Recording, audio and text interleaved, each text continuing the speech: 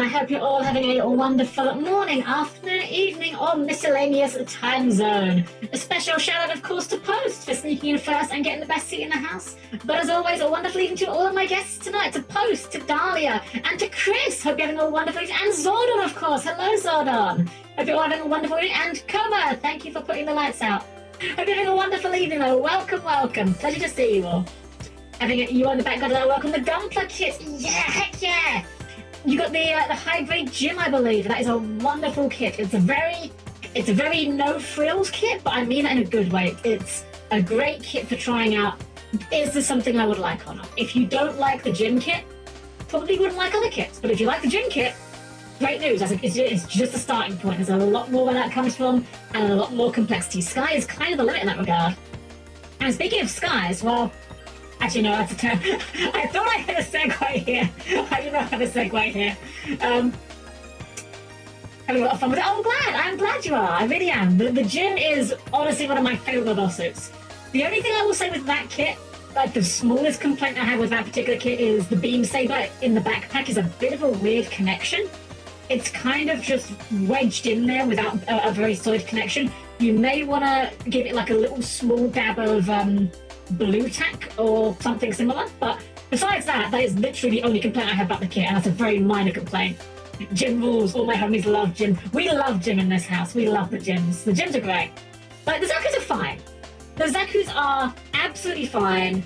There's nothing wrong with the Zakus. But the gyms are just cooler. I'm sorry, they just are. I've been very vocal historically about how I have a very strong preference when it comes to robots. For robots not having faces. Not faces, but mouths, rather. Because, well, why does your robot need a mouth? Robots don't vocalize in the same way that humans do. We do not exhale air through our lungs, through our vocal cords to produce sound. We just synthesize the sound. The only reason why we would need a mouth is if we have a reason to eat. If your robot is fueled by food, there's a horrifically inefficient design you have got there. And it's the same thing for the Zakus with me, with the gyms. The gyms do just have cameras in their head, like I'm fully aware of that fact. But there's no reason why a giant robot should have, like, individual eyes. Oh my gosh! Welcome in, Raiders! Digitail, thank you for the raid! Welcome in! Digiraid, let's go! Welcome in, Raiders! I'm Helm-Chan, the perfectly normal robot maid. Let me give you a shout, of course, Digi. Just, copy that in, because I'm very bad at spelling. There we go. Welcome everyone. We're about to get started with some Anode Heart. We started this game last week, and I'm going to take a stab in the dark that from your name you may be a Digimon fan, in which case then you've probably heard of this game. It's very Digimon inspired. We started last week, and I got a little bit tilted at one point from a slight difficulty spike, but we're going to try it again. We're going to keep powering through and see if we can't finish it, because I'm loving the style of the game. What's up? Welcome. Lovely to see you. Are you having a wonderful evening? Having a great stream. If you need to go and take care of post-stream care, of course, I totally understand. You've had your stream. You're no doubt tired. You need to take a rest, stretch, snacks. Absolutely understandable, but thank you for bringing your community over. I really do appreciate it. Having not started yet, we've got a nice raid to go. Let's go. Wait, why is... Hold on. I'm sorry, I was pausing because I think on my screen something is bugging out. For some reason, it is showing a hype train started, but no one's done new bits or anything. So I don't know how that happened. I don't know if that's a bug or not. But oh well. Oh, thank you, Digi. Thank you so much. I'll have to check you out when I'm done here. Time to find more beehives. Yes, we had an embarrassing moment last week where I was struggling to find the beehives. And then they were literally on a screen. We had walked past them like 10 times, but they were just off screen. You really do hate to see it. Okay, at no point did I make any claims that I was good at video games. Should I give the raid? True, could be. I do that too, you know. Well, yeah, lovely to see you. Have a wonderful rest of your evening, of course. But yeah, stinging insects. We didn't fight the bees. We had to help the bees. They were having their honey stolen. In fact, why don't we get ourselves into the game and I can show... Oh, Nutcracker! Thank you for the follow! Thank you so much, I appreciate it so much. Well, how about we get ourselves into the game and I can show you guys exactly how bad Helm's perception abilities are. Because we're about to get ourselves started anyway, so why don't we time like the presents? Black and Phoenix, hello, welcome. Hope you're having a wonderful evening. So everyone, please keep your arms, legs, and other assorted body parts clear of the closing doors, and I will meet you all by the game screen in just a moment. And thank you to DKX92 for the follow. Thank you so much. Alright, welcome to Anode Heart. So if you've never seen this game, this is a little indie game. I think it's literally by like one guy. Actually, hold on, let's screenshot the credits. Is it by one guy? Let's find out. I go straight to special thanks. I was hoping to scroll that. It's fine, we'll check it out later. So, this is a Digimon World inspired game, but it's got some very Pokemon aspects about it as well. It's kind of interesting. Last time we played the game, we ran into a real difficulty spike, which we then overcame and everything became hilariously easy. So while I have you here, let me go ahead and show you this beehive thing real quick, because I really am absolutely stupid. Like, completely stupid. We're going to teleport to the forest. So, tell me if you spot any beehives. Yeah, they're here. In my defense, they are tucked away in a corner here, but I somehow managed to explore every single inch of this forest except exactly this corner. So there we go. I would have bet the sequel would be called Anode Heart. True. So, yeah, so this game, we don't know that the game has been kind of, I'm trying to explain how to explain what's going on with the plot. We're trying to recruit humans to help kind of rebuild the city, much like Digimon World 1. However, we also found out at the same time that this world is basically being compressed, and if we don't do something about it, then everything dies. That's where we went last time. I forget what we were doing, but thankfully this handy NPC should give us a hint of where to go. Have you ever visited the tunnel in the forest west of here? Oh, Black and Phoenix, thank you for the follow. I really appreciate it. Thank you so much. Thank you so much. We have been to that tunnel. There seems to be a whole bunch of Tama people who live there. I think they're sentients, but I'm not sure. Okay, we've been to that tunnel, and we did recruit people from that tunnel. Maybe we missed some there, so let's have a look and see what we can find there. Also, let me show you our party real quick. We have a lot of party members here, but literally the only one that matters is Bazinga here. Purely because Bazinga has just been routinely one-shotting everything we found, so we're kind of just hoping Bazinga can carry. This game's got some interesting gameplay systems. It has if you've ever played Digimon World 2, it has a system like that, whereby your Tamas, rather, have a cap on their levels, but you can reset them to increase the level cap. It also gives them more starting stats, so it is worth doing. But it is definitely one of those things that I know some people really didn't like about Digimon World 2. I'm personally fine with it. I like Digimon World 2. I am a shameless Digimon World 2 apologist, I'll be honest. But I can understand how I could turn some people off the game. We're talking in the tunnel. No, we talked to you. So we're basically just trying to find some people here that still need to be recruited, I think. I think all these guys are just generic NPCs, though. Oh, there was this area. There was this, yeah, there was a growl come off this hole, but we need to lure it out. We don't seem to have anything to do that. Becca, hello! Welcome. Hope you have a wonderful evening. Welcome. Oh, combat time. And by combat time, I mean it's time for us to click the zap button. So, if you've ever played the Digimon card game, this game has a very interesting battle system that's quite similar to that. Underneath all of our attacks here, we have BP, TP, and CP. The BP is basically how strong the attack is. The CP is essentially how much power points you have for it. Unlike in Pokemon, though, in this game, you can use attacks even after you've exhausted their power points, but you take recoil damage instead.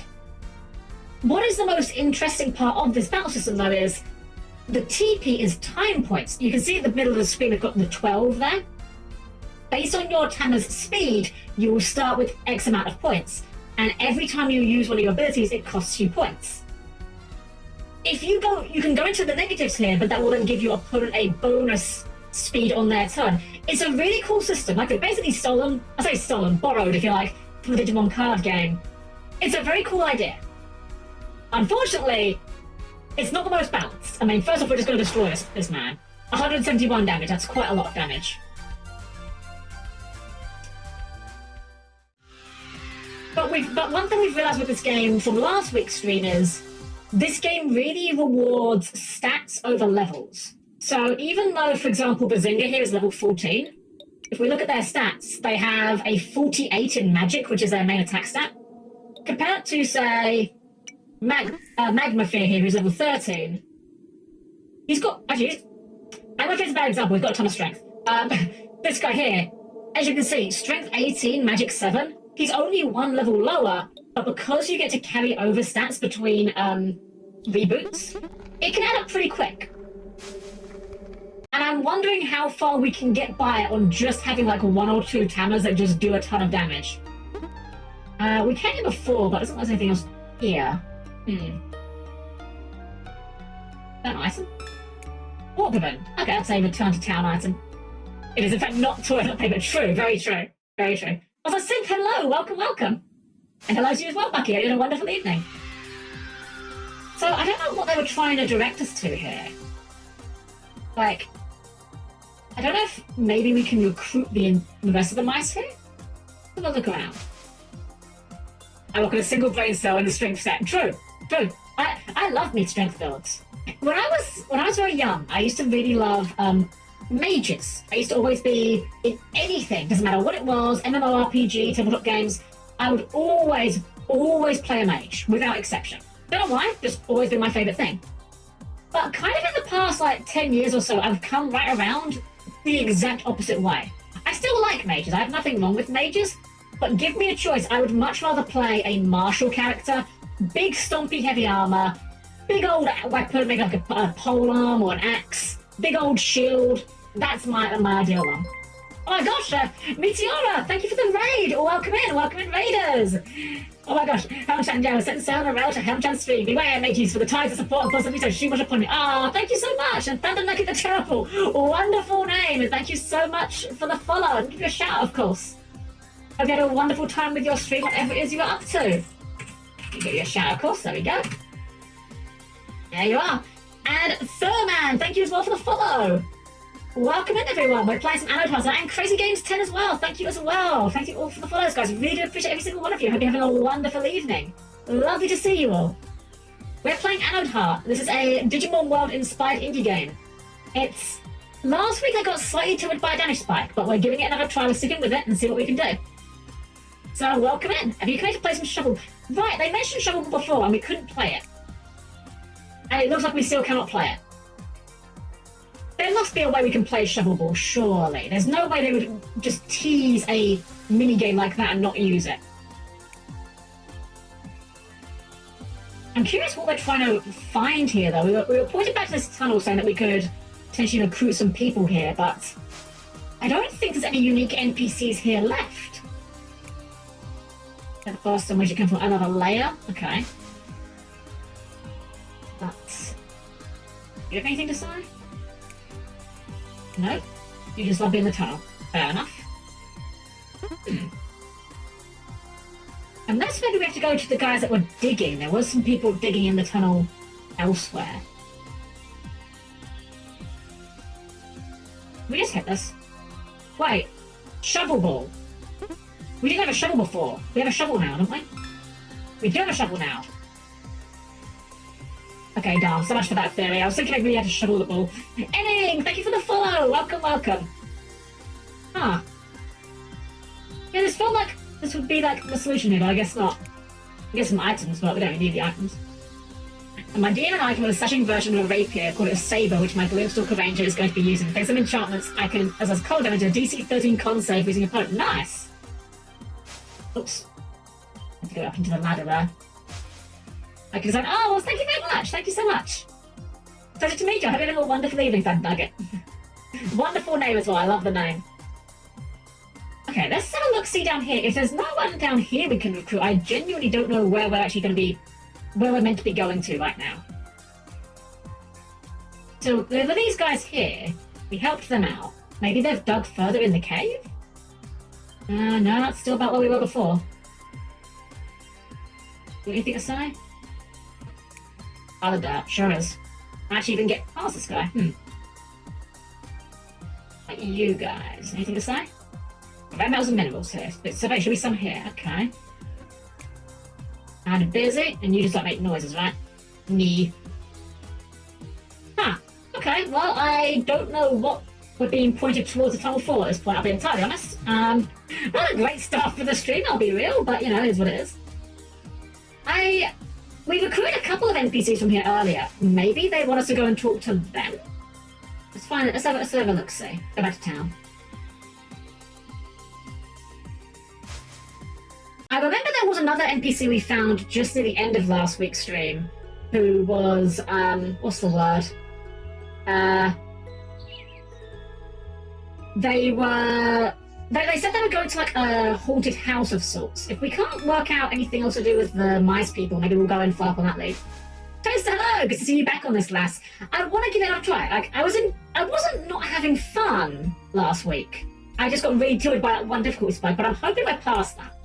But we don't need to do any of the daycare stuff. A fairy tamer, right. You wanted a fairy tamer. We haven't got a fairy tamer though, I don't think. And you are the mice people that still decrypting their archives. We'll take some time. Okay, sure. And you? Anything on your end? The computer, the equipment and computer access here. Come back later. Okay. Well, we have a few of these at least. We might. I don't know why the robots tell us to look in the tunnel, but we do have some quests. So we can take care of these ones. Visit the mansion gates in the Mediterranean and talk to Shiny, or go to Purple Forest and catch a fairy-class tamer to help Rika complete her research. I don't think we actually have access to Protocol Forest at this point. Protocol Forest is like past Binary Forest. We can get to Protocol Forest via the tunnel, but we're currently walled off there, so I don't think we can get there. Oh! There's an X on the map here. I've never noticed that before. Well, Memory Meadow it is, I guess. Is that where, I wonder if that's where Shiny's at. That just doesn't actually get in Rainlands. Weird.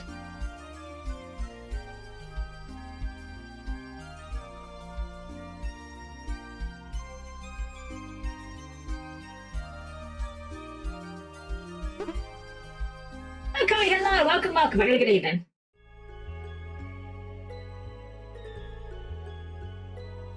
Alright, so last time over here, this was when we got our big difficulty spike, for lack of a better word. This area here, the Rainlands, absolutely demolished. This guy's got a quest.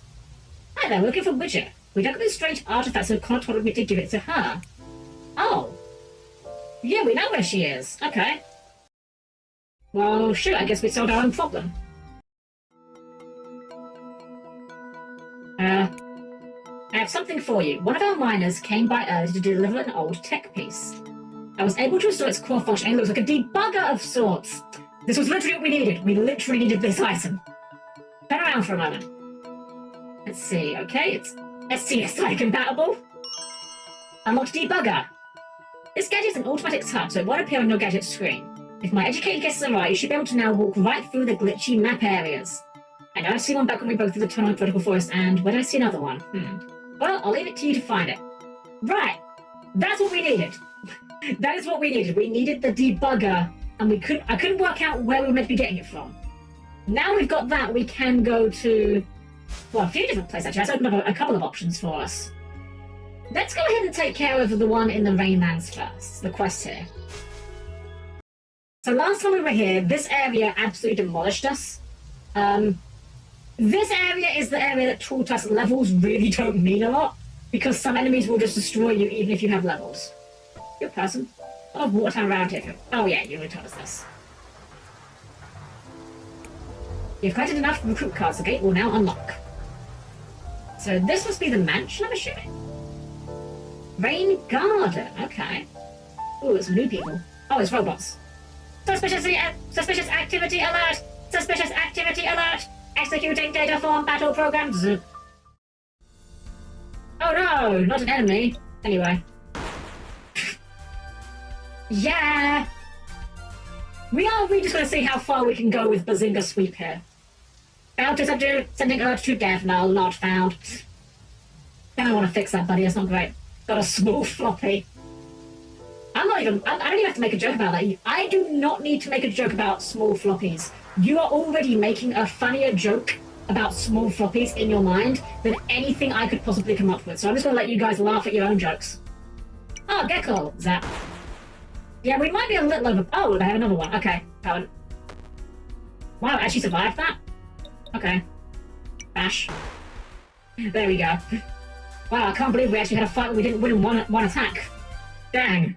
We're getting outscaled. Guilty as charged. You're allowed.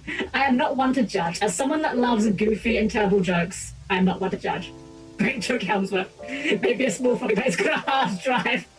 Oh my gosh. Back in the old days, if you had a 3.5-inch floppy, you didn't tell anyone about it. Oh right, these guys blank the first attack you hit them with.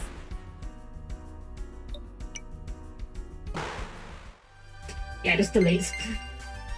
Oh, Gex is gonna evolve. Again.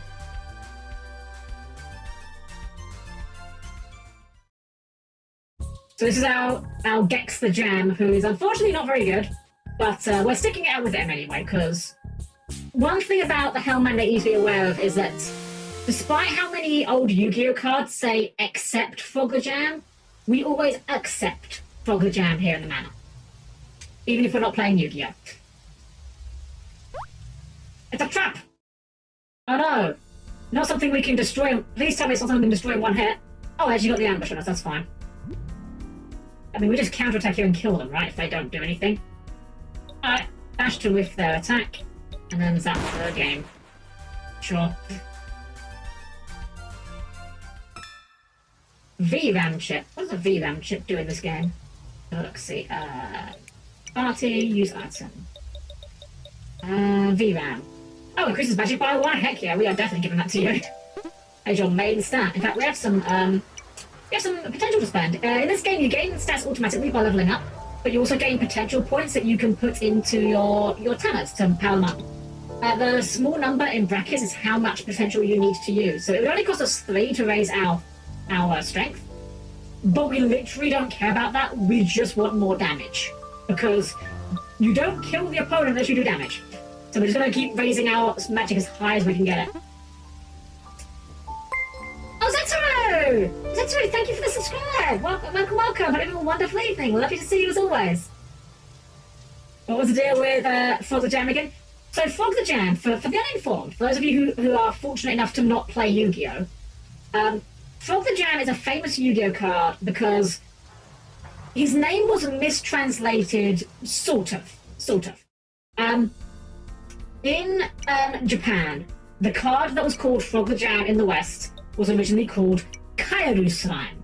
Well, this guy's actually not dying in one hit. That's astonishing. I mean, we still killed him, but that's a slight concern. They're scaling. We might be in trouble.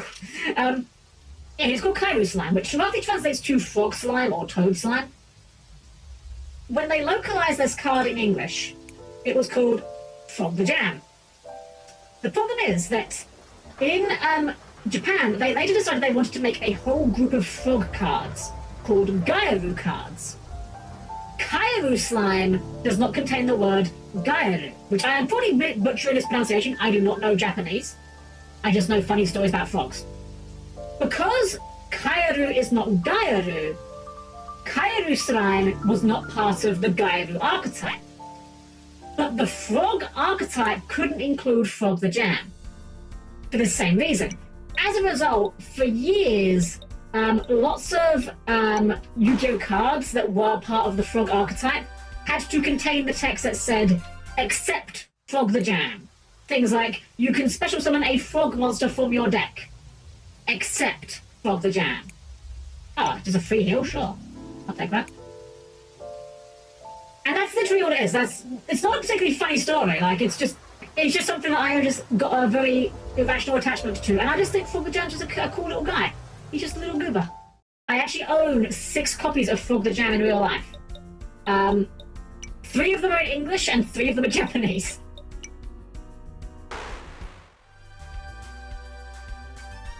don't own enough Frog the Jam. I would like to own more. There is a... So the Japanese ones I have are secret rare printings from this year, which are very shiny, very pretty cards. However, there was a super rare printing from like years and years and years ago that I do want to get hold of, because it was from like the early Japanese sets. If you're familiar with Yu-Gi-Oh cards, you might be aware that old Japanese cards looked very different to English cards, whereby they have the stats in a square rectangle in the bottom right corner, rather than the flavor text filling up the whole bottom of the screen. The card rather. I want to get a set of those because they are so weird, and they're kind of old, so they're like, oh sure, just fight me through a wall, why don't you? I mean, I'm not worried, I will just zap you, and you will die. Then perish. And give you one of these. Oh wait. Oh, you're electric? Hold on. This guy electric, can we not zap you? It's dark elect. Nullifies electron attacks. That's actually a problem, but thankfully we do have a Fireboy. But you're gonna have to use another monster, that's a change. Well, I think we found the issue with relying entirely on lava, on lightning attacks, but let's see how much we can do with this. Not bad. Explosive, hello? Sure. Alright, that's good enough. That'll do. Alright, well, good to know that maybe we will need to actually have other monsters after all. As a Yu-Gi-Oh player, declare frogs are annoying. Frogs are fine, they're not that bad. The one thing that's funny to me with Frog the Jam is that even if he was a frog monster, literally the only thing it would have really mattered is it would have meant that frogs had an unexpected die target. Which, I don't know, it's not that good. I run it in Sprite though. I have a Sprite deck in real life where I run 3 copies of Frog the Jam just to be the goofiest unexpected die target you've ever seen. That. And that. Even with half damage, we still one shot.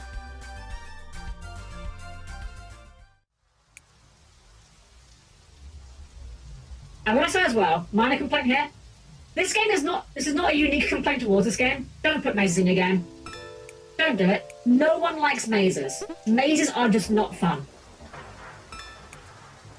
Shield boost. These items doing. Oh, it's no, not recorder. Oh, memory. Right, memory's inventory. Let's see here.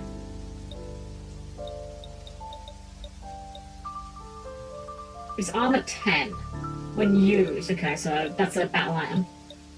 And what's the other one we found? Like, we had the shield boost. There was something else we found. Oh, recovery drive. That was it. No mazes and no poisonous swamps. Oh, wait, who's this? Stay away. No, you're not one of the guard bots. But how did a child like you move past them? Ah, you used Temetify. I see. That is very, very interesting. I don't trust this guy. He seems suspicious. I came here in search of glyphs needed for my practices, but as soon as I reached the Angel, those guard bots in the maze all activated and began scouting. Anyway, since you cleared the path, I will return to my lodge now. Wait, who are you? The witch becomes resident of your town? You're on some sort of a quest? I live in the forest in that town. Town's not really silly, but I could do my shopping there. It would make things easier. Alright, visit my lodge in Binary Forest. Since you have a Tema, I might have something for you. I do remember there was a... what's the word?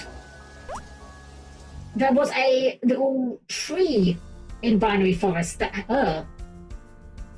Oh. I remember the earlier form of this spider. They are significantly less friend-shaped now.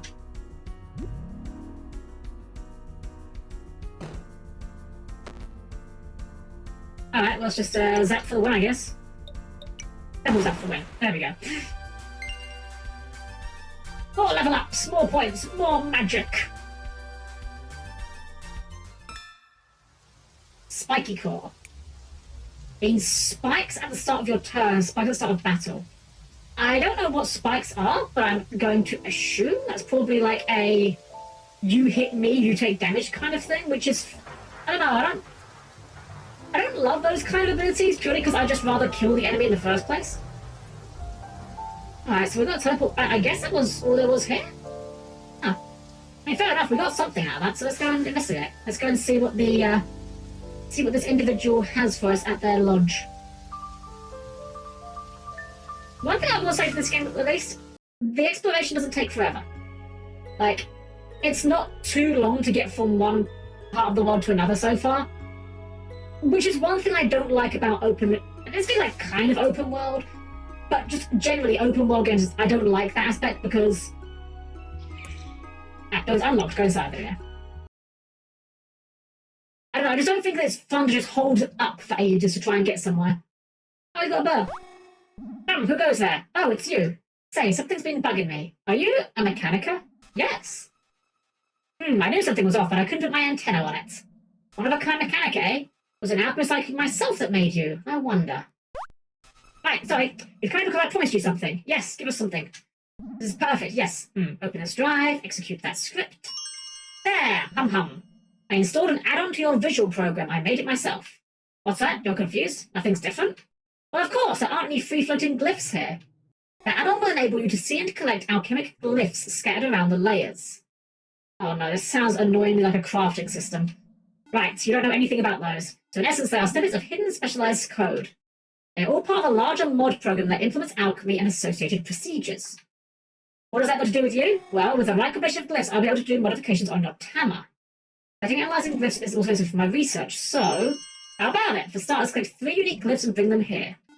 Okay, so it's not a crafting system, thank God. I'll wait here, though. If you can, just try to study during nighttime. That's a bit curious why you specify that, but sure.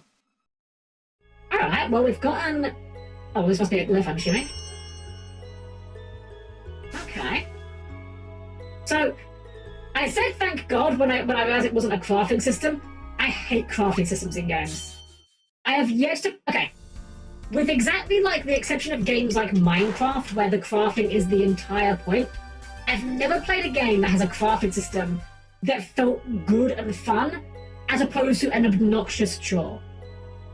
For me, the biggest complaint I have about crafting systems in games is they commit what I think should be an absolute sin of gaming. They make finding loot boring. You never want to open a chest and go, wow, that's pointless or worthless. You want something exciting. You want an item you can use, a new weapon you can equip, or even just like a cosmetic or something. You want something fun that you've just gotten. You don't want to just open a box and just read, ah, yes, you got 5 piles of snail gel. Even if the 5 piles of snail gel convert into something useful, it makes it less exciting to find loot. You want to find something exciting. Oh, is that the guy we need? Like Legend of Zelda at times? Not the older ones, but certainly from what I get, I will admit, I've not played the new ones, Breath of the Wild and whatnot, because those are not my kind of games at all. But from what I understand, something like that, yeah. Hey, you, Shiny! A secret gate here leads to the mansion I mentioned earlier. I sneak inside, but man, I did not expect expansion made to have that already time it seems.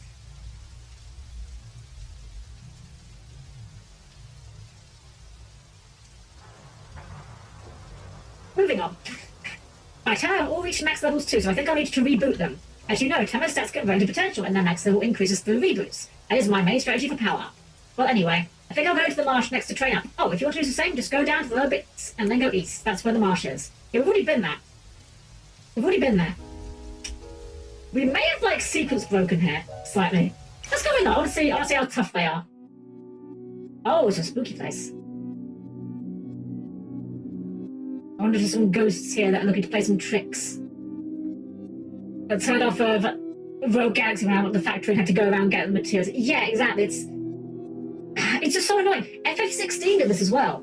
The number of times like FF16 you just got like random crap instead of anything usable, it's just not fun. Does Subnautica count?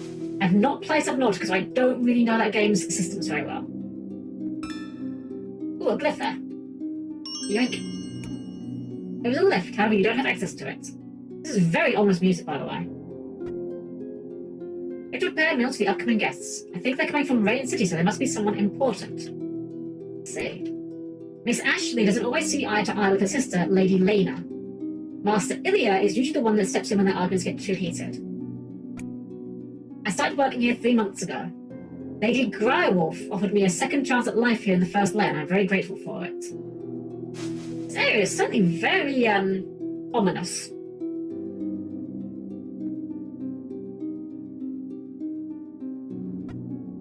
Welcome to Grywolf Mansion, young master. Miss Ashley is awaiting your arrival. Ooh, what colour this area is nice. Little indoor arboretum. Recovery drive.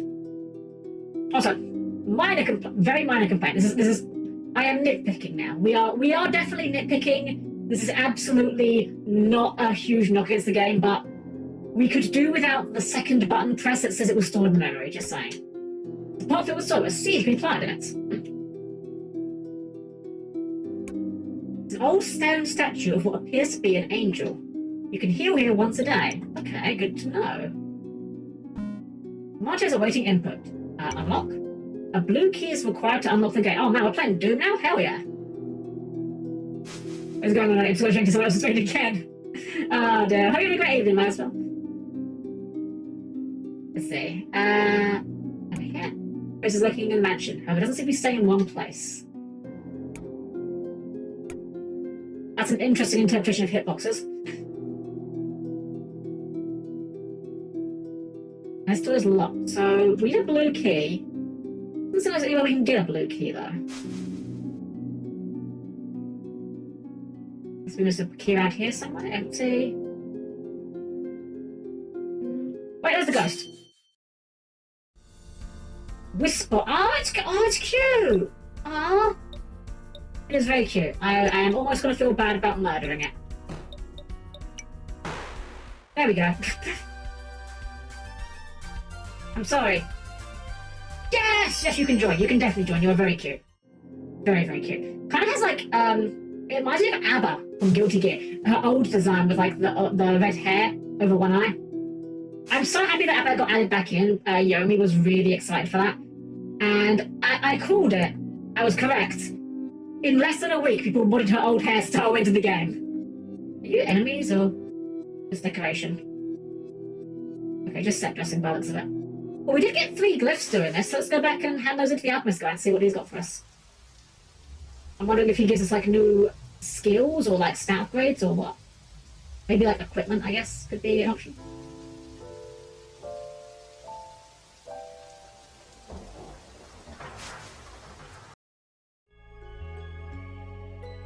Oh wait, it's nighttime though. Well, he said to avoid disturbing him at nighttime, but I mean, we can find out what happens if we do. Like, what if we do anyway?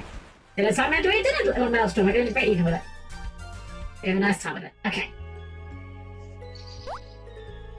Oh, what? Man, these Tanukis have got some real... Okay. I was about to say these Tanukis have got some real balls taking us on when they're so much weaker than us. And then I remembered that that's kind of the whole point of Tanukis, that they have giant balls. That's kind of part of their mythology. Unlocked during daytime only. Okay. Fair enough then. So when you said avoid disturbing me, it was like this is not optional kind of deal. That's fine. We go back to the town and just rest till daytime.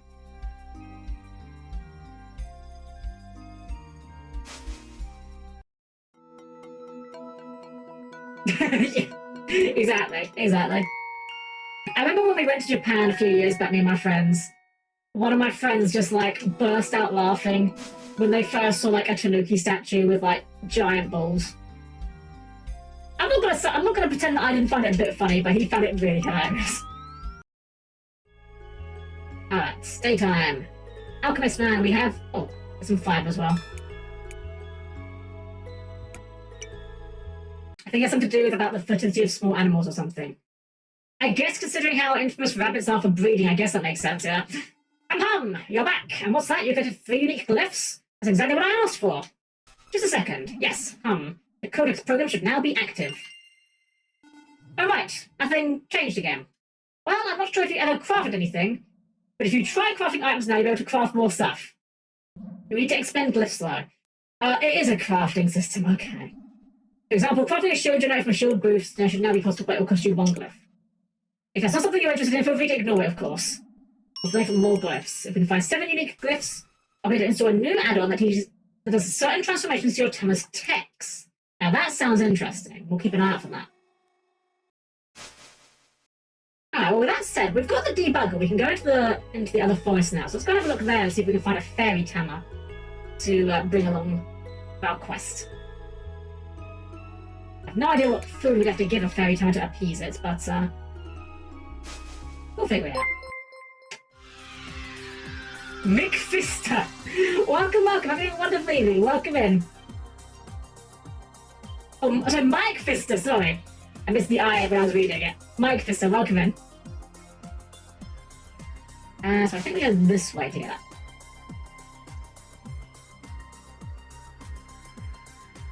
This was the exit, I believe? Here we go, yeah.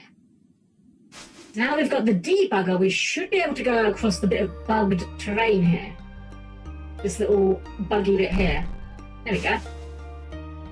Debug that, and we're in the new forest. Oh, here's Mick Fister. Okay, well, welcome in either way. We're having a wonderful evening. Hi, are you here on an expedition as well? Oh, you're not? Wait, are you perhaps that mecha kid that travels around together with Tema? I don't remember your name, though. Ah, yes, see, that's right. My name is Luna. Besides I know who you are, I follow all news related to Tema, even the smallest bits and bytes. That's how I know all about you. Now, I actually came to this forest to observe the curious Tema that live here. You see, Seek, most of the Tema here exhibit negative elemental typings. For example, a sap leaf found in this forest isn't weak to fire, quite the opposite, it resists it. Huh. Isn't that fascinating? Oh, since you're quite good at it, could you catch one of the negative type Tema here and show it to me, please? We're waiting for you near the Awas Temple. I have no idea what that is, but sure. That sounds like a thing we can probably do. Right, if they have negative typing, that means we still destroy them with lightning, right? Hold on. Let's see if we... Because these guys are normally resistant to... They normally resist lightning, but... I think that means that we should actually, like, be weak to it. Let's give them a mushroom. Let's give them more mushrooms. 50%. You pretty like this, right? Acorn, another acorn. Let's just guarantee this. I would be really annoyed if we missed the 10% here. Oh, you don't like leaves? You are made of... Okay, yeah, I guess that makes sense. I was gonna say you are made of leaves, why don't you like them? I guess that checks out. 105, good enough. That. Yeah, you just destroy it, okay. Alright, we'll get our dark sapling, who will go to the box. I don't know if we have a box around here we can access. We're also looking for a fairy type Tema, which are apparently in this forest somewhere. Oh, fisherman. Legend has it that once upon a time, fairies were roaming and dancing through these dark woods at sunrise. As you get up early, you'll see one for yourself. At an old pedestal where the blue light shines. Or not. Hey. They're doing recolors now. Dang, you know, I never thought about it, Debbie, but you are right. I guess, well, here's the thing. It wouldn't be Digimon if we didn't have recolors. A runestone can be used to imbue certain weapons with magic via crafting. I'm sorry, nothing makes me shut down when I'm playing a game than a crafting system. It just... I don't know what it is. Fairy! You look like a fairy. Fiery, that sounds like a fairy. Okay, what would a fairy like? Peach? No.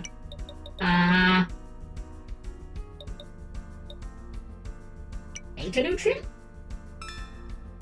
That'll do. We'll give you healing items then. Another! And some honey. Some more honey. And mushroom? No, that's not food. Maybe... seaweed? Nope, did not like seaweed. Like very close to it, but I want to make sure we don't whiff. Did you like the peach? I can't remember. We did not like the peach.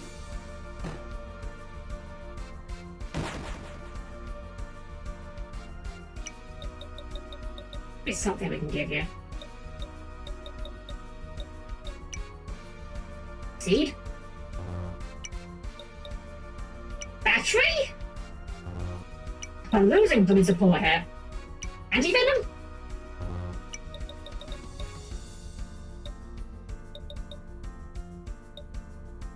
Ingredients? Screw it, I just want to destroy this. Destroy you. We'll go and buy some items to give it fairy dust. Pastor, hello! Oh, welcome, welcome. Have a good evening. Welcome, welcome. Pardon me, I've just been distracted trying to work out what these fairies want, but we clearly don't have the items for it. So let's go ahead and go... Let's use our warp ribbon to go back to town. We'll buy a bunch of heal items that we can use as gifts, and also we can withdraw the dark one we got. Oh, this is item bank, not the Tama bank. Dark sapling... Oh, wait. Right, this game does not have a move function. You've got to deposit, then withdraw. I'll deposit you, and then withdraw you. You're good? Glad to hear it, glad to hear it. Yeah, Pam was a little bit distracted there, but I hope you're doing good. Raynan's gate's open, that's great news. I kind of feel bad for leaving this shop vacant, though. So, if you can find a new shopkeeper to replace me, I'll go back to adventuring. How does that sound? Okay. What we got here? Mushrooms. You know what, we got like so much money, we might as well just buy everything. What else are we gonna spend it on, right? Like, spoken if you've got it.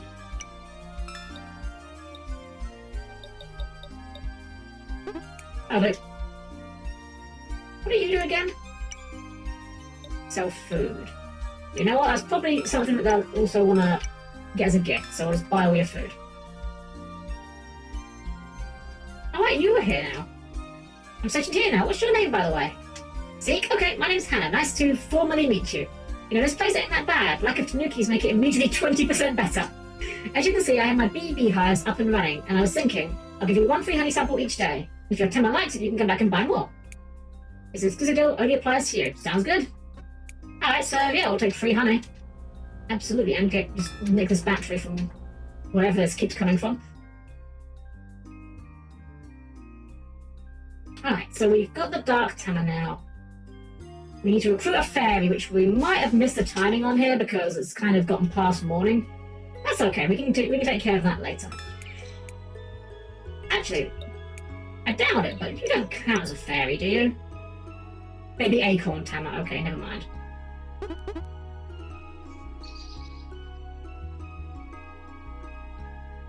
Mr. Tyrick, oh no, yeah, so when you can, unfortunately. Good old when you cans. Everyone's favourite mechanic. Except not really. I love missing the timing purely just insofar as it's really just one of those Yu-Gi-Oh mechanics that just sounds like... It sounds like something you just made up. You made it up just to cheese a win out of your opponent on the playground. Then again, there's an awful lot of things about Yu-Gi-Oh you could say that for. Like, the damage step. Actually, no, you can't activate your effect now because your effect negates effects, not activations, and you can only activate activation negations during the damage step. It sounds like I'm lying to you. It sounds like I'm just trying to cheat you out of a win. Oh, it still comes back. That's fine. I'll just debug it and keep going. Alright. We know these guys are absolutely no threat to us, so we'll just ignore those.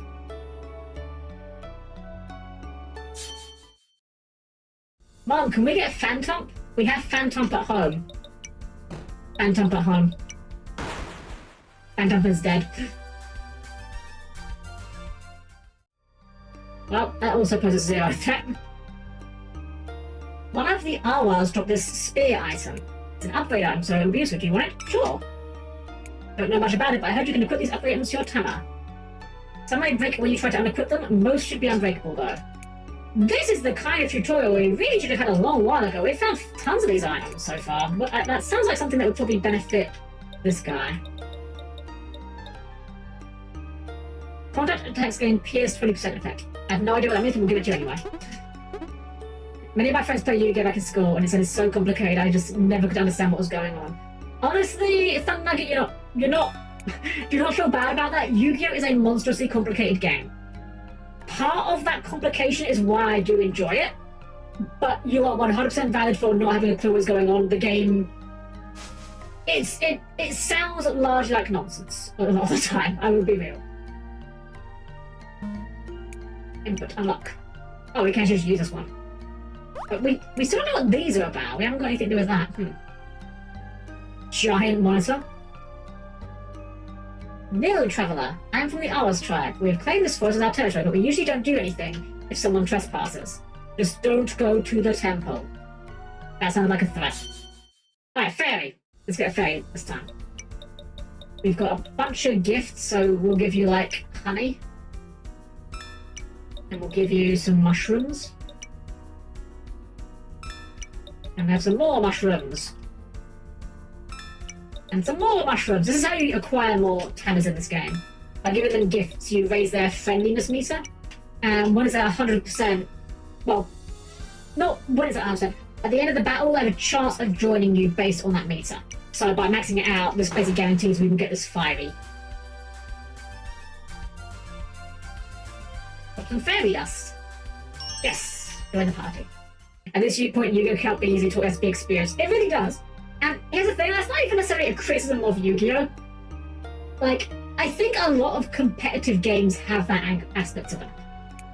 Can't you inside? Only us hours are allowed in. Fair enough. That should slow him down a bit. Ah, Traveller. The Arwars have certain rituals that involve sacrifices, and some of us don't agree with that. We've been trying to get our chief to stop hunting that Dawn Fairy, but he wouldn't listen. I see.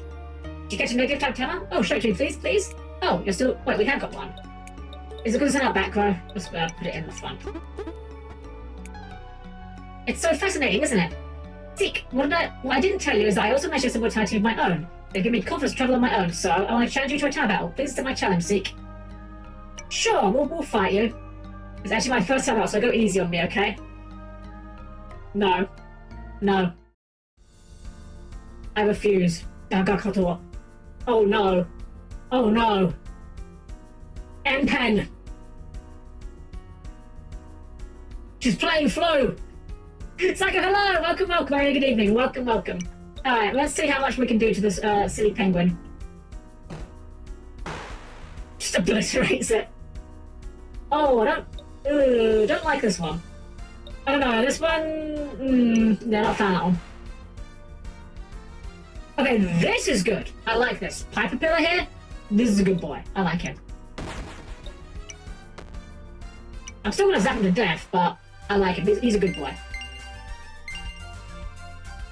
Alright, lots of level ups. There's some new skills we're not going to be using anyway. Hey, I'm really good at this. I feel like such a newbie, but I'll get better, I promise. Oh, by the way, Seek, have you heard a rumour? This is actually one of the reasons why I started travelling.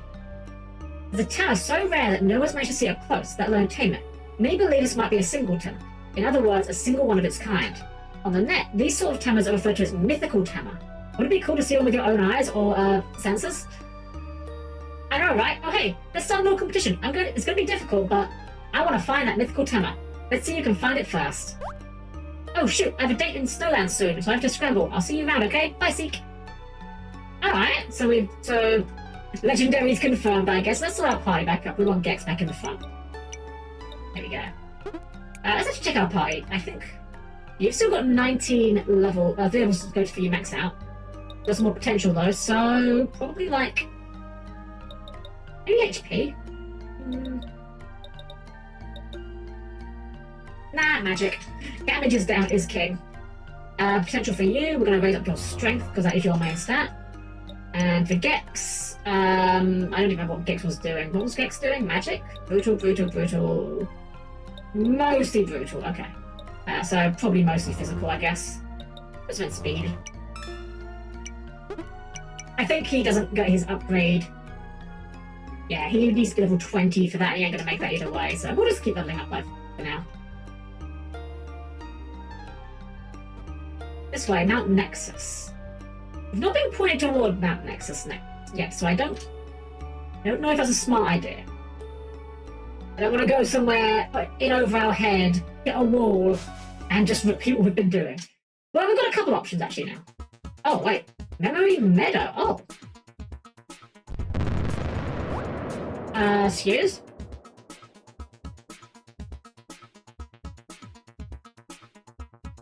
Ah. I kind of like how the clouds are so low you can see the shadows like that. Oh, it's a really cool looking area though, what the heck.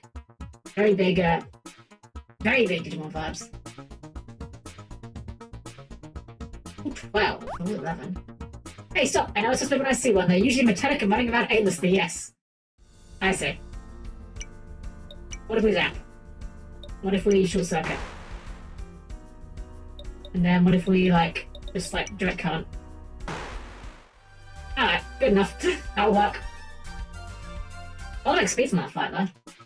Sorry for doubting you. I thought you were responsible for that recent earthquake. Anyway, Mimi the mechanic brought us here to work on memory repairs. She's rarely here, though, so we can slack off. Wow. CPU chip. What's that one? I have no idea which is which. These items all look very similar to me.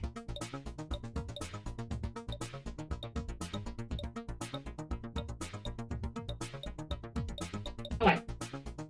That's 5 max HP? Sure. Use that on you. Ton of HP. Up max level. We could do that actually to Gex. Like, we could dump a bunch of these into Gex to get him a little higher.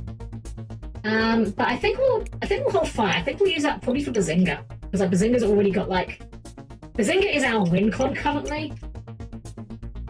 And Gex has got another reboot available, so yeah, I think we'll use it for him. What are they for? CPU chip. Oh, it's this one. Speed. Boop. Okay, we're dumping all the buffs into Bazinga. Bazinga is the wing. What is this? What is this? It's a runaway Ella-Cow. Push towards the Ella-Cow pen? I guess? Sure, that's a thing we can do, I guess. I have no idea what's going on. I feel like we're meant to know what's going on here. Oh, my break, so let's battle. Sure. Okay, Ella Calf is very cute. It's also Earth type, so it takes like quarter damage.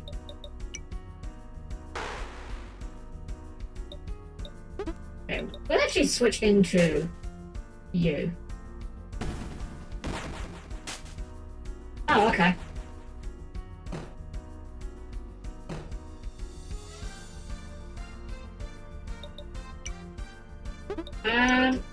Bring you back in. But you only do half damage.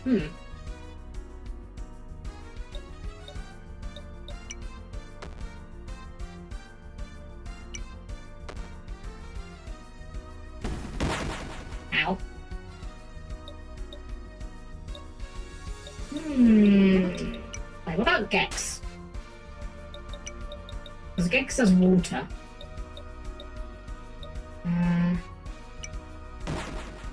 That's pretty good. And burn the equal cousin. Kills him twice actually, apparently. That's how much he dies. Oh, look at that. Gex value. I never thought I'd see the day. And stone stopped. And ground pound. Nothing beats a ground pound. That was fun even though I lost. Alright, sure, buddy. You keep doing you. I wonder if we are maybe slightly over our head here? Spark, bro, you're gonna be lightning, aren't you? Nope, you're just gonna die. Sure, you can join, why not? Would be silly to say no for no reason. Alright, one of these tunnels. Wait, who are you? It's possible to enter the Flatland Crevice, but you have to lose 1 dimension. Who, me? No, I can't help you with that, but another one might. That GameBot guy. He knows how to do it. Who's GameBot? I don't think we've met GameBot yet. What the heck is this thing? What is it? Prismad? Man. That little hero Prisma really fell on hard times. Negative. Gain 1 power down so far. Oh, this is the... There's an enemy in Mother 3 called Negative now, which I'm guessing this is a parody of. I always lose. Yeah, it always whines whenever it takes damage. Ah. I wonder if Prisma, like, evolves into something great. Probably not gonna find out, to be realistic, but... And I am so lost as well. I have no idea where we are. I know what area we're in, but I have no idea how we get there. Back from dinner, how's it going? It's going alright. We're doing alright so far. We found some interesting new enemies, and we're in an area that I'm not sure if I'm meant to be. Moai? Okay, I want the Moai. I want the Moai. It's good, it's called Moai. He's Earth, which means we actually need Gex. We don't have a lot of effective stuff for Earth.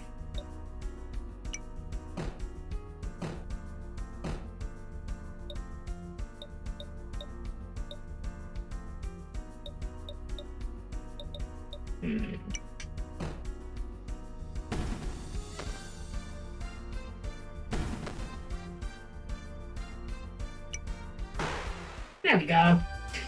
Dex power.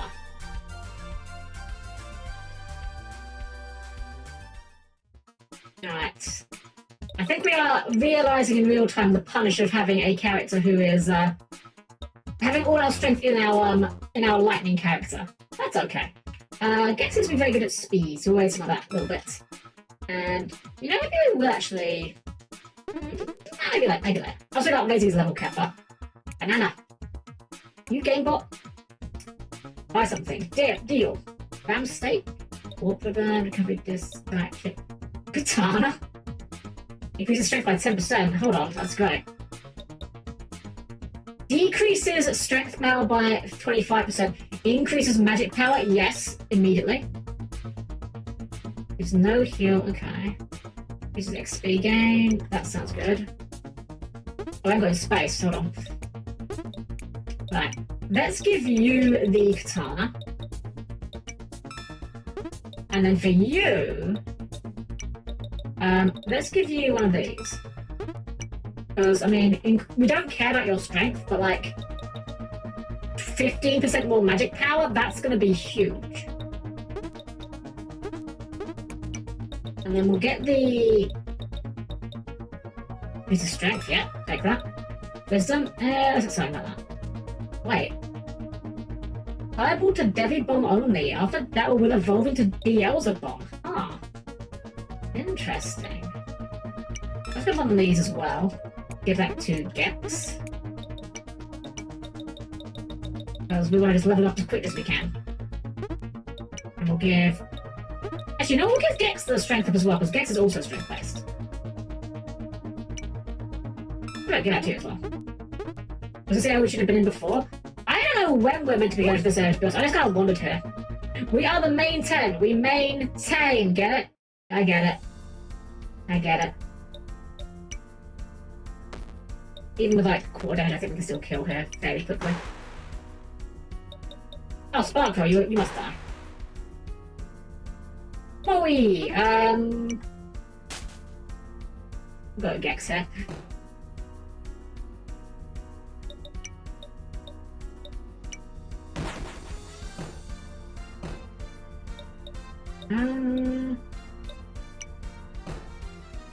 I didn't do anywhere near as much as I was hoping it would do.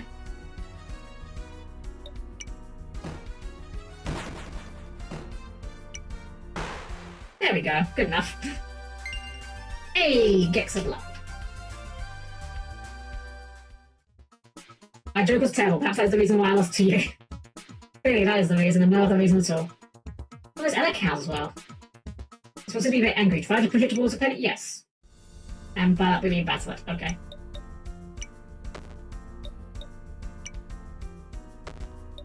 Oh, quarter damage is still not enough to withstand Bazinga. Oh? Oh, right, this thing was in the background this whole time. I wonder if this one will also evolve into a recolor. Let's find out.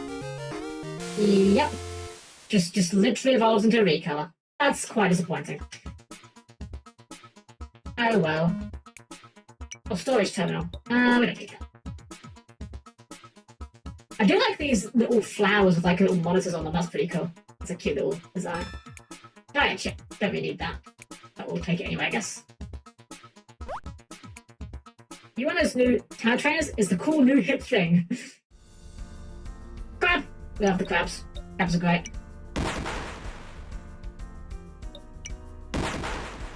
Even if we are one-shotting the crabs.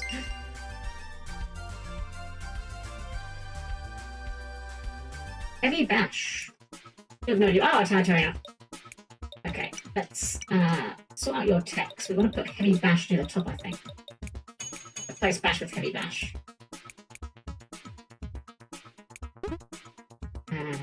Potential, more strength. Yes. more speed. And okay, more speed here. I think more magic, honestly, just to play. Magic is the one that kills enemies, so that's what we need to use. Miracle Mushroom is 100 HP, nice. It's the angry runaway Elcow. Yeah, we'll push it again. Hey, pink bird, let's go! I like the pink, I'm not gonna lie. Pink is... Of all the colour chicks, I think the pink might be my favourite one.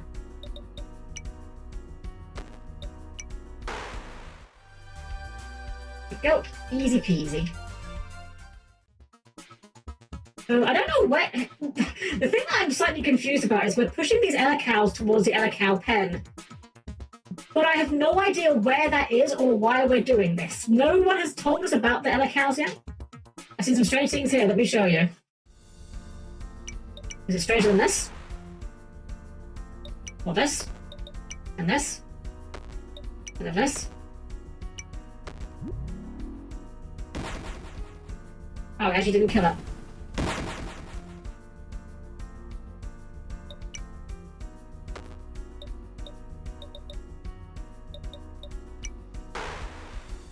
That'll work. Oh, Zinga's almost leveled up. Boy. So what do you think? This one has some really strange creatures in it. It does. I do kind of dig the designs here a little bit. These ones are a bit more... The designs in this area are a little bit less Pokemon-y and a little bit more Digimon-y in a way that I appreciate. Push towards the pen. So I have no idea where the pen is or how we know where we're pushing it, but go off, I guess. Oh, the guy fishing. Loading memory bank 0x1CFF25. Hello, lovely day, isn't it? So, we're trying to catch a phyllope fish here. So far, I had no luck. If you catch one from this pond and show it to me, it will put my CPU to ease. Well, we had pretty good... Oh, here's a guy. Gosh, you found another of my Elcows. There should be 2 more somewhere around here. You found my Elcows and we haven't even spoken to each other yet. What a coincidence. Rubber gloves. Electric resistance by 30. That's not too helpful. Now, ground resistance would be good, but... No, we'll take you guys on. We'll take off all the crabs. I ain't afraid of no crabs.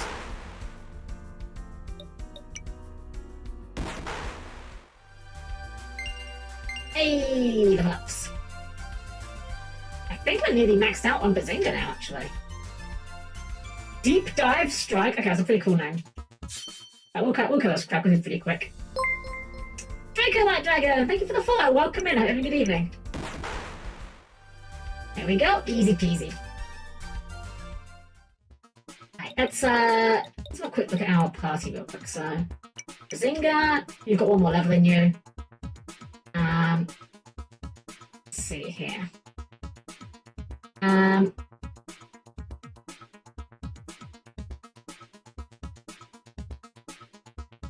So we've got 1 level left on you.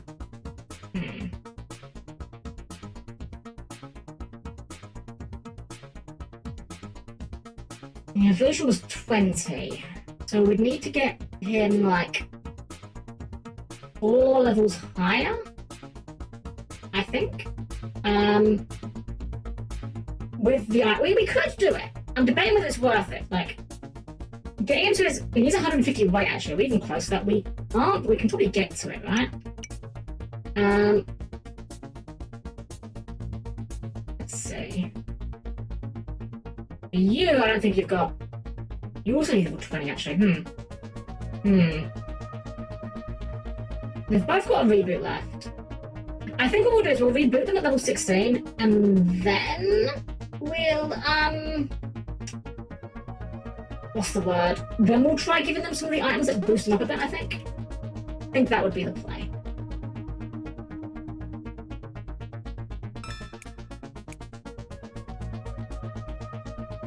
Let's see here. Right, I'm keeping my eye open for the fishing spot as well. What is this? Is this a person?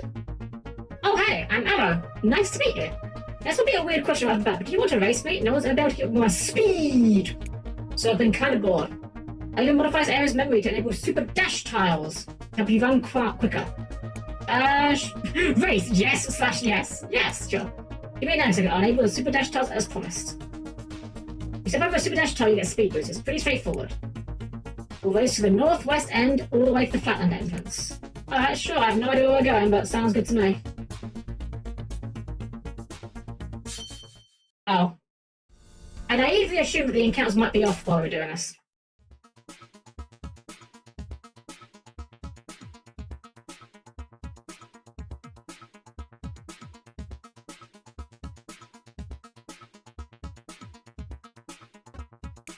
Hey, that was too fast, wasn't I? No worries, let's do it again. I'm sure you'll do fast this time. I guess, sure.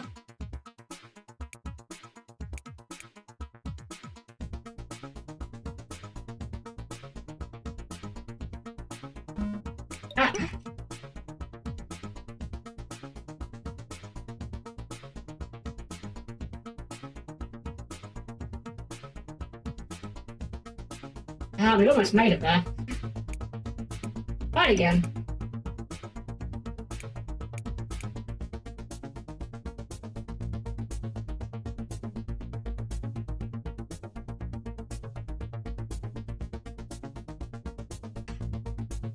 I'm not gonna lie, this kind of controls like ass. This game's control scheme is fine for just regular moving, but this kind of... You know, maybe if I try doing it with, I'm using my control, maybe if I try doing it with keyboard and mouse, keyboard would be easier. Try that.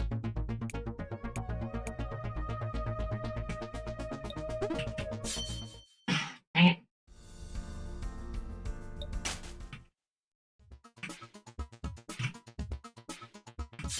Oh my gosh, these... Yeah, I don't think this has made it significantly easier, I'll be honest. This is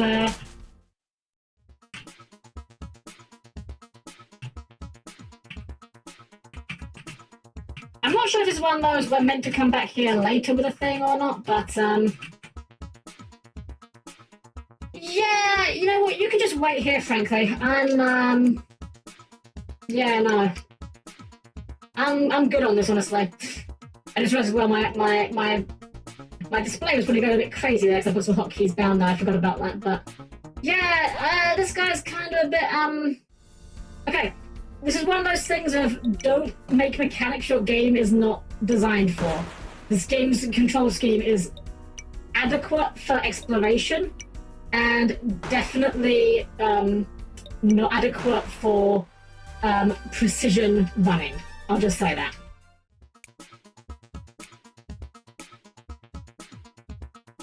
There are no curls, there's torture. Oh my god.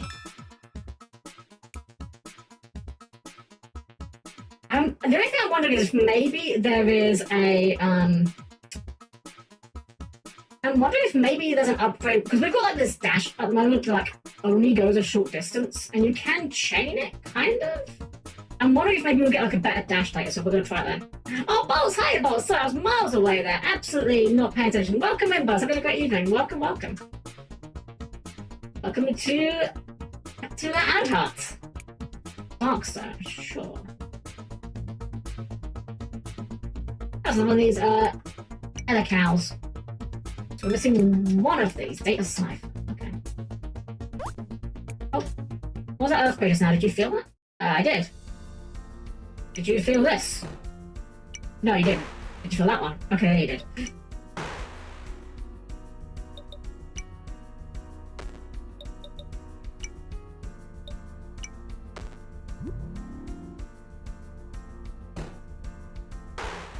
There we go. Alright, I think that's Bazinga maxed out.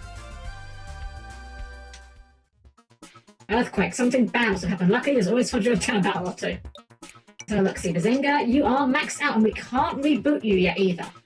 So this is as good as Bazinga's gonna get in the near future.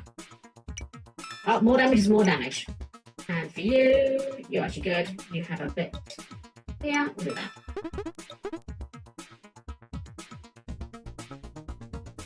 Let's see here. I'm assuming the cow's not that way.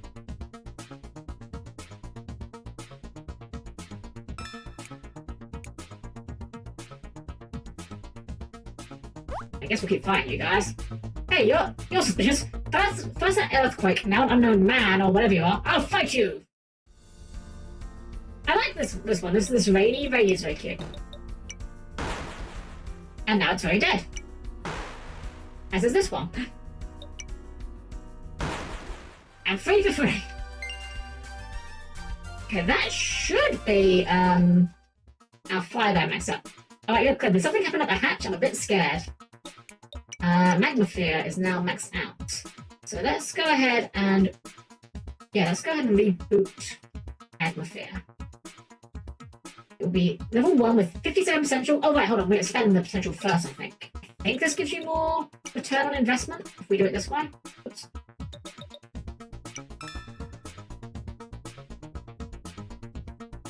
Level 1 with 57 potential is new maximum will be 90. Let's do it. And he just restarts his life. Starts over the little one babu.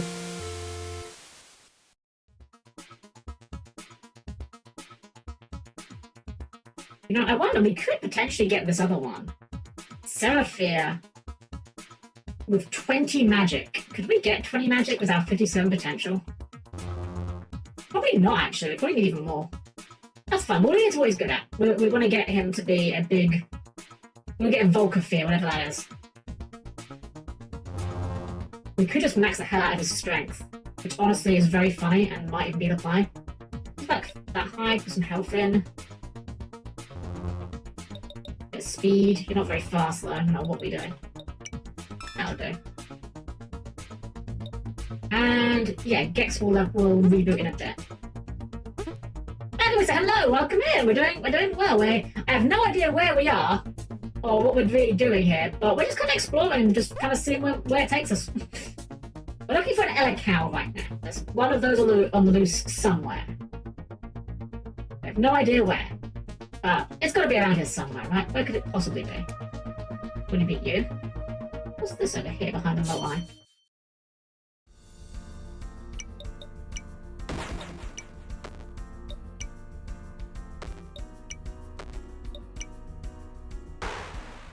There we go. Seraphir just gets a billion XP because he's like level 1.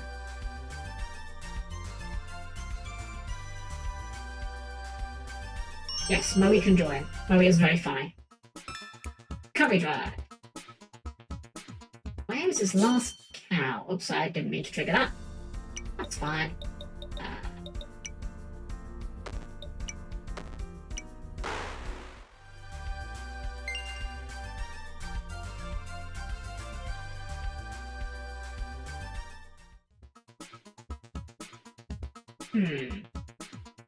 This area was where the flatland entrance was. I don't know if we've been to the left here, maybe? I'll get past this. Can we go over the other way, I wonder? We take like this route. Is there a little cut through here, man? Is this Pokemon? This is Anode Heart. It's a very Pokemon inspired game. That's good. Welcome in, lad. This is Power World. I'm glad it's not Power World. That was not my cup of tea.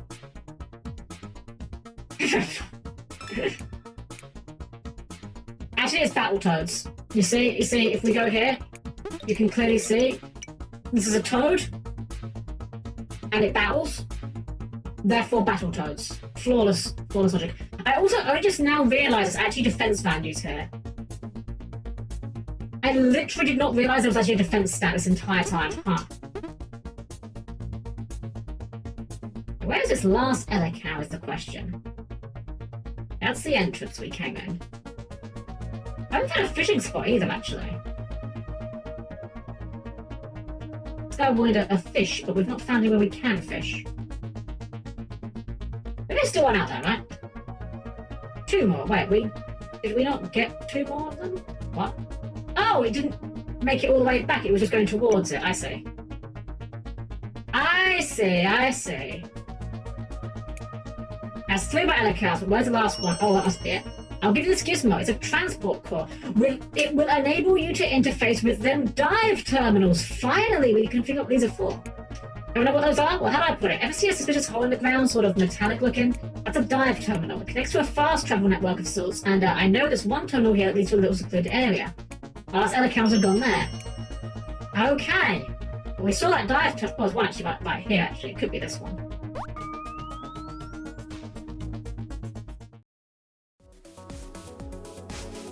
Yo, what? Okay, I didn't mean to necessarily leave that immediately, but what was that? Are we Mega Man Battle Network now, guys? What? I'm not complaining, but it's very Mega Man Battle Network feeling. Alright, so we've been to this dive tunnel before.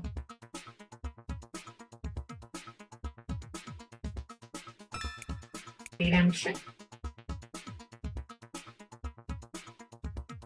Where did we find the... I know there was like one in the middle of that corner. Oh.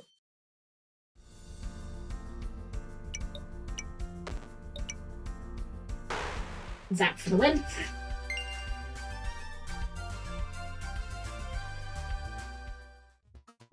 I think it was like in the top right somewhere. Like maybe up here.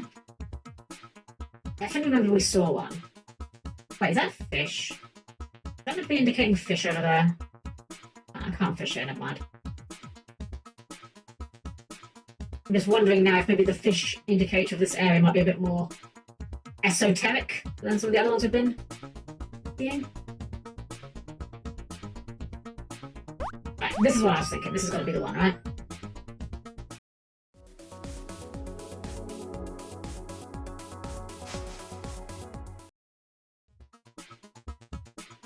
Oh, that's a buggy guy. Oh, the other cow's bugged.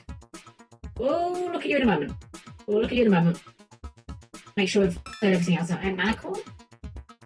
Anything else here interesting? The moon, or glyph, or whatever it's called. Alright. Buggy elephant. That's kind of a concern, because lightning is not super effective, but we'll give it a try. Something seems to be off with it. Try to push towards the pin anyway. Yes! There's a very buggy yellow cow.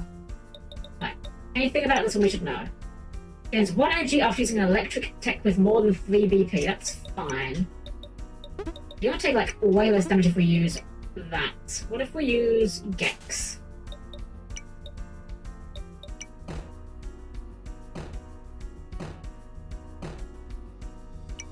What if we just like bubble barrage the heck out of you? Ow.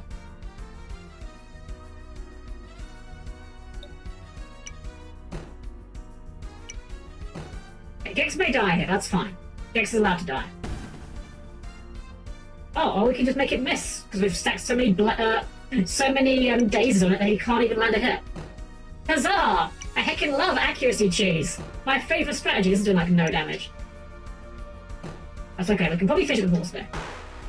There we go! Gex for the win! Gex really earned his level cap that time.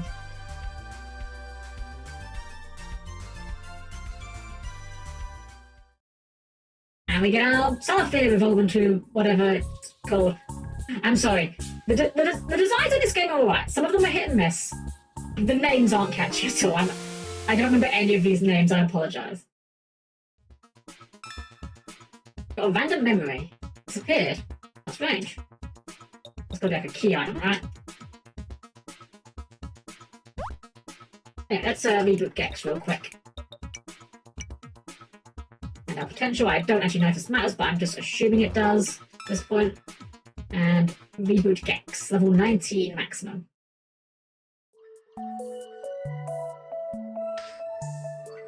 Pokemon's a bit hit and miss as well. Honestly, fair, yeah. I can't remember actually, I can remember. The last Pokemon that I was, like, really enthusiastic about, like, oh yeah, I want this Pokemon, this Pokemon's awesome, for me was, what's its name? Phalanx. I love Phalanx. Phalanx is great. I'm not raise that damage, honestly, because that damage is kind of king.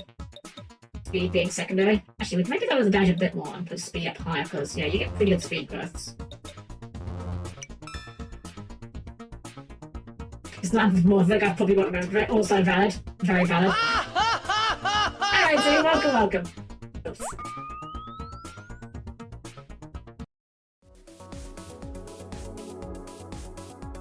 I'm wondering if there's more to this area, this fast travel dive thing, than we've seen, or if it's something that's what's the word? Okay. if there's gonna be content in there, that's fine. Otherwise, I would rather they just make it a teleporter. That's a minor complaint, a minor qualm. Say what? You found my Elecale, but it glitched out and disappeared? Gosh! Oh no, that's another one lost. Thank you, partner. Last few efforts, I will give you this. But no space, huh? I'll send it to your bank. And some money. I have to take a new Elecale, but is what it is. Let's have a look, see what we get here. Increases total attack power by 10%. That sounds good. What else have we got in here? Getting extra potential. Oh! Oh, instead of stats. Interesting, okay. Oh, magic? Yeah, we're gonna grab that. Magic defense and random up. Okay. Let's shove some items here we don't care about. I don't know, like we don't need that. We'll grab the magic. No, not defense. And the other one. Don't need this one. I want the magic defense. Magic stat. There you go. Magic stat. Re-voucher.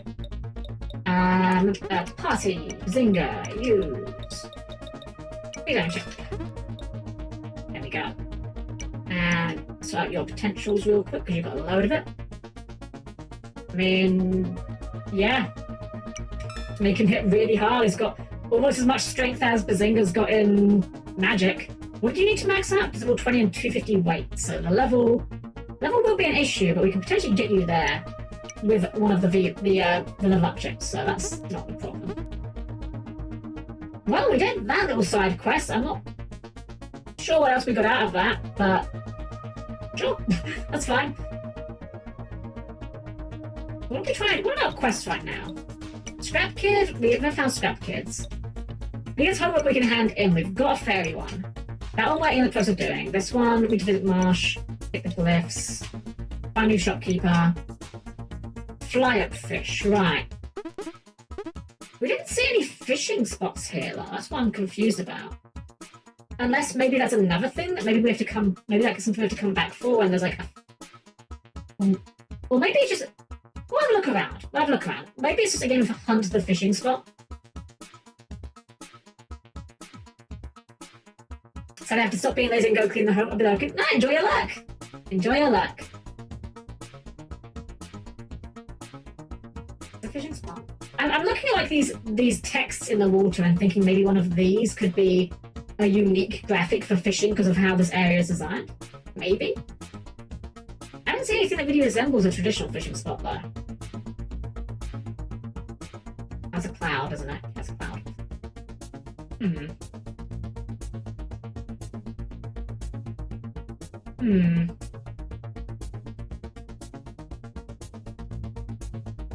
I feel like we've been about everywhere this map has to offer and not found any fishing spots. Although there was a exit off to the right here. Maybe there's maybe this map goes further to the right. Let's find out.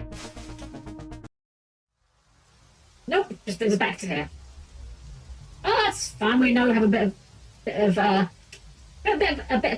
blah fumble tonguing. We have a bit of a better idea of where we're going at least. So you were in the marshland, Shiny? Yeah, in marshland. We can have a look and wait, I think. We're back in town.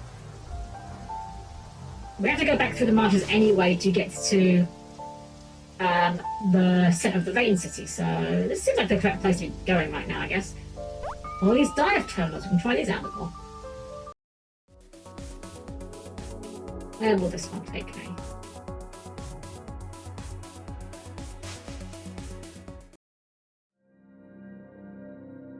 I have no idea where we are.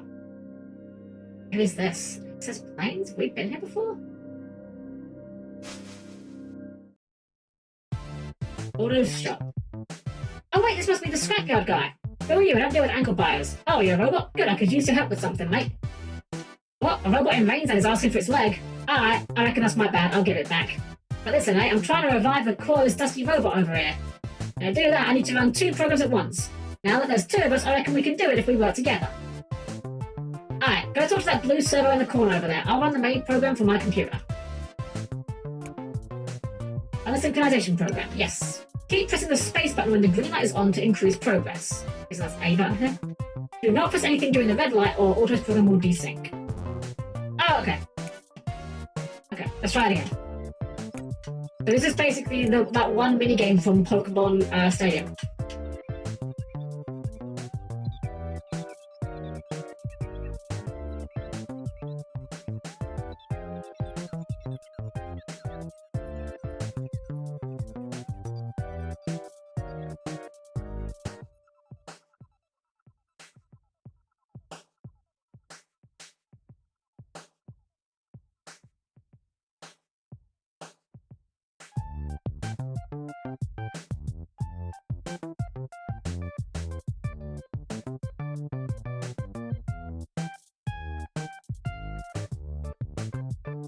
There we go.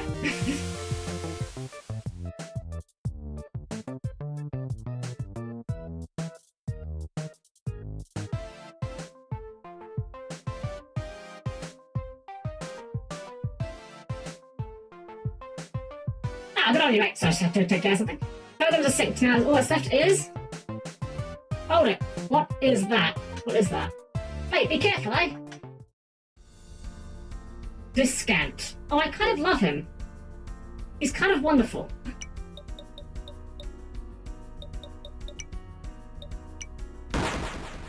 And also now kind of dead.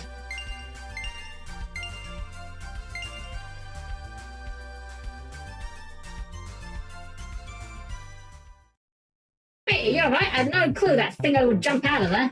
Reckon that little guy was locked up in there, sort of like an artifact data from some ancient time. Listen, if you find any mech cores around there, bring them here, would you? They most likely contain trap bugs like these. I think we had one of those, didn't we? We had a mech core. I thought we did. Mech core, here we go. What's that? You're still on about Colonel Duck? Reckon I'll come visit, sure. Don't expect me to stay there. All my stuff's here, you know? God, sure, we can exchange. No wuckers. Wuckers, hello? Guess that's Australian or something? What's my mech core like? Take a squiz. Oh, there's a buggy inside, alright? Here it comes, mate. Right, I wonder if we can make this one friends. I kind of want to be friends with him. If we give him a wait. This is a shield. Hey, he loves the blank discs. Give him some recovery discs. What? How do you not like recovery? Have a burger. Burger is good. Everyone likes burgers. It is a universal fact. There we go. And now we have fed you, we shall destroy you. I don't know if this guy's like a rare guy, but the fact that this guy comes out of the mech core makes me think we want to try and grab him when we can. Alright, can we rest here? We can.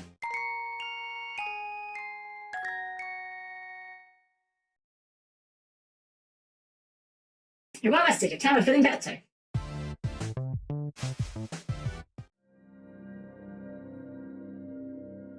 Alright, so if... Does that count as finishing that quest for the... mech guy? What are these walls there? Have we done that? Oh, not that one, not that one. Not that one. I guess that must have... Alright, I guess that counted for the guy who needed his legs back. Can we go anywhere from here? Are you trying to get to Rain City? This access gate was shut for a while ago. The whole town's on lockdown, I believe. We might need to find an alternative route. We figured that much out, at least. So wait, can we just walk into here? Was that just a path we just missed that just gets us here? Oh, that totally was. We could have just walked there. Ah. We could have done that quest ages ago. Oh well. Day we learned. Yay, hello! Welcome, welcome! Hope you're having a great evening. Welcome in. If we can find that guy for the rematch. Wait, is that a buggy monster? Buggy monster! I'm gonna kill it.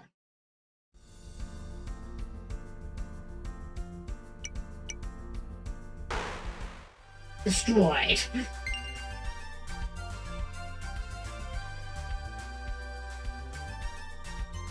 And blowback from Curie Shot. So where is this guy? What's his name? Shiny, I think his name was? Wait, that glyph. There's a glyph.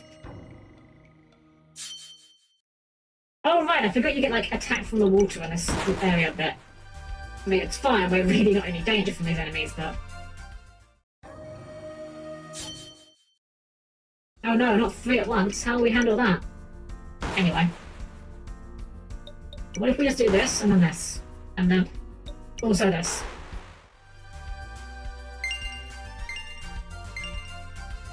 Ah, I thought we were going to get to level 10 there for a moment. It's a player, hello! Welcome in, welcome, welcome. We're having a good evening.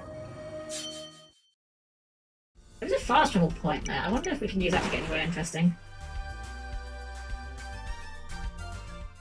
This guy didn't let us in here last time, right? Just like, yeah, makes noises at us. Doesn't want to move. We'll look around first before we go into the... These guys make this area a little annoying to travel just because we're not in danger here. This is forced encounters we can't really do a lot about, unfortunately.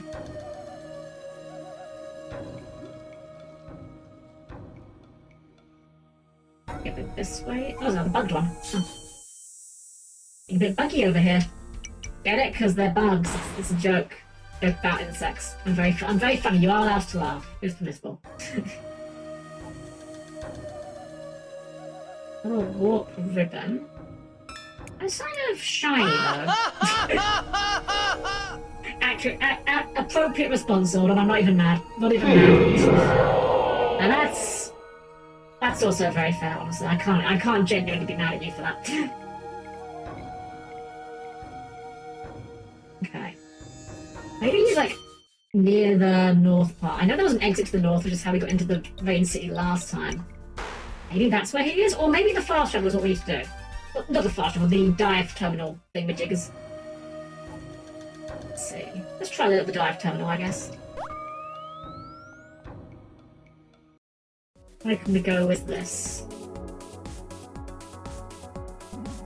Few places over. All over the place, actually. This is the... That's the... What do we call it? The sewers. We did the sewers. I remember that area. Wait, is that text there? Oh, on the side. Access Tundra, process sewers. We don't need the Tundra. Stephen King, thank you for the follow. Welcome in. Welcome, welcome. This must be the base, I think? This one. This is where we just came in. Oh no, this takes us to another place altogether? Oh gosh, this is already making my head spin a little bit. Tropical forest, wait, we don't... Oh, there. This is absolutely though. This is 100% Mega Man Battle Network's interpretation of how the internet works. Just literally. I guess we'll see what's here. I have no idea where we are. I have even less idea where we are. Where is this? I've never even heard of this area. This fast travel may have been a mistake in my hands. This may be a power I should not be allowed to possess. This is Lizard Village. We have some strong hunters here, but even if we all work together, nobody can match for a Dino King. I think we'll come back here later. I'm getting a little overwhelmed with all these options. I want to stick to what seems like the natural path right now. Maybe if we go here? Ah, perfect! Is that where we're going to be? Shiny! Perfect timing, I'm done with training you for the marsh. You ready for a rematch? Are you ready for the rematch? The answer is no, because you have a level 9 dragon thing. Dragon E? Can't read it. What does it say?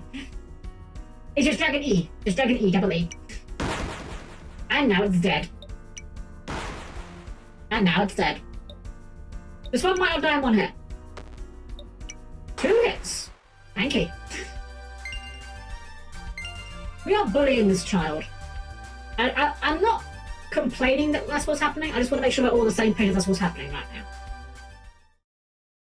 Anyway, time for Gex to go Gex mode.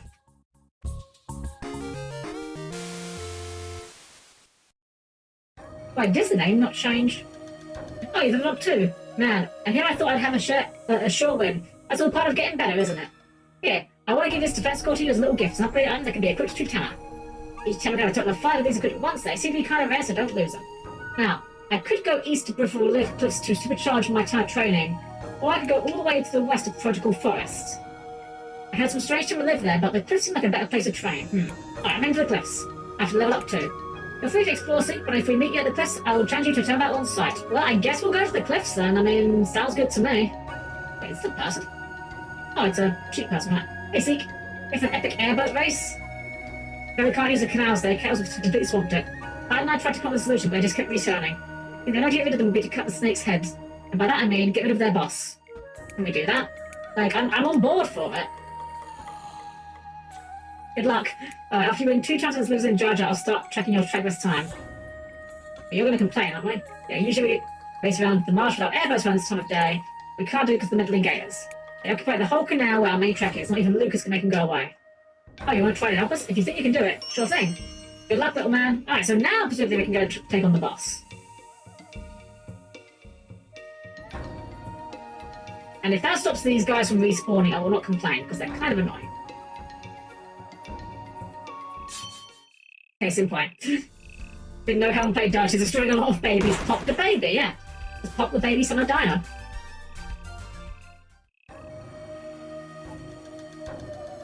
What is your purpose? Wait, what is my purpose? You get destroyed and summon a dinosaur. Oh my god.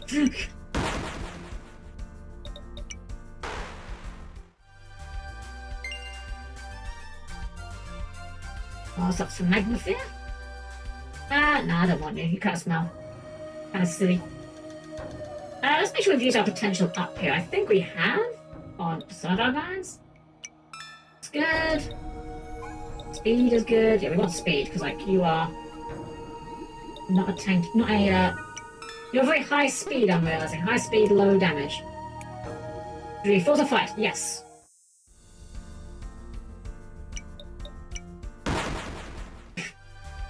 Oh, that was easy.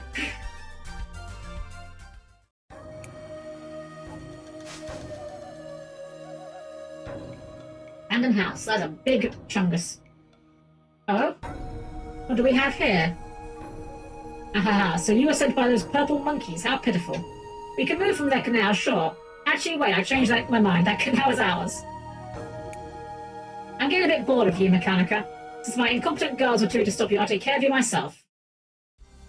You wouldn't have to be weak to lightning, would you? Asking for a friend.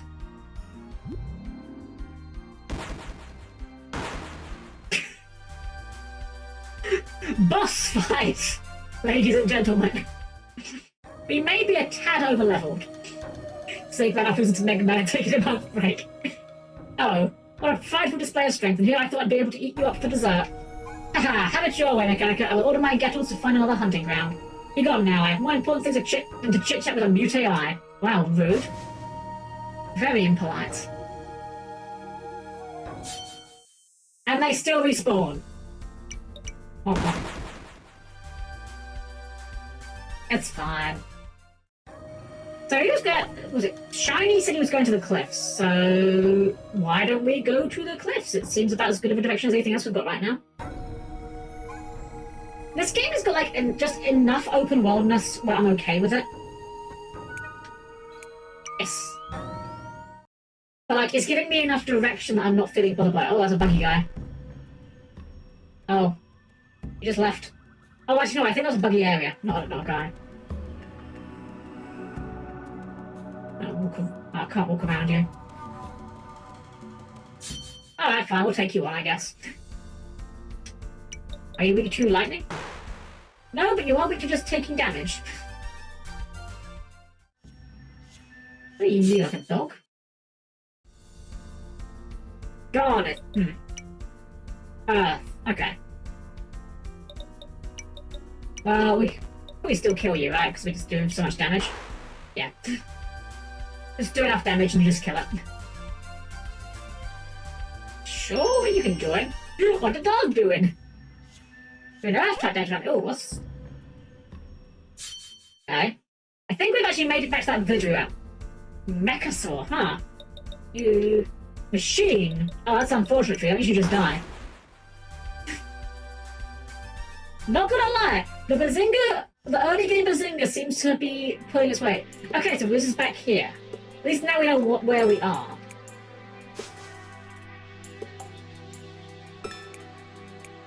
Just gonna steal your nettle dot, don't mind us. Alright, we talked to you last time. East of here lies the Great Desert. It's impossible to hunt there. Even without scales, the heat is unbearable. The sand monsters are hardened by their harsh surroundings. There are those who seek treasure in the sands, but all they ever find is death. Steph, what are you doing here? Our shaman can make lots of different potions. He's a bit of an oddball, but he's really skilled. He can make healing potions, battling potions, and even love potions, hee. If I go all the way here, you must have strong legs. Now, can you make the strongest potions? Because I am going into battle, and I will require the strongest potions. Oh, I don't think I've seen you before. You're a Mechanica, aren't you? Traveler Mechanica, huh? Be careful, cliffs can be very dangerous if you're not prepared. That reminds me. You see my younger brother, tell him to go home. I'm getting a bit worried. Okay. Sure. He likes caverns, so perhaps he went to the east side of the cliffs. Okay. I'm wondering, this is a very different quest mark than I've seen before. I wonder if that means something. This game is really making cute. It is! This game's aesthetic is beautiful. I don't vibe with all of the systems the game's got, admittedly, but the style is on point. Did you say H at me? You're still here. What do you want? A city?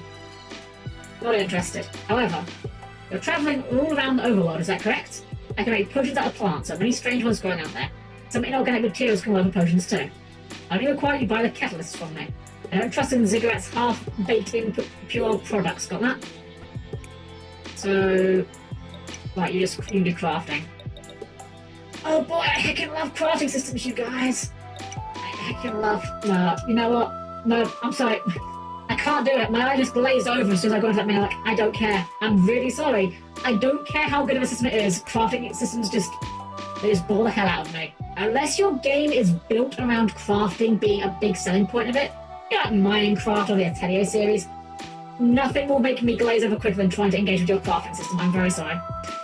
What is it? Don't bother me while I'm resting. Alright, fine. Screw you then. Yeah, you get it, Yari. You get it. I don't want to find crap. I want to find things that do things. If you want to give me a system that lets me upgrade my stuff, then I could get on board with, you know, take 2 potions and make them into a bigger potion. That's good. But find, you know, 3 elephant poo and convert it into a potion. That's boring. There's no one here during the day, but if you come in early in the morning, well, anyway, you didn't see me here, alright? Are you the guy we're meant to try to send home? Spear. I remember showing this really good-looking zombie game. Her charm style really stood out. And 3 minutes in, so it showed farming and crafting. I couldn't have dropped interest faster. Exactly. Exactly. If that's the whole focus of the game, that's fine. But if it's just something you're putting into your other game, I always say, and I've yet to hear a convincing argument for this. What is the benefit to me as a player? If I'm playing your game, what benefit do I gain out of you putting a crafting system in your game, as opposed to just giving me money that I can then use to buy what I want? If you really, really do not want to give players direct items and make them have to go through some sort of step to make them usable, give them money. Give them currency, you know? If you really want to have that extra step or make a player feel like they've got some agency, money will do the job. Way better than a crafting system ever will.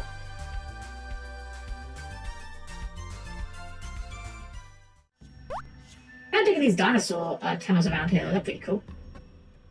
Chaka, I'm Marrow and I collect bones. If you get 10 bones from me, I'll give you this tag I found. Okay. Unga, I am Dino Hunter. Cythenios. I see it in your eyes. You want to become a Dino Hunter, don't you?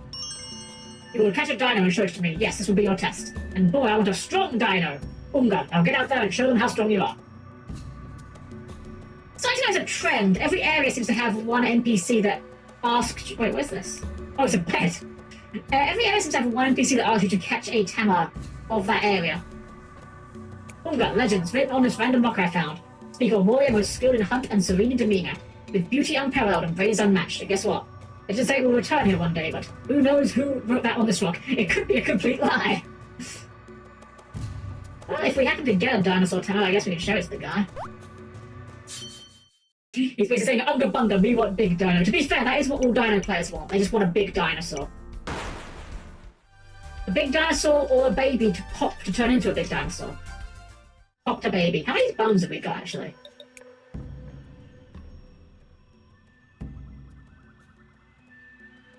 I'm trying to work out if my eyes are just glazing over or if I just can't see the bones here. Are they not in this area? Are they not classed as regular items, or have they been going to our Have been going to our bank and I just hadn't realised. Oh, it's shiny again. Oh, Seek, as promised, I turned you to a time battle. Seek, you are not prepared for what we are bringing. It is called the same thing we brought last time, actually. I figured it worked so well before, why don't we just keep it up, you know?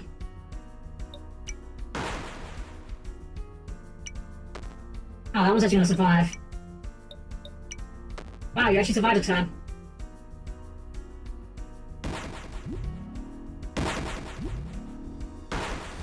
And no more.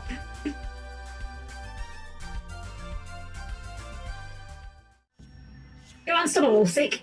Looks like my shield strategy didn't work, so you can have this unit strategy. I'm not giving up, though. There's a place far north with high-level tanners where I'll go next. By the way, Seek, I've also started a tanner dex. It's only 50% complete right now, but I'm planning on creating all types of tanner that appear on this island.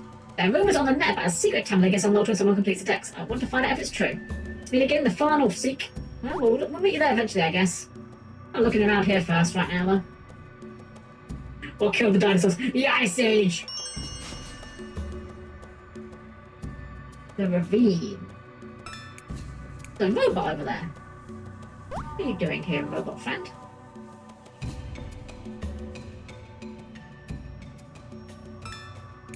Not a harpy.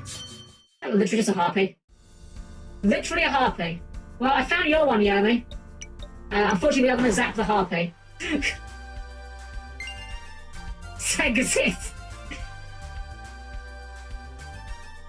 When is... Oh my god, we actually got it! We actually got it to join! We got it first try! We got it first try! There we go, we get the harpy. Yeah, the auto mod is very weird on what it does and doesn't get mad about sometimes. Back at Mobile's baby service. Oh my goodness. What's up here? Now peripheral. Yeah, we should probably save. It's been a little while.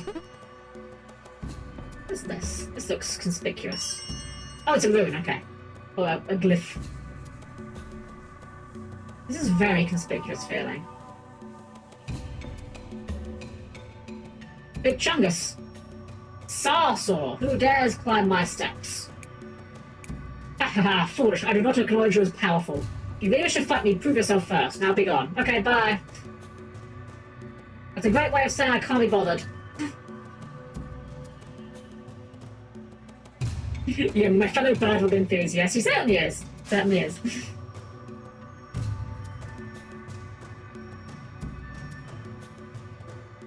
We need to do it at some point, Yemi. We need to see who would win the fight. Hot bird women or adorable hole daughters? I think that would be a coin flip match, if I'm not gonna lie. Unfortunately, these harpies, we already have one, so we're just gonna zap them.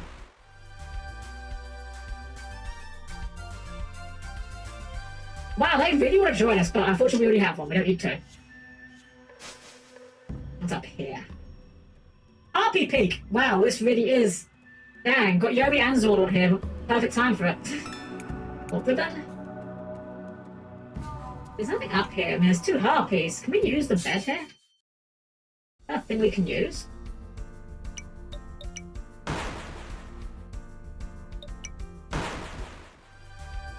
It's Harpy's hunting ground. Man, just imagine Ojama Yellow just appears. It's a large empty basket. Okay, nothing we can do here at the moment, but maybe later. Maybe we can put an egg there and it will hatch or something? I don't know.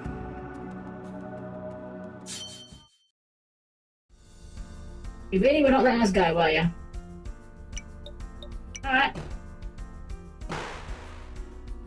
Oh, get zapped.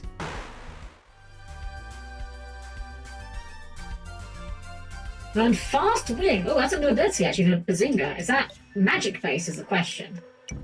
Text. Fast Wing is brutal, so it's worthless. Yeah, brutal techniques are worthless for us because Bazinga is entirely magic based. What do you have to say, Robot? Have you been up to Mount Peripheral? The passage to it should be somewhere around there. Be careful, they say the King of Dinosaurs lives there. Sounds scary. I see. I wonder if maybe we have to get a dinosaur, show it to that guy, and then... Oh! What's going on with you? You're scaring me. Oh, he's bugged. Help! I don't know what's going on. Oh, what are you? You are null. And you do the thing where you will kill us on hit. That's unfortunate. Okay. Well, that's all we can really do on our first turn, so we'll just pass.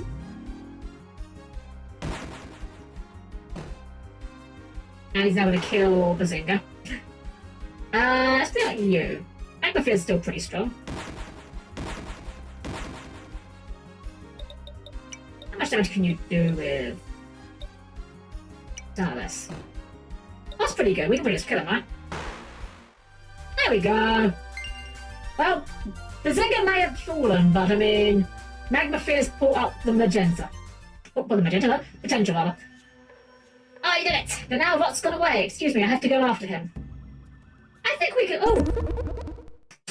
Fragment of kernel data has been restored. All your time can now be rebooted up to 3 times. And the number of number of souls? Hello? It's 3. Okay, I wasn't expecting souls, but I think we're gonna do that. I think we're gonna reboot him. Because I think we have to revive him first. We'll just give him some food, but Bazinga's doing good, but we can always make him better. 91 potential, and his new maximum will be 23. That sounds pretty good to me. I think we need to give a name to our other guy, our fire guy. He's the only one in our party without a real name. We need to name him something. Jack up that magic stat. How high can we get it? That's pretty good, but we could do better. Let's go for it semi-evenly. So we'll go to like 10. That's like 9. Get some HP in there. We'll put the rest into magic though. That's alright. And then Magmafear, we'll put that in there. This guy Magmafear, yeah, he needs a name. Because he's the only guy in our party that's not currently got a name. He needs to have some sort of name. I'm open to suggestions. If anyone's got ideas for Magmafear, this big dino-looking guy that we can name something, I'm open to ideas.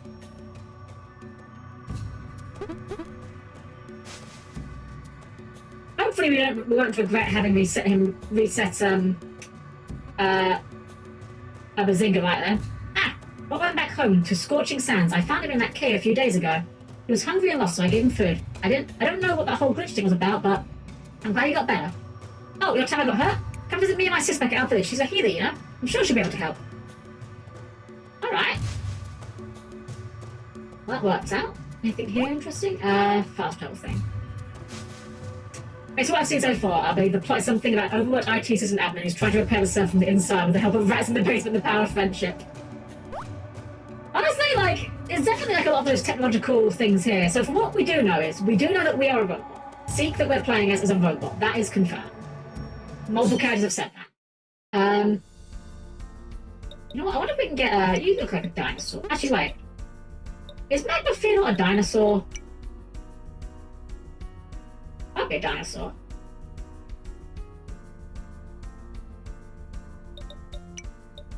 She's doing half. Let's run away. We're doing half damage to this guy anyway, so.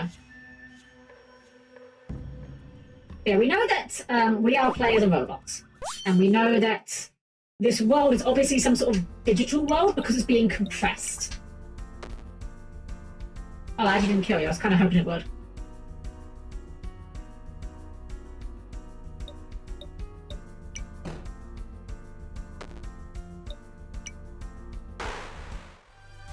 You saying that monsters in a digital world?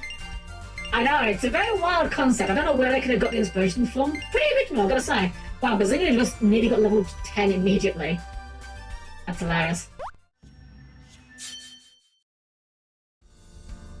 Let's go ahead and get involved. Nice and quick. Oh, I didn't actually kill. But the burn kills. There we go. That should level Bazinga up. Should get in his evolution. Is this one? Hey, a dinosaur. Yeah, we'll get you to join. Raptor. So yeah, this is one of the things with this game I will say that I don't vibe with. The game presents itself as very Digimon-ish, but the evolution feels very Pokemon-ish.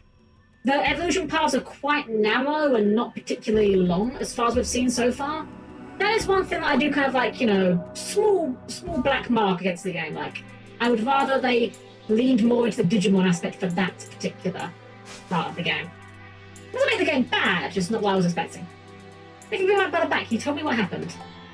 Do you need to hear your tell me? You can talk to me. I'll help you whenever I can. Yeah, please do. Who chose Bazinga as a name? I actually don't remember who suggested it. It might have been Zordon, but I don't know for certain. It's been a week.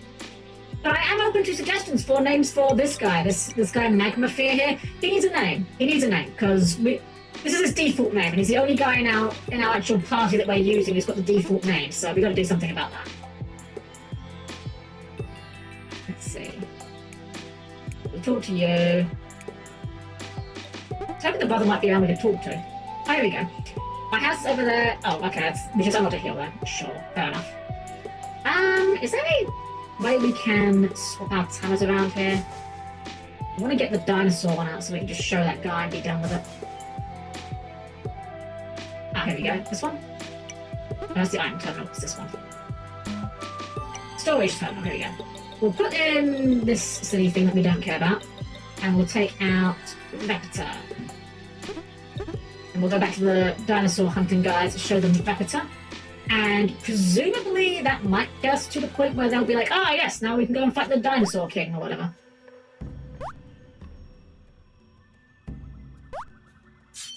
I don't know why I'm running away from these guys. Like, we do kind of need experience right now.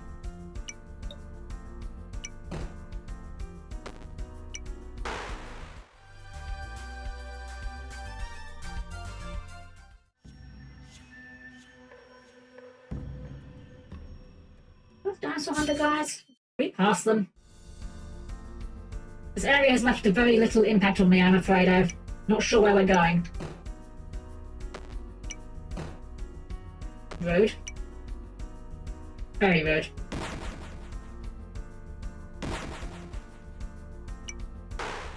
There we go.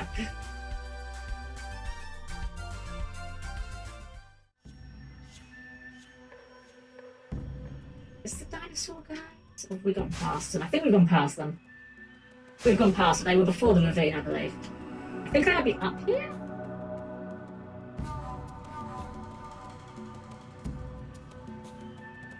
I think they're like... Oh, that's, we'll start by that guy spawning in behind us. Fast bit. And Long Blast should take care of that. There we go. And the failures of me for failure. That's fair. I'm up for whatever with names, really. I'm really bad at naming things. I've always have been really bad at naming things. Oh. Fine. And again, we don't need to fight these guys, so...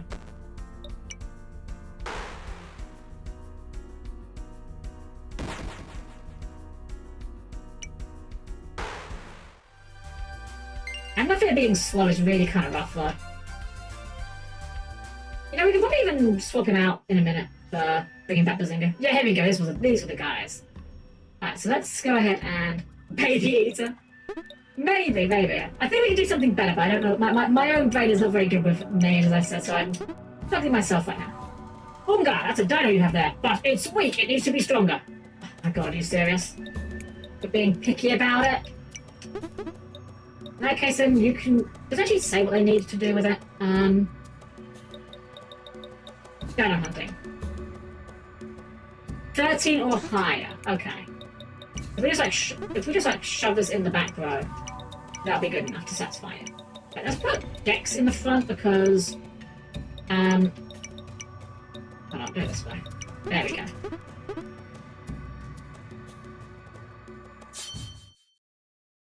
Me too, have no problem making characters, but I get completely stumped when I need to name them. Exactly. I am... Okay, a lot of my characters have extremely mundane names because I'm very bad at naming things. One of my favourite characters, one of my favourite OCs, her name is Allison. And I love Allison. Allison is honestly one of my longest running characters I've owned. And I love her, she's wonderful. Her name literally came... Like, I think I've told Jeremy this. Allison's name came from me going online and literally just searching for, like, random name generator. And I just kept doing it until I got one that I liked the sound of. I've always been bad at names. Always have been. We haven't been spending potential, have we? Oh yeah, we've got a ton to spend. That might help.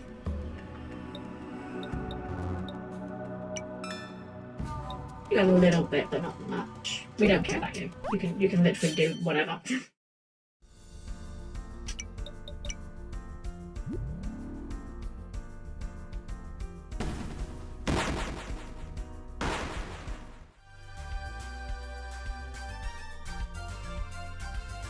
Oh, a dinosaur, sure.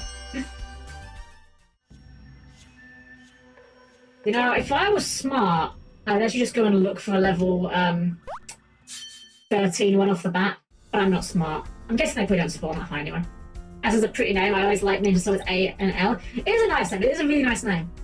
There's a few names I like that are like really weird names. I'm not saying Allison is not. One name that I also really like, it's a really old-fashioned name. Like, you probably don't know anyone with this name who was born in, like, the past 80 years. Oh, there's a buggy one. I really like the name Millicent. I actually have an OC whose name is Millicent as well. I know it's a really old-fashioned name. I just like the way it rolls off the tongue. Got a nice sound to it.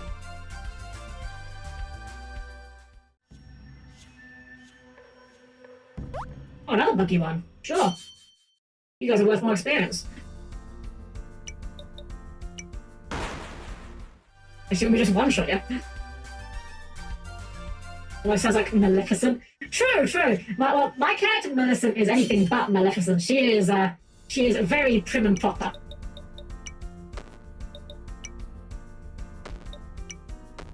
I'll have to one day show you guys. Like, I know I've showed a few of my OCs off on stream before, but I'll have to show you guys some of my other OCs at some point. When I go to Octavia, that is a nice one. That is a nice one. I remember actually my during my Pokemon. Which one was it? It was either Black or Black 2, I forget which. In my run of that one, my superior was Octavius. You know, just the male version of Octavia. Yeah, I do like that name a lot. I don't know why. I like girls' names that end in an A. I don't only like girls' names that end in an A, but there's not many girls' names that end in an A that I don't like. Melissa is another one I really like. Fun fact, actually. So, you guys probably have heard in, various video games or whatever, you've heard of, like, Necromancer or Pyromancer. Like, this guy's just level 14. We'll just catch him if we can. He doesn't want meat. What the heck? Wait, are you a machine? You are a machine. Oh. Now we'll just kill you then, screw it.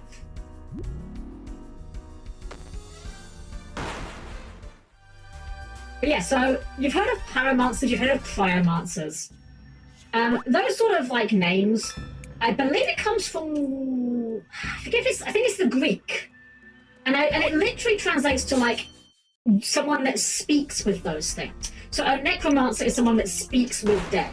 A pyromancer is someone that speaks with flames.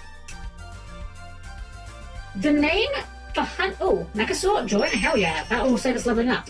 You still count as a dinosaur, right? Surely you still count as a dinosaur.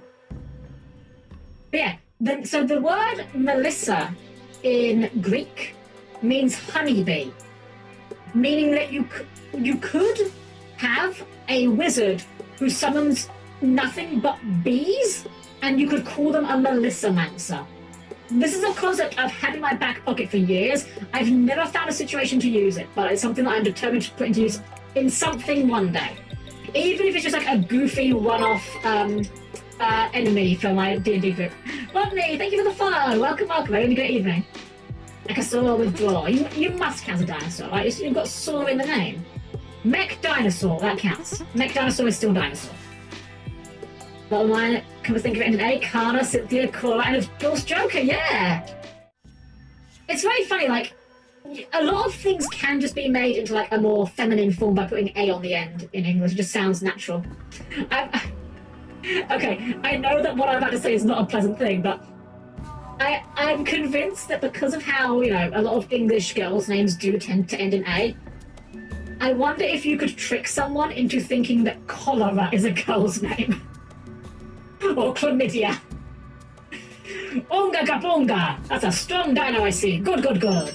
And now comes a real challenge. Listen carefully. Go to the top of Peripheral Cliffs, the peak of Mount Peripheral. There you'll meet the big boss. Tell him Cethenio sent you and he'll accept a fight. If you can defeat the big boss in a fight and show me proof, I'll give you a big prize. Good luck, boy. Boy. Alright. We'll go... We're not going to use the dinosaur. Get back in the back row. Don't forget the secret class Pyromancer, the person that romances pies. Oh, Pyromancer, sorry. Yes, Pyromancer. I thought you were saying like Pyro was like a cloud from over there. You went in an unexpected direction with that. But yeah, I love like goofy names like that. One that I remember from, oh wow, here's a game I haven't thought about in a hot minute. Castle Crashers. Do you guys remember that game? One of the characters in that game is a killer beekeeper. And the killer beekeeper is a wonderful example on how you can get ambiguity when it comes to English words, right? A killer beekeeper could be one of two things. It could be a beekeeper who keeps killer bees, or it could be a beekeeper who has regular bees, but just casually engages in a little bit of murder on the side, yeah? And you will see, she's a disease-causing wizard, has baggy eyes, always seems thirsty as a neat, and her name is Cholera. Marker button? Actually, funnily enough, in the board game me and my friends made, we have got a character that actually fits some of that description. Our Swamp Witch character, Siobhan, has that sort of energy. Baggy eyes, a little bit of a hermit. We have Hex Maniac energy. We wanted it to be weird and quirky, but in a way that was cute, but not too gross. So, she may or may not have eaten frogs. By which I mean, she has definitely eaten frogs. Ah, it's you. Oh, Cethenio's acknowledged your power. Very well, very well. I'll allow you to battle me, small one. Are you ready? Sure. Ah, you've got a lot of HP. Also, make your own joke about this man having a large bone here. Ow! Oh, that's actually a lot of damage. Dang, that's unfortunate. He must be ground type. Based on how much damage he did to us right there. He is ground type. And you KO a foe, heal HP equal to their weight. That's quite cute. That's quite funny. Okay. What if we start, like, barraging you? And just making you, like, super dazed. So you have, like, a massive mischance. Can we just go for dodge hacks here?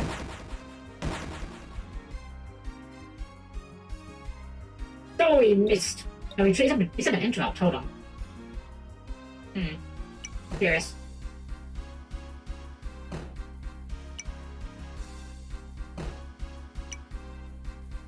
Well, the bubble spam is working.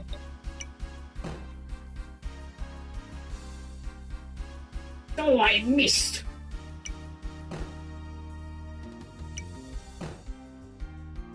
I don't think we'll kill if we do that. So we'll do this instead. I think he still survives the turn here, but like he's so dazed, he's not going to hit us. Every one of those little swirly icons is like a 5% mischance, so yeah, his accuracy is in tatters. You know what? I'm going to use the recovery drive because I want Bazinga to get some XP out of this. There we go. Hey, there we go. This Cubone's secret third evolution. True, very true. Cubone that got spicy with a skeleton. Alright, nice level up, Slow. Well worth that revive. Deep dives. Right! We forgot to set his skills. We need to look at that. I'm impressed. You truly possess great strength. Here, take this as a proof of your victory. Giant bone. You don't stop just because you defeated me. For you, this is only the beginning. Okay. Thanks, sir. Okay, so skills. You haven't got any new skills. But Gex has... Okay, Water Splash is magical, so not good. Big damage. That's good. That's good. We'll put that on, like... That's a very slow skill. It's a ton of damage, but it also, like, comes out really slow. I think we'll do that. Put Jet Lag. Yeah. That seems okay. Well, I wonder if the dinosaur hunter guy will have anything to say about us beating the big boss. Let's save as well. Save early, save often.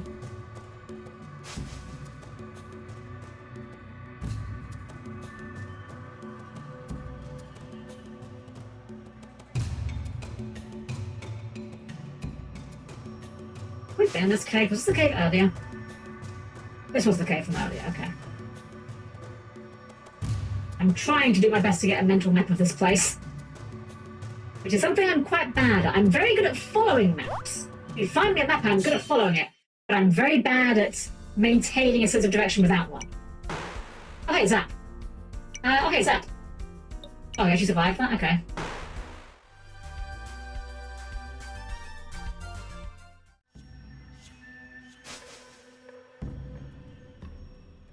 Well, so far at least, the concerns that we were going to run into another difficulty spike haven't yet happened.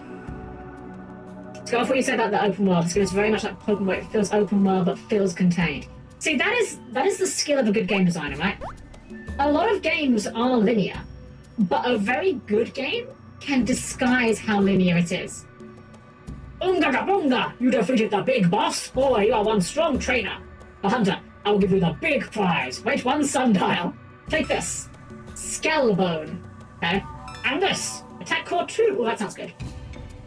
Alright. That's gone to our storage though, which is not here. Let's go to the other little village and see if we can get that.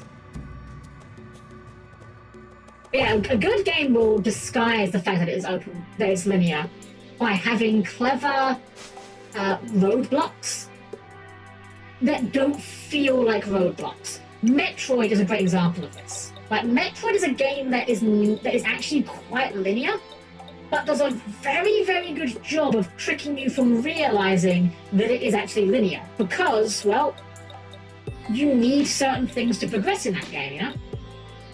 Let's see here. In armor 25, that's pretty good.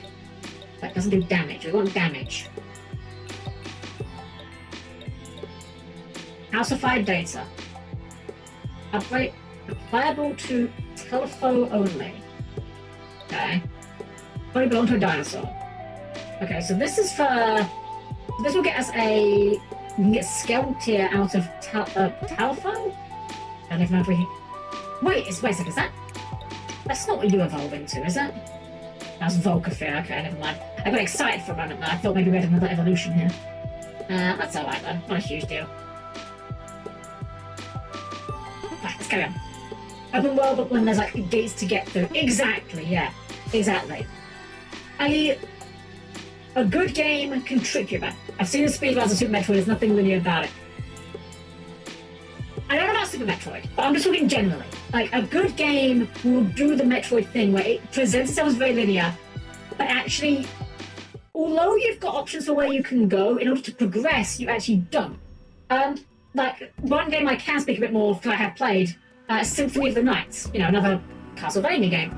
In that game, there are moments where you have a lot of options for where you can go, but you actually can't progress unless you go the way that the game designers intend you to go. You know, you'll be gated because you'll need a certain item or a certain event to be triggered or a transformation or something. There'll be something that hinders your progress, but it's presented in such an organic way that you, the player, don't feel like you're being railroaded about it because of how cleverly it's been disguised. Presentation is a big thing. Like, I was having this conversation actually recently about, wait, shopkeeper! We were looking for a new shopkeeper. Welcome to the mountain shop. What's that? You're looking for someone to work at Colonel Dump to work as a shopkeeper. Meeting some new faces would be fun, but who's going to run this place in my absence? You'll find a replacement for me? You can do that, I'll consider your offer. I'll wait here until you find them then. Okay, so we've got we need to find a new shopkeeper for the shopkeeper. Okay. But yeah, in FF13, spoiler alert, Helm does not particularly like FF13. And by not particularly like FF13, I mean, Helm thinks FF13 is kind of absolutely awful. You know what? We're not really using our last slot in our party. Let's put the Harpy in there. Why not?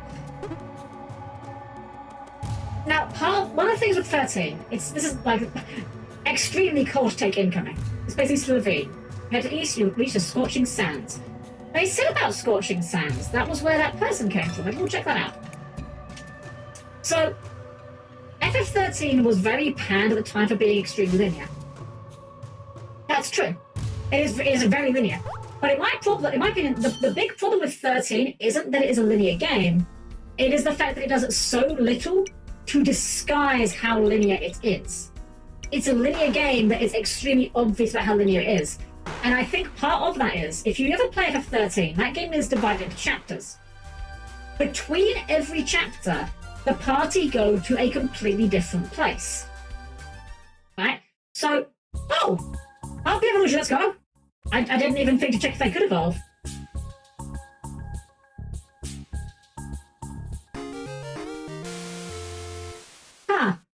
It kind of just looks like the same monster, I'm gonna be honest.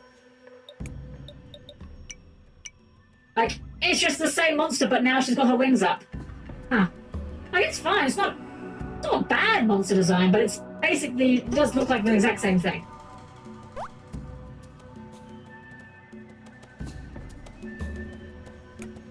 North Mount River, West Mountain Shop, East Scorching Sands. Gotcha. But yeah, so yeah, FF13, imagine that you finish the stage, actually, a bit like this, right? So this area we're in now is the dinosaur area. Now, in FF13, you spend like an hour, 2 hours per chapter, whatever, in an area like this. Then you go to the next area and suddenly you're somewhere completely unrelated geographically. There's in two. One leads to the sea, other to the sands. Gotcha. And one's got a bug. Glitching out. Oh, we can't go through this one. Okay. Fair enough, I guess. We'll be back there later, I suppose. But yeah, because of how disconnected the areas felt, it did a lot to make that game feel a lot worse. It didn't feel like you were playing a single RPG where you were exploring a world. It made it feel more like you were going through levels. You know, first you had the forest level, then you had the city level, then you had the whatever level. Like, it didn't really feel right. Scooter station. That would help raise that bunny guy from earlier. Is that the game with the time travel jumping?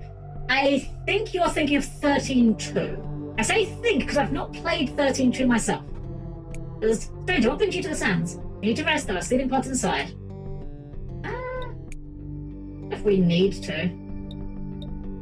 Probably could just, what we got here? We got...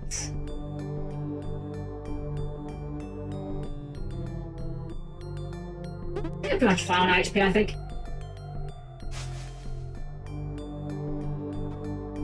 Didn't know if you reached the PSC Express train station. It's all the way to the northern big island, the Snowlands. Any ice up tunnel there? I'm a big fan of N-Pen in particular.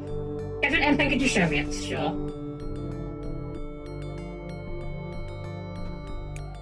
I'm attempting to fix the scooter program. I believe a key part is missing. If you find it, please deliver it to me. This was produced by user block 0x36FF71. Originally, when the landscaping began, this was blank space, containing only some ruins. Seeing those ruins, the user thought it'd be fun to make this whole surrounding area a desert. I get the impression he does not feel so agreeable with that. There's an ancient temple to the west. It was standing there in solitude, silent since before any of us came here.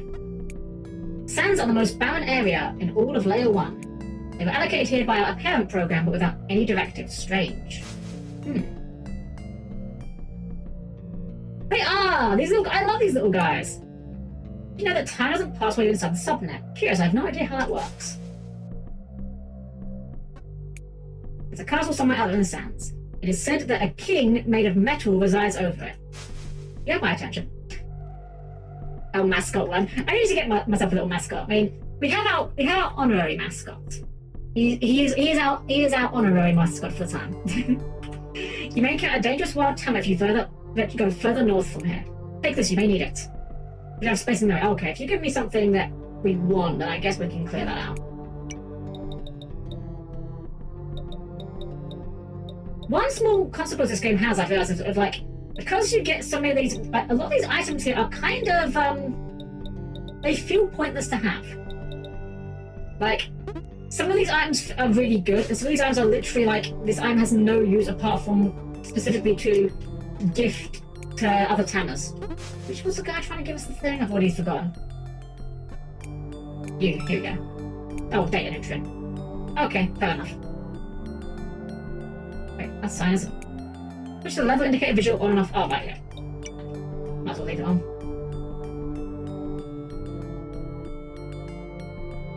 Very, what's the word? Very Togemon looking guys there.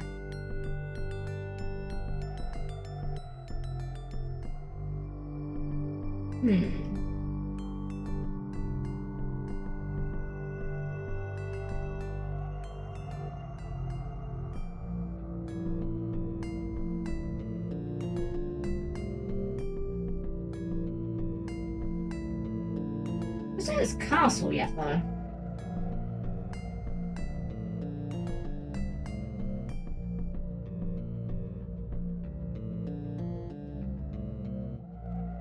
There's not even that other character either, actually, found out. They said there was, that glitchy character. They said they came from Scorching Sands, but we've not found any other people, just robots so far. So I understand this is meant to be a desert, but there's a little bit of a... I know you can't really make a desert exciting, but it's kind of a whole lot of whole direction button right now going on, I'm going to be real. I mean, I don't know what I expect out of the desert, but...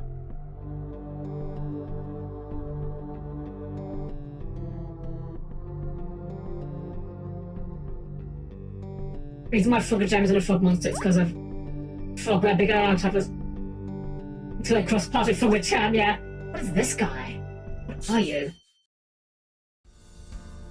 Motoran! Alright, I'm on board.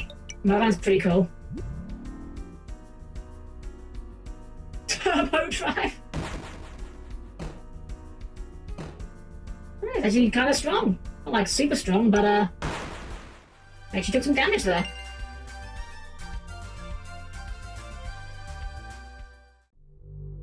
This place is big. It really is, yeah. This place is very big. I like the gears. Maybe we're getting... Oh! Hold on, I think we got somewhere here. Doors are fully locked. I don't think you're supposed to go inside it anyway.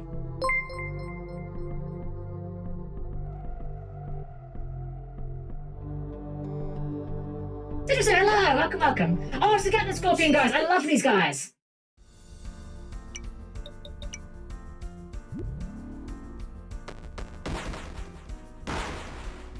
I mean, I also like killing them because, you know, but I love these guys' designs. Just like Scorpion with Gatling gun hands. Like, one of the best designs in this game so far. Genuinely, like, wonderful design. We can't go in there yet, presumably. What's that? These. Level 17. Oh, this might be a mistake. Miraja. Huh. You are Okay, well, we can't really do an awful lot about that. You got the ambush turn. Yeah, I didn't do a lot of damage. Let's switch into you. Actually, that's not gonna work. You're not good either, let's try Gex.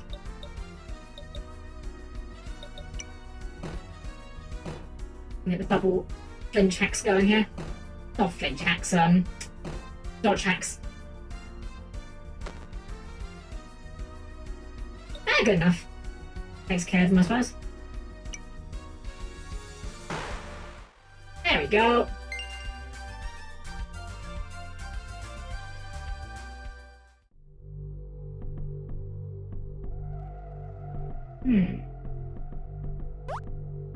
Oh, there's a trap.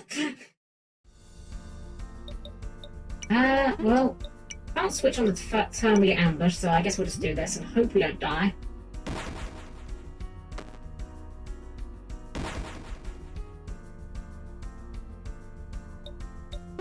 Then we'll switch into Gex and Gex it up. Maybe two of those before we go deep dive. We can. Oh, just because anyway, never mind. Never mind, Gex is actually getting a bit stronger than I thought. Burned dust. Wonderful. Mana core, okay. Let's see. I think we got some potential to spend. Oh, we got quite a bit of potential to spend, actually. Maybe some speed, a bit more magic. That's good. A bit more punch. Oh wow, Gix has got a lot of it to spend. Speed first, I think. Actually, hold on. Gex needed, what to evolve? 150 weight and level 20.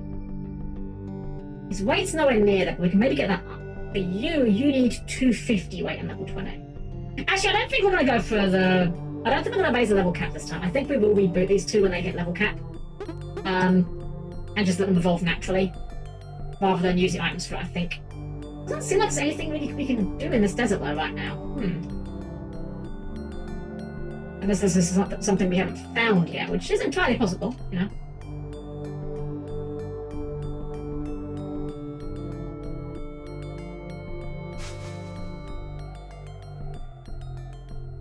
I kind of like these cactus guys. I want to fight one. Screw it. I'm gonna fight you. This is very Togemon energy, but I'm on board with it. Gain spikes using a native tech, gain spike 3 at start of battle. Explosive piece, 30% recoil on each contact, explosive or fight. Got it. Fight!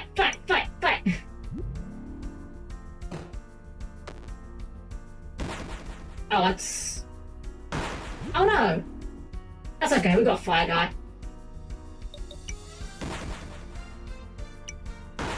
Bazinga may have fallen, but Magma Fear's got it.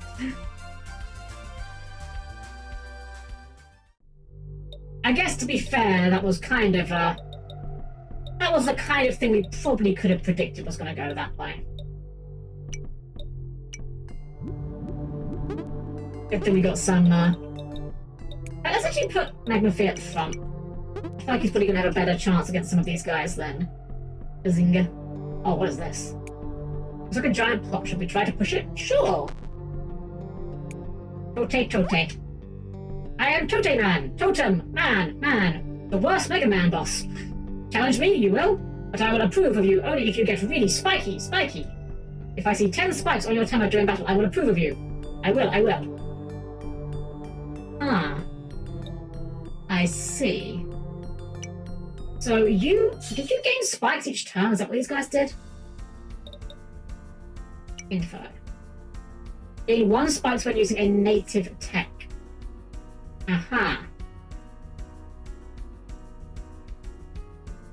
I don't think we've got a way of doing that with our current guys. Let's do it twice, screw it.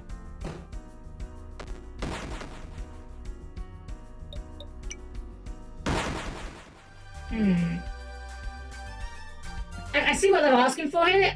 I don't know if I can bother with it. Like, they clearly want us to raise one of these guys up so we can get like a bunch of spikes on it, but I don't know that I can bother with that, frankly. Pam was my favourite original series Digimon, personally. Pam was pretty good. I don't think there's any of the original Digimon that I actually just thought were bad. Like, there were some that I liked more than others, for sure. I think probably like Biyomon would be the weakest one in my mind. But even then, I didn't dislike Biyomon. I just didn't like her as much as I liked some of the others. You know what, if you're coming at us, we'll Bazinga you. I am very basic. I did like Agumon. Agumon was very good. Big fan of Anjouamon, of course. Absolutely gorgeous.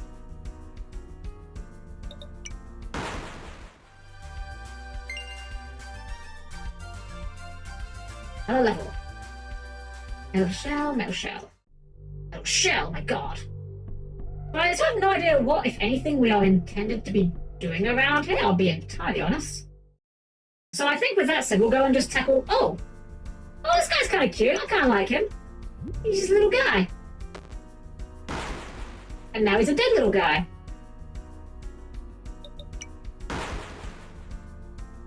Oh, now he's less of a little guy. But he's still dead.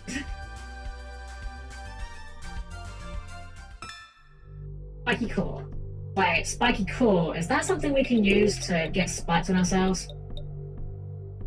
In spikes won't start your turn, get spikes won't start battle. I see. Probably wouldn't be able to get enough spikes. Wait, I didn't even see this guy.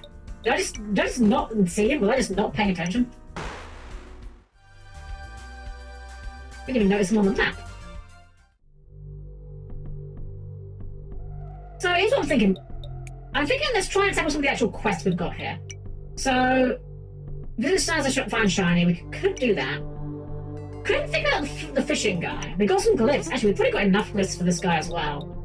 And we have got the fairy for Rika's homework. So, let's go ahead and use a, whatchamacallit, return warp ribbon. Go back to town. And we can at least cross off a couple of these. No, not bank. I know it's the other one. We want you. We're gonna deposit the harpy and we'll take out the fiery. And you need to be in the front of our party, don't you, for it to count? Is that a fairy time I see? Let me access your floaty. This data is interesting. Wait. This changes everything. I can't believe it. Fairies are feeling compatible with every time, meow. Sorry, meow. I got a bit too excited. Catch it, I'll share this data with you too since you helped me finish my research. Each town belongs to a single monster class. It seems to be only relevant for fusion compatibility though. Also, tower breeding is actually a form of fusion, so I'll call it fusion from now on. But for two Tama to be able to fuse, their monster classes need to be the same, or friendly to each other. The fairy class is friendly to everyone. The offspring Tama will inherit the average potential from its parents, but you may get zero potential if you're not careful. Examine the soul count of your Tama. If the sum of the souls of both parents exceeds your current reboot limit, you won't get any potential on your offspring Tama. The offspring soul count is equal to the sum of its parents' souls plus 1, capped by your current reboot limit. Also, depending on the parents' max level and current levels, you might see the offspring with a max level that's higher than both its parents. I know this is a lot of info. It's in your recorder too, so you can check it any time. It's under your Shishi folder. Oh, I have to go now. Here's a little reward. XP core, that's good. So, just some information on the fusion mechanic. I don't see the value in the fusion mechanic, I have to be honest. So, from what I understand, like, you can get different... Like, you can fuse the Tamas together, but I don't quite see what the point is if the stats are still capped. That doesn't seem like it's worth the trouble, unless, like, you really want to max out the decks, I guess. That's one angle, I suppose. Either way, let's give more XP to... Where's the XP core one? We haven't got it, it's even here. We'll give you that one as well. Let's be in our bank. Yeah, this item management is a bit of a pain, frankly. This game has a lot of items, but a lot of the items don't feel meaningfully different in a way that really is, what's the word? They don't feel meaningfully different in a way that's fun. So, like, having all these different foodstuffs and whatnot is fine, but a lot of these items basically just say, heal your Tama varying amounts. Like, 5 HP, there's no point carrying that. Why would I bother with that, you know? What was the thing we got then? Also, the lack of any sort of organisation here is also a little bit miserable. Give you the EXP core. Alright, let's take all these glyphs we've been collected to the alchemist guy. At least he isn't Root Factory 4 levels of complex. I never played 4, I played 3. I remember the witch character and that was really cute. I never played 4 though. I liked Rune Factory conceptually. I mean, not even just conceptually, I liked Rune Factory. I wish it was a little bit more fleshed out on the combat side of things than I remember it being, but it was still good. 7 unique glyphs. So we have 6 unique glyphs. Okay. Alright, fair enough. I thought it was just 7 glyphs, period. Okay, well, what should we try now then? We're doing that. That's ongoing. That's ongoing. Couldn't figure that one out. Shiny's in the Snowlands. I guess we'll try that. Actually, no, I know what we should try. Let's try and actually go and do the thing in the... Last time we got all the way through the sewers and got to what seemed like an entrance to wetland, or whatever it's called. Or Rain City, whatever the area. I forget the name of the area now. But there was a bugged area. Let's take this. There was a bugged area stopping us getting there. Let's see if we can go through it now we've got the debugger. So, yeah, access places this way. Up here. Access Rainlands. We'll have to take a slightly different route. Misty Marsh, yeah, we have to go through Misty Marsh and then go north. Podium Factory Ties of Destiny, very cozy game. Oh, what one's that one? I actually haven't heard of that one. I only remember the ones off of the original DS systems, 1, 2, 3, and 4. Actually, was 4 on the DS or was 4 3DS? I don't remember that actually now I think about it. Oh boy, you guys still spawn, right, I forgot.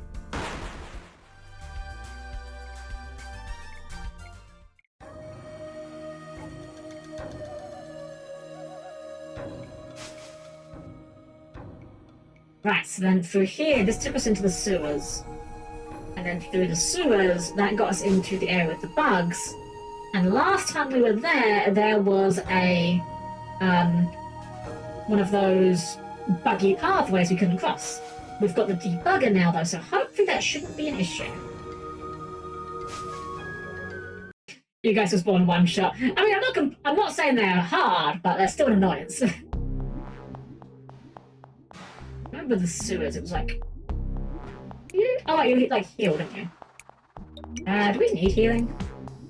Nah, not really, we're fine.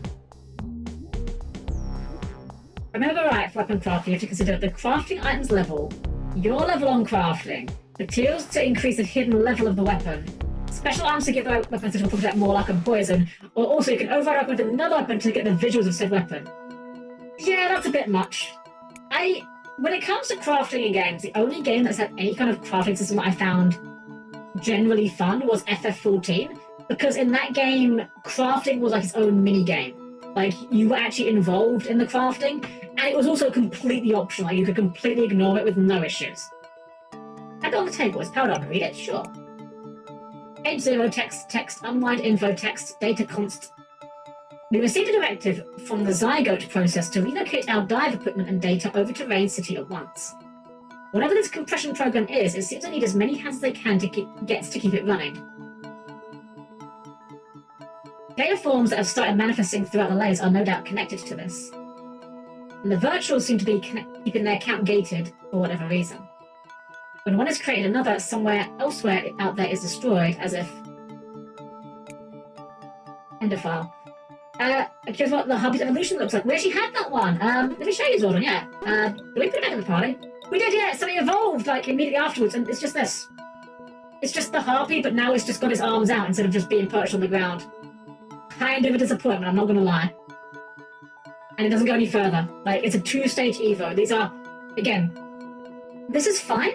There's nothing wrong with monster catching games where it's like 2-stage Evos like this. But this is Pokemon evolution. This is not Digimon evolution. And with how much of the Digimon trappings this game has, I am a little disappointed. It is still, oh yeah, it is still cute. I am not disputing that part. But I think they could have gone even further beyond. So up here was like the bugged pathway, right? Wait, is it just clear now? Wait, I swear that was bugged off before. Huh. Wait, hold on, I want to talk to that guy. I'm certain this pathway was bugged before, right? What the heck? Am I just actually mad? I could have sworn that last time we came down here, there was a glitched area here. We couldn't go any further. But it was already gone when we arrived this time. What? I'm very confused. Circus, because I guess I have. Yeah, huh. I mean, we're here now, it's fine, it's whatever. I'm just like, what? I could have sworn that was a thing last time. Oh, more robots. Oh no. Anyway. Oh, that's a new one. Illyri. Oh, you're electric, aren't you? Oh, nullifies dark type. Okay. Frog.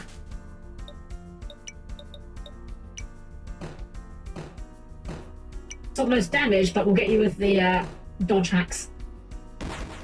Damn. Damn.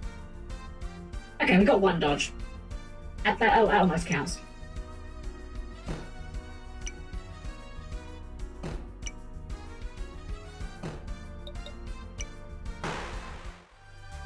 Good enough. We say you on Rune Factory 4. You can tame almost all the monsters on the map, even the boss monsters, with some exceptions. That's how you get chickens and cows. I do remember that from the ones I did play. I remember there was like a sheep monster that you could shear. That was quite fun. Oops. Fine, I do my light dash here. Hello, Robot. The next here, they can take you up a level to the scaffolds. That's a place we usually visit when we need to resupply. Is that where we want to go? I have no idea. Sure, we'll try telepad. I have no idea where we are. It could be literally anywhere, and I wouldn't argue with you. What am I actually even trying to do here? I know we have to be here, but I don't know what you want doing here. Go to the Rain City and link with the Nexus terminal. That might be more helpful if I knew what that was, or where that was, or why we were doing that. I'm sure they told us. I just do not remember.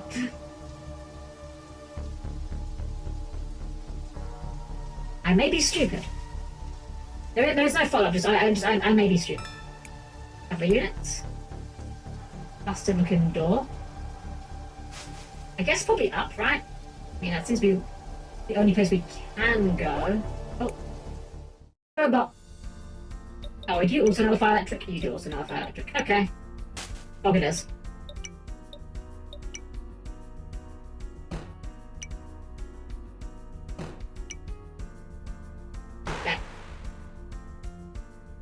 You know fire electric. You do not. Damn.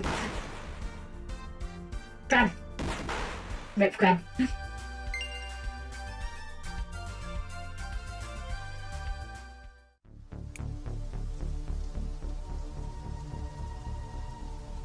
Well, I am pleased that we haven't run into like any massive spikes like we did when we first got to Rainlands so far. Which does again kind of reinforce my theory that we may have been doing this game in the wrong order. Better to see another here. Be careful not to fall down, there's no going back if you fall. I see. Message received. Rusty sword.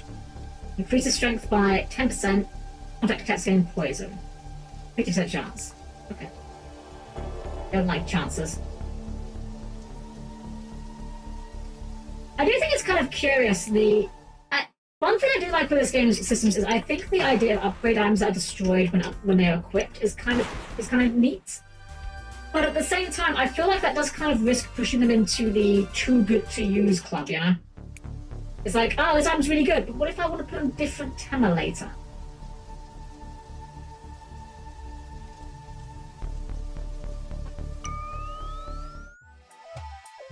Scaffold. That's what we want to be? This is the old machine transport mode. It used to serve as a conduit for giant mech parts, but those of us who have nowhere else to go, we live here. Can't work here anymore. I was injured. Getting a new limb is expensive. Too expensive. And why? I think it's being limited on purpose. Some materials are there to get, yes, but for most of our needs, scarcity is manufactured. You know, create the problem, sell the solution. We do have rising up. Some want to get to the rich man's echelon. Some want to go to higher layers in hope of a better life. They fail to see that we cannot ascend. Our position here has been predetermined by an algorithm. Unless the algorithm changes, this is what will always be. My wish is to reach the echelon one day. Others may laugh at me for having such ideas, but you believe me, don't you? You do? You believe me? I'm saving up, so if you give me just a little bit of credits, maybe 1,000, I'll put it to good use, I swear. Sure. Thank you, you've helped me a lot. I don't have much to give you in return, but here, take this. Scraps. I'll reach echelon one day, I swear. They say this city was built by the first colonists some 100 years ago. The information we have may all just be hearsay, though. Here, take a look at my wares. I order you, sir. Battletech device. This is like they use the user. I don't care for those.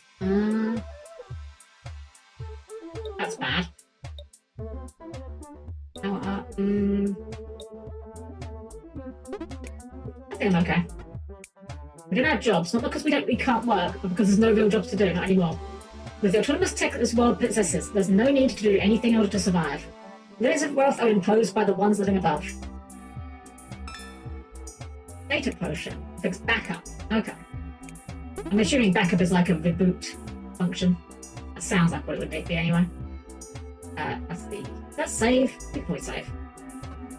Yeah, we'll give it a quick save.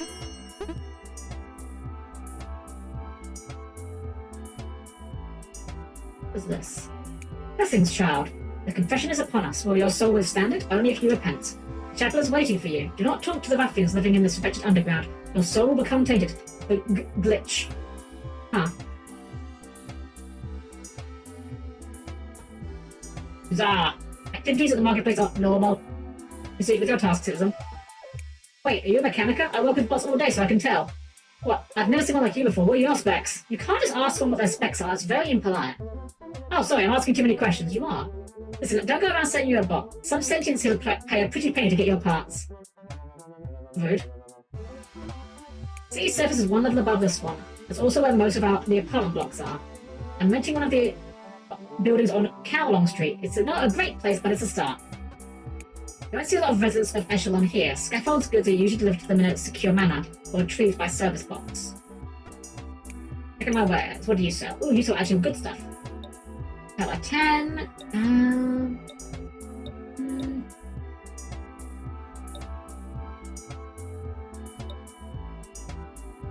Okay. Don't really need any of those. Fire parts? What do you sell? Probably just ultra recovery. What we've done, life check.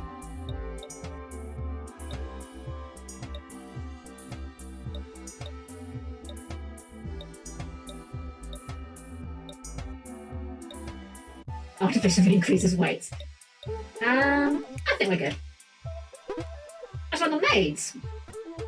Now this place was built by users who desired a rainy city with a dystopian aesthetic. Wow, that's a thing you can do, I guess. That sounds good in code, but living in one such city, I would not recommend it to anyone. Who are you? I'm usually afraid to get over myself. When I'm with my partner, I feel safe. These Tema creatures have become very popular. People are curious as to what they are and where they came from. As for me, I just trade parts. Somehow tech makes them stronger and faster. It's a lucrative business right now. Fair enough. Same. Speech from you. This is a big area, though. What did it say we're doing this thing? It just says the next to go to Rain City. It doesn't say where we're going. In Rain City, just somewhere in Rain City. Well, there's Kowloon Street. Rain never stops falling here. That's how the users who built the city wanted it. If you wish to hide from it, go down to the scaffolds or inside one of the apartments. I can't afford the rent and I don't like the underground, so I'm soaking here. I mean, there's some tablets you could stand under, I guess. This road connects to the south and north city exits, or at least it used to. Since the lockdown started, vertical access has been severely restricted. We meet again. I didn't catch your name last time we met, so it's Seek. Understood. Oh yeah, we met you in the maze, right? I searched for the epitaphs in this concrete jungle where so far been fruitless, but in exchange I discovered something else. A scanner device that can be used to analyze epitaphs and perhaps uncover some secret data encoded in the material. Will you help me scan statues then? One of them is back at the first place we met, and if my memory serves me, there should be 2 more. Alright, okay. When you get close to an ancestor statue, you'll know better to scan it. I have some business to take care of here, and then I'll head towards the base of Mount Nexus, at Protocol Forest, so let's meet there. Well, we know that the ancestor statues is one of them in where we came from, like our home. Beware the ice ghosts. I don't know what they are, but they scare me. What if we didn't, though? Oh, that is a face that only a mother could love. And a very, very short-sighted mother at that.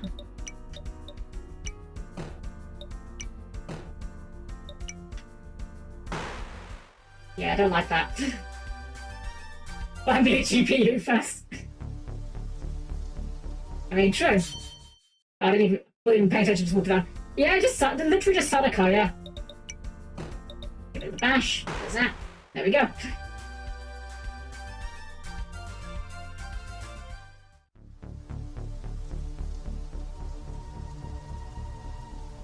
I guess the idea is that each of these creatures drops their own favored item.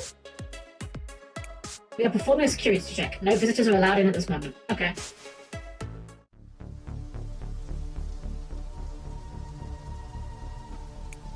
You're trying to access the service list. That won't be possible now. Access to the rooftop has been restricted. However, if you really want to go there, it is possible to hack the lift program to override the lock. I don't know how to do it myself, but I hack maybe to do it. Shady characters like that are usually hanging around at the blank drive bar, but you didn't hear that from me. Well, I don't know how we're going to get in there, though. This is a back door. Maybe if we go in there during night? There's a club. Maybe, like, because it's a club, we have to go in there when it's nighttime? 8k more, 76 out of 100k. Oh my gosh, Sardon. I am going to try and get some more things done for you guys.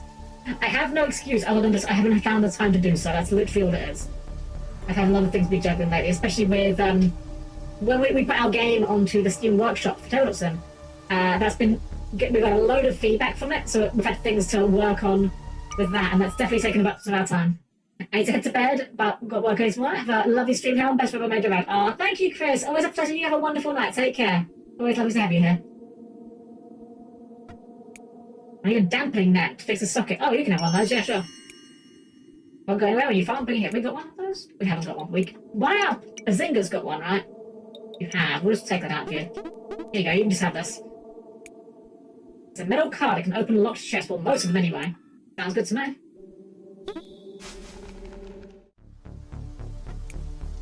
Don't go near that chute. You might fall down, and that will hurt a lot. Trust me, it happened to me once. I see. AI system was supposed to help us and make us safe, and it may have been like that in the beginning. But now those things are no longer important to its algorithm. It protects the city's critical sections, but what about the rest of us? I have nothing for you. You're hungry, go to the canteen. You'll get a meal even if you're not a resident. Oh. Awfully generous. These stairs will lead you to the rooftops. You can't access the bridges from here, though. This apartment block is separated from the rest. This city is really large, I have to be honest. I have no idea where we are or what where we're meant to be going here. This city feels like it's larger than everywhere else we've been, like, combined. I finally managed to buy some tap engrams on the net. I have a chance to enter the hidden tournament now, and if I do, that's why I take it out of there. You don't know? I can tell you how to enter the hidden tournament, but I want something in return. Be 10 data dust and 1 flower sword. I'm not really sure. I'm not worried about a hidden tournament, to be honest. I kind of just want to find what we're meant to be doing right now. This is okay. This is another thing that's another thing that I don't like in any game. Any game.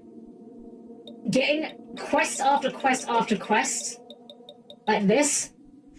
When my quest log starts getting this full, this to me, purely a me thing. This is not saying this is bad. This is just a me thing. This starts to discourage me. This is not encouraging me. This is like, oh god, look how much I've got to get done here. It becomes daunting. And that's not a word you want your game to be described as. I haven't seen you before. Are you a resident here? What are you looking for? You're just exploring?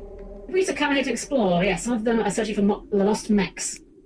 That was before the purge, I remember. Down in the shaft, there was a giant one lodged between the crevice walls. It's gone now, so they can only mean one thing, and they must have scrapped it. Okay.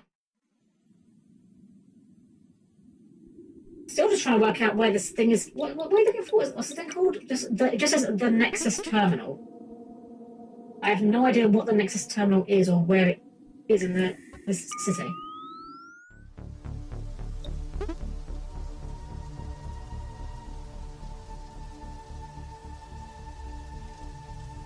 I want to see if we can go to the nightclub when it's, well, night. You just sell food? You do just sell food. Just literally just ramen. Okay, fair enough.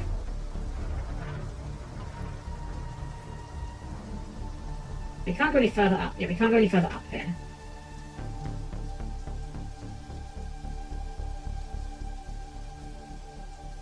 This door was...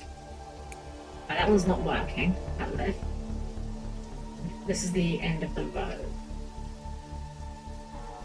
I'm assuming you're going to say the same thing if we go in now, right? Oh no, it's open now. Okay, cool. Even better.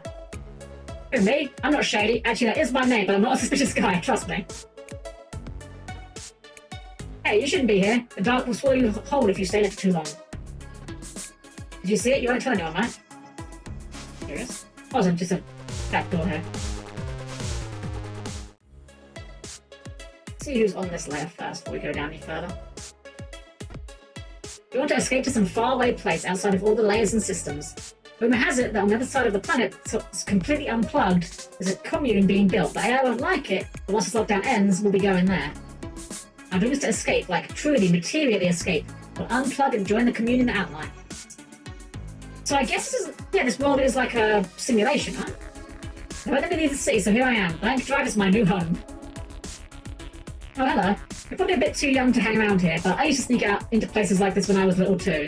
So who am I to judge? You're a mechanica? Oh really? You're pulling my leg, right? You're so real looking.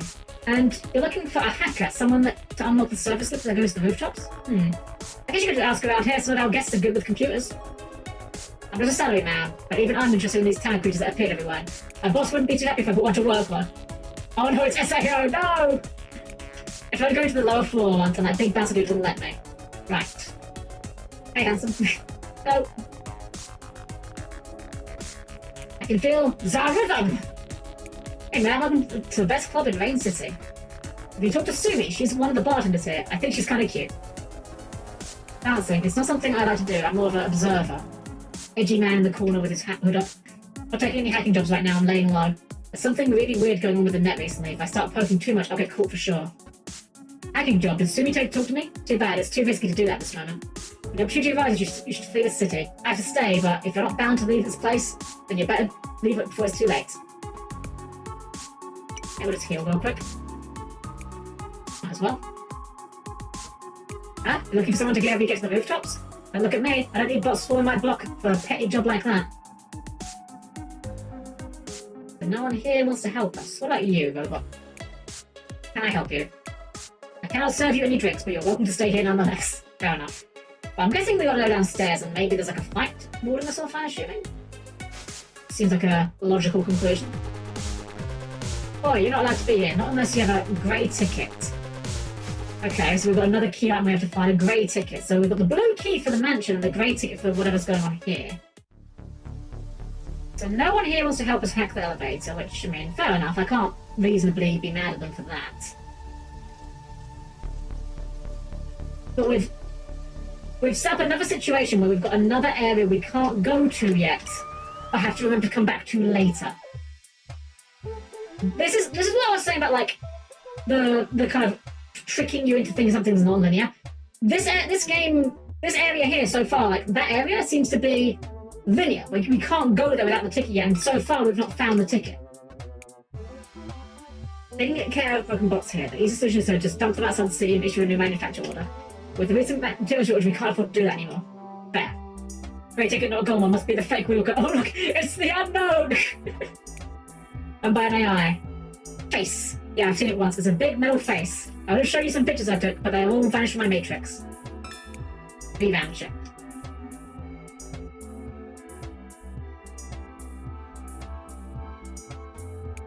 Humbug, I only sell basic gear here, but with the correct materials it's possible to craft level 2 and higher gear. Yesterday I turned my flaming sword into a flame stormer using magma rock as a crafting material. What is this thing next to it? Oh, that's my own inventory thing. It wasn't... I thought we were getting Prudence to interact with it, but no, it's my floaty. Oh. That... Ignore you guys, don't mind me. That's a trap. Can we zap it? Yes, we can. Tech parts. Where does this lift go? Back into Undertow. I have no idea where anything is around here. I am so lost in this area. This area is so big and just confusing to navigate. Right, we've spoken to you before. Like, we've made it. Do we just need to get higher? Is that what's going on here?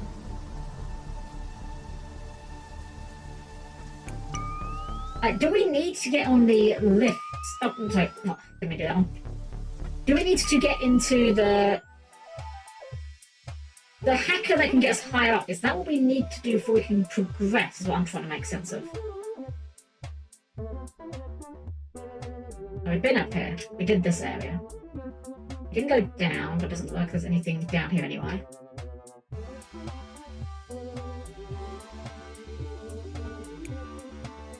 That one's not active. Okay.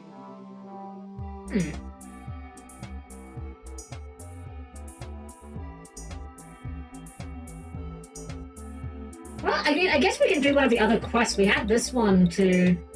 What was it? Scan the statues.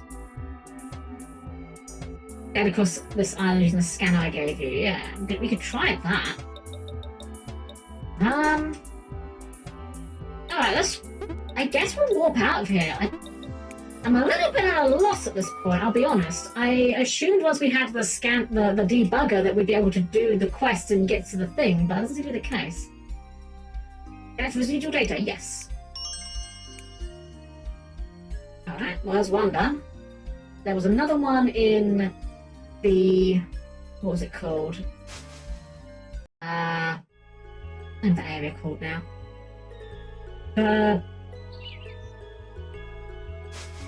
Can't think what it's called suddenly. I know where I'm going at this, I think. He said there was one where we found him, so I guess we'll try there first as well. Hey Godzilla, welcome in. Good evening. Welcome, welcome. So in Rain Garden, he said there was one where we found him, so I'm guessing like... right at the back, maybe? That was a glyph. Is that 7 unique ones? That is 7 unique ones, so we can go back and talk to the guy at least, that's something. We've achieved something at least with this journey, but...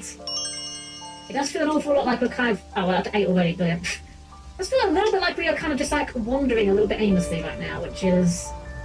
not a great feeling, I'll be honest. I don't know whether it's an issue of me being stupid and just not understanding the assignment, but I feel a astonishing lack of direction right now, which is kind of not vibing with, I'm not gonna lie.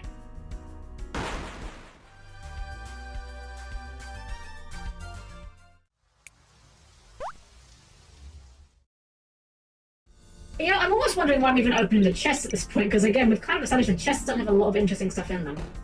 And this is why you shouldn't have useless items like crafting stuff in your game, because at that point, a player should never be questioning themselves, why am I opening chests? You want to be able to find cool stuff in chests, right? That's like the whole exciting part of opening a chest.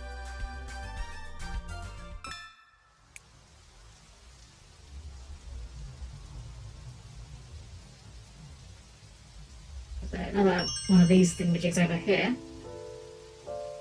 Something, I suppose.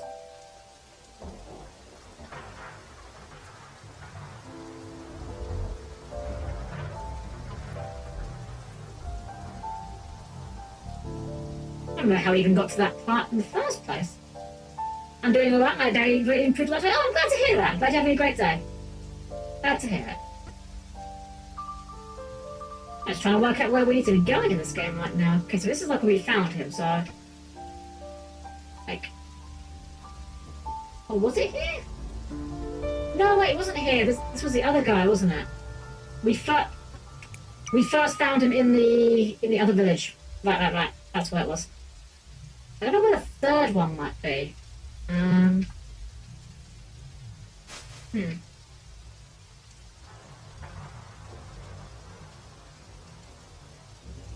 Success!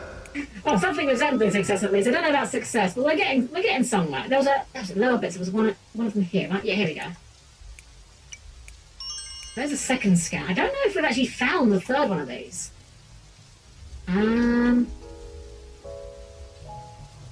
Yeah, I don't think we have. Let's take this super takes fast travel back to the alchemist.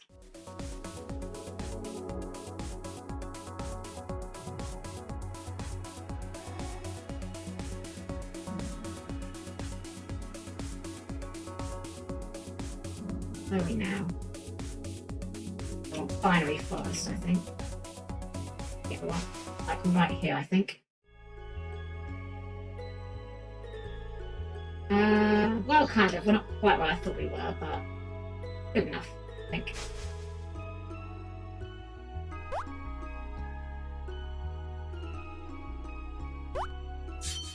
Ah.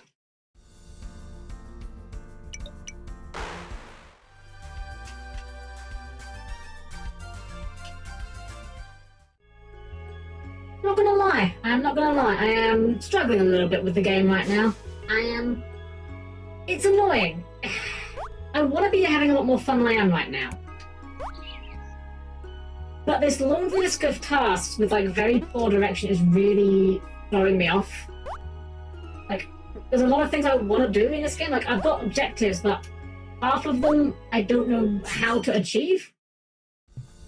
And the combat's gone to the point of being just trivial. We've gone too far in the opposite direction. Like, I don't mind the combat being easy, but it's got too easy. Like, the combat has stopped being exciting. It's just become button mash the combat. I am struggling a little bit. And obviously this being like an indie game, I don't even think it's something we could really... I was trying to avoid that. Something that is like to be a reliable walkthrough for online either.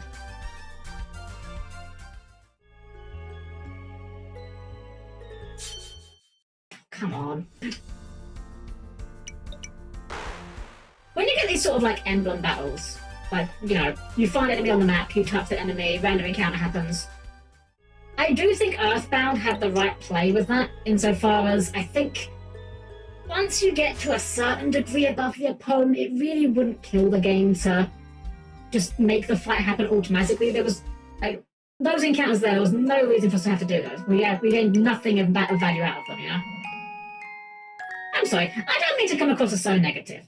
I am frustrated with this game, not because I think it's a bad game, but because I think there's good things this game does that are being held back by the things that I'm finding frustrating, and that's the worst thing. A bad game that is just bad is easy enough to just point and laugh at and just throw in the bin. A game that is doing things you want to like, but has things that you don't like as well, is way more frustrating to deal with, I think. I'm sure you guys all have a game like that, right? I feel like everyone must have played a game out there where it's like, this game does X, Y, Z that I really like, but it also does A, B, C, which I can't stand. That's kind of where I'm getting at with this game right now. Right, what do we get from you? You got a 7 unique gifts. That's exactly what I needed. Just a second. The swap-up program should now be active. With those glyphs I created, I was able to unlock a special sub-program that can edit Timber memory. Specifically their text. Some of those swaps might cost additional decks, but you can now swap text between different Tama. That feels like something we should have had access to way earlier, I'm not going to lie, but we'll take it. You can even swap text that your Tama can't learn, but that'll cost you a lot more. Okay. So, you got this card. Does that mean we can now give Zap other attacks? I'm just curious how much it's going to cost us to do so. So if we wanted to say take... How do we select? Like... Oh, I see. But the text clause... Okay. That's like, if we wanted to swap this with, say... Water Splash. 4 glyphs. Okay. Alright, I'll leave it for now. I don't know if I'm too worried about that. I understand the intent behind this mechanic. Nothing wrong with it. It seems like a fun idea. But it does feel like something that would have been way better to have earlier. Nothing wrong with that. If you ever feel a game is like your cup of tea, always better drop it and move on. Yeah, I am kind of leaning towards that maybe where we go with this, unfortunately. Because, again, I don't like all these laundry lists of quests. Like, okay, reach Nexus. We've been to the Vein City. We don't know where to go. We've checked, as far as I can tell, unless we're having another beehive situation, I've checked every corner of that map and everything there that I think we can do at the moment. Chi-Chi's request, well, that's ongoing. That's a passive quest. Fly up. We couldn't even figure this one out. We couldn't find the fishing thing there. This one we could probably do. This one, no idea we'd find out a shopkeeper. Scan the statues we're on the process of doing. Find a hacker. Well, we'd been into the dive bar. We couldn't go down there. We didn't have the car, so I feel like I'm... Oh, this thing. Right, we can get a flower, sword, and dust. I guess maybe this is the... Could this be it?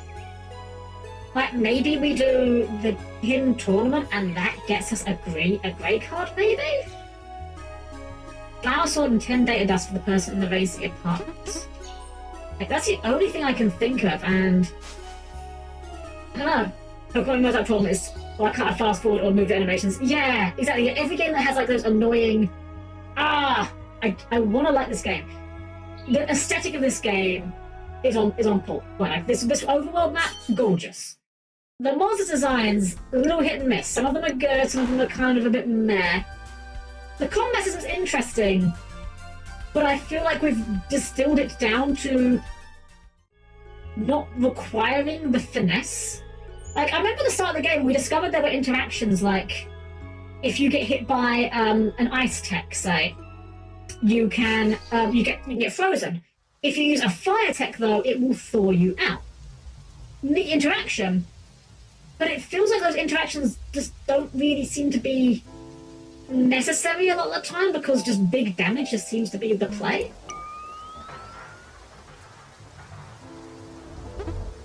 I'm gonna start heading towards the snowy area.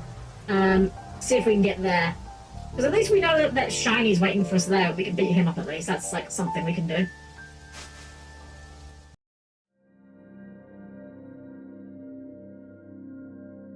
I know we can't actually get anywhere from here, but we need to Bowser use the fast travel. There's been a number of elements of this game that are hit and miss. Very much so. Very much so. There's... It's frustrating because I don't think this game is bad. But it's definitely doing things that I am not enjoying, that I wish it wouldn't do. We can't get past that. Wonderful. Sewers. We don't want the sewers. Put it back to the desert, if anything.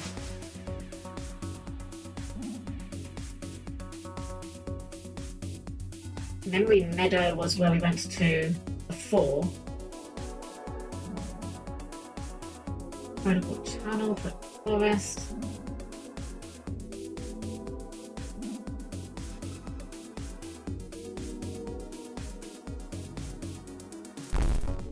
Alright, so wait, so we can go through that one? Okay, sure. Where is this? Oh, right here, okay. Fair enough, I guess. I do get the impression that once you know this game, you could probably speedrun it quite easily. Scorching Sands, that was where we were before. We can get through this bit. What is this let's get to? Wait, is this vertically looping? This is vertically looping. I did not realise that was what was going on with this map. Ah. Oh, no, that's the... Wait, what? Wait, what? I'm so confused by how we got there. Access Tundra. I just want to try and get to... So we can't seem to get to Access Tundra. Scorching Sands, if we can get back to there was a train they mentioned, right? So I think that's our current destination. Try and find the train. No, not Memory Meadow. We want Scorching Sands. Is it Scorching Sands? I'm just trying to call Forest. We've been here. I will say as well, this fast travel system sucks. I'm just gonna say. This is not helpful. Like, I don't know where half these exits are leading to. That doesn't help me know. Look, if I'm gonna fast travel, I need to know where I'm traveling to. Otherwise, it's not helpful. Okay, this was not too I thought we were going. This game seems like it's on a list of I would want to really enjoy it, but just enough it requires much. That's kind of where I'm approaching with it. Like, it's doing enough to frustrate me that I'm just like, I'm reaching the point of, okay, game, I'm trying. I'm really trying. I really wanted this game to be good. I really want to enjoy this game. And I think this game has got a lot of positives. But it also just is doing things that is just absolutely infuriating, as you say. So, okay, Scorching Sands arrow says to the right. I go to the right. Is this Scorching Sands? Not really, no, this is the village. This is not Scorching Sands. Like, I know how to get to Scorching Sands from here, but that's not what you pointed me at. Is Scorching Sands further this way? Is this Scorching Sands? Now peripheral, we're getting closer, okay.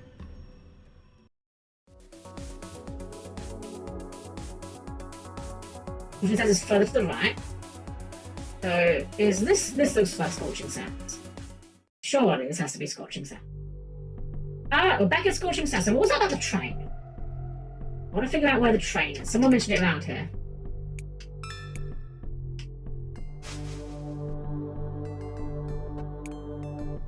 Castle. Right, we know about the castle, but we couldn't do anything with the castle. So where's the... I know one of these guys mentioned something about a train to get to the tundra. The west of the temple, we know about that.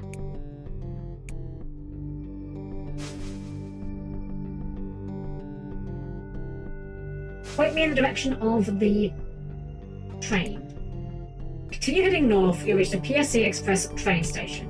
It's all the way to the northern side of the snowlands. Right. So we just need to keep heading north. Well, that'll work for me. We'll just keep going north until we can't go north no more.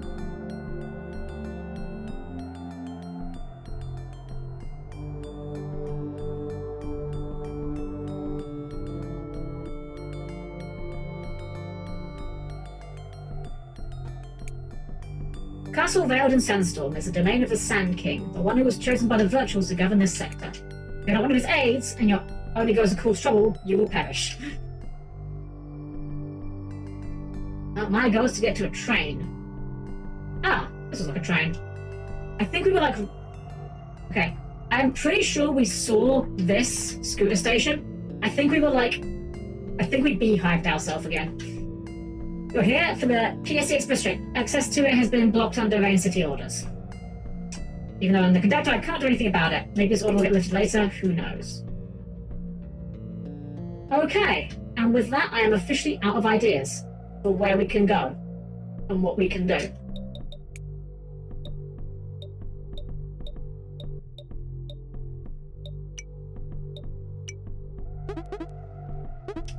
I just don't know where we can go and what we can do at this point, like how we're meant to progress. Like, I know some people would say, oh, it's again doesn't hold your hand. But like, there's a difference between hold your hand and just being obtuse, and feel like we're reaching the latter. Which is a shame, because that was one of the problems I had with Digimon World 1. Exactly that issue. It's very obtuse and doesn't explain what you're intended to do a lot of the time. It's very much a kind of game that encourages you to just fuck around and find out, basically.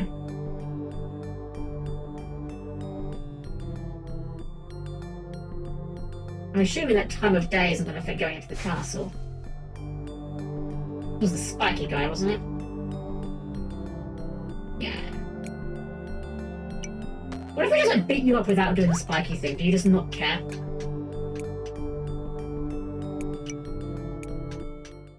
Let's find out.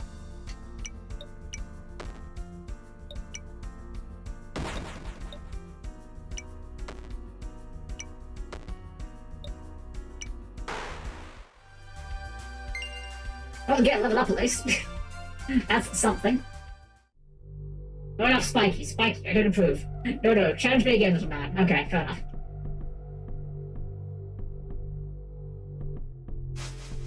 I mean, I wasn't expecting that to result in anything. I was more just curious if anything would happen if we didn't have it.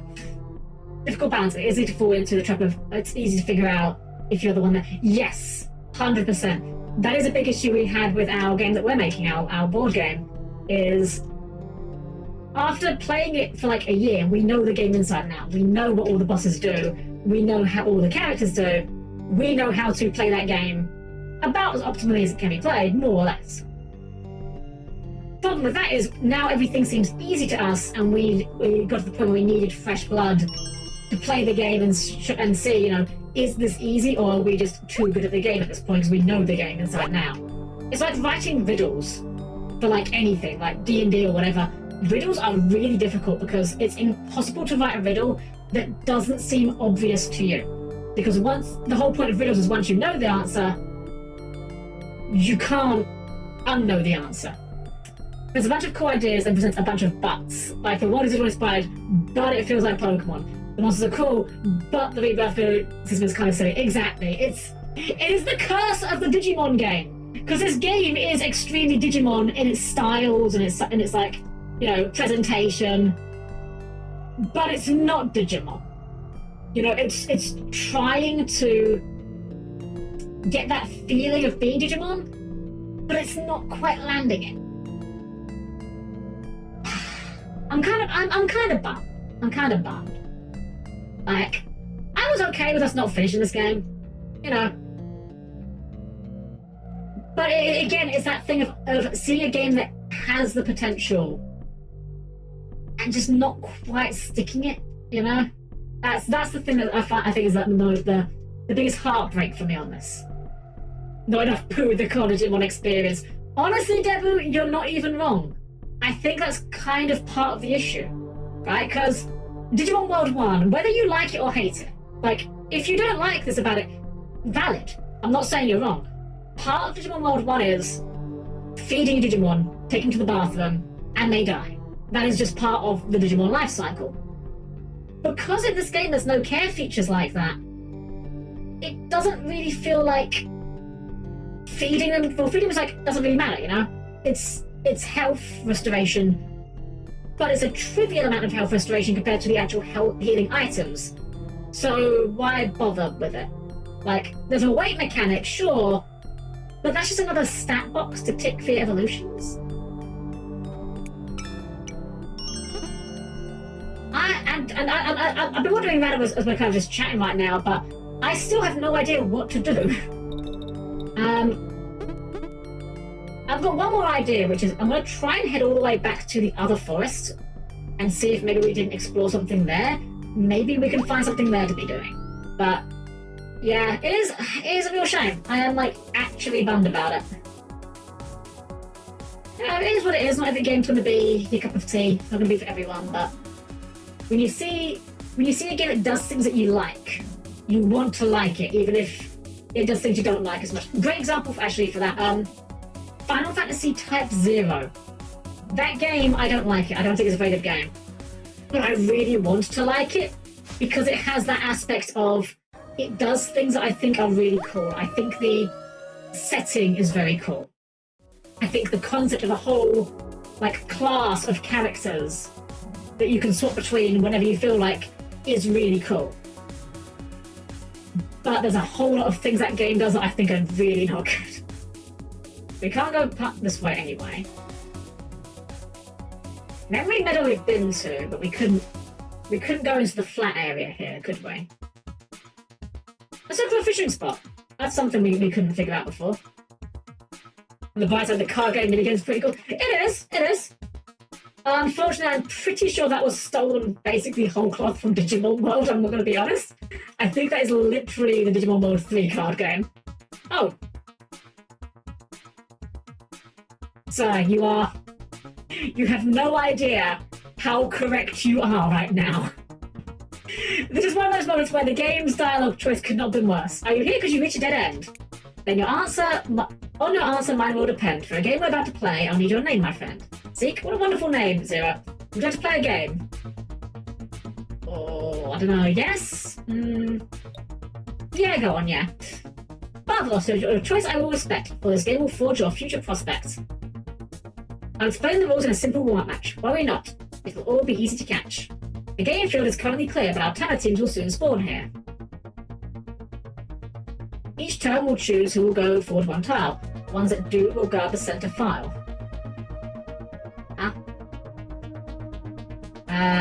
Okay. For our Tama to battle, at least one of us must stand in the center. And the one that does stand will attack first and have the upper hand. Okay.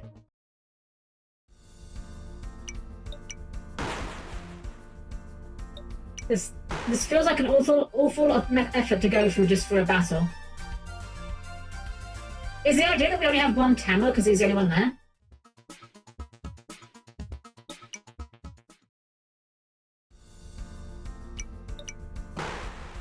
Okay, sure, I guess. Do we win? Oh, the victory is yours, but let's set aside these shores. You can make us be for real, I'll make you a deal. Put me again, we'll begin the true bargain. Okay, sure. We're gonna do a busy there, though. Fast wing. Triggers before first tech used. Gives itself speed up. That sounds... It's also brutal, so it's worthless. Alright. Friendly friend, we meet again, like a moth to a flame, as a prize you wish to claim. Let's try again. Alright, well, we'll play a set of 3 versus 3 game. I'll have some of my team and you will do the same. I mean, I think we're just always leading with this guy.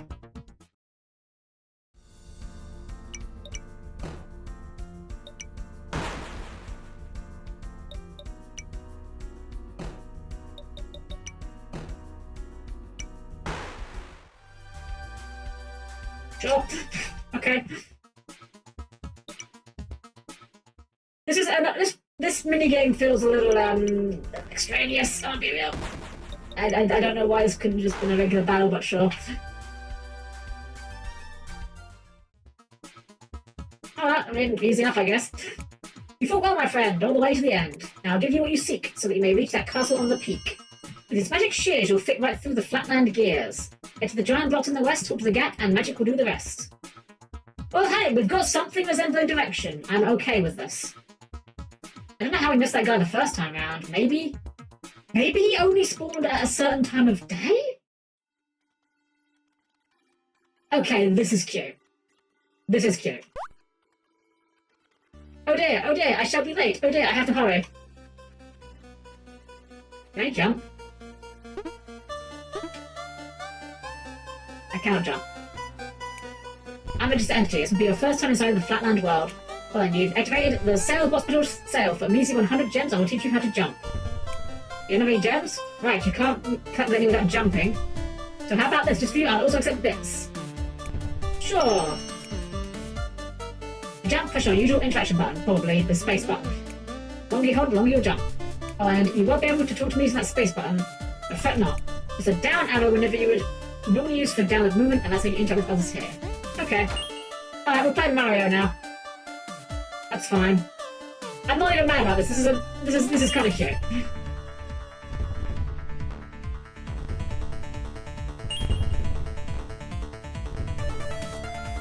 Can we kill you by jumping on you? No, we can bounce. And also take hits, I guess? Huh.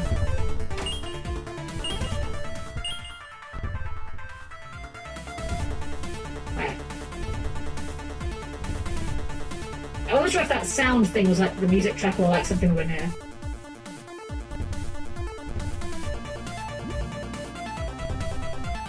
Lamp oil. Bombs? You what? It's yours, my friend. Yeah, you must be looking for someone. Like the castle? Ha! Well, you see, to reach the castle is quite a simple deal. The doors are right here. You can't see them? Look beneath. Aha, they're right there, but a golden key to unlock them you will need. Okay. I mean, as long as we can find the golden key in this area, I'm fine with that. What's this? Simio's goggles. Well, hopefully they're not important.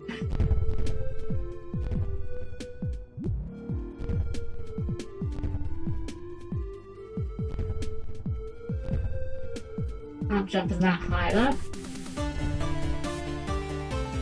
Can we jump on the clouds? Yes, we can. I don't think we can make it up there though.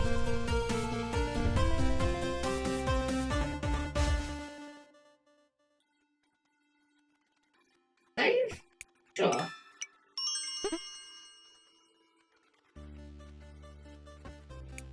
I've seen you before. You bought the bit of junk for me earlier today. Well, you have to get another super special sale. What sale? Means you 100 gems, I will teach you how to dash, sure. Now use jumps. By jumping while you're in the air, you'll be propelled forward in whatever direction you're currently facing. Gotcha.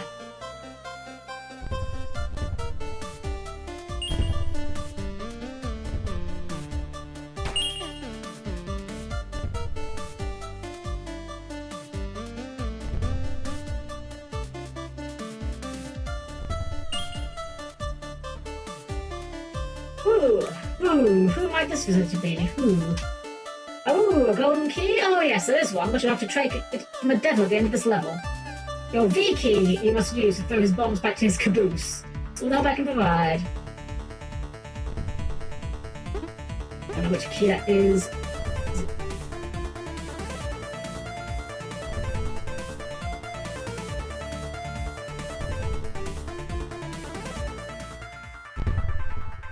I'm confusing on what's the V key do on my keyboard. Hold on. Let me just see what that does. Okay, so there is that function there, but I don't know what it's actually doing. Maybe it works on like a boss enemy or something.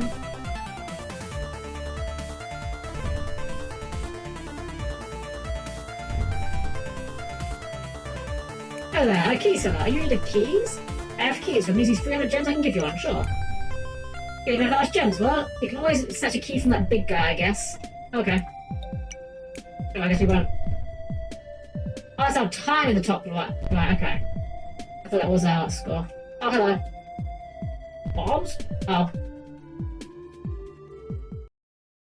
Go through the whole level again. Go through the whole thing again. Okay, we can just jump to stage 2.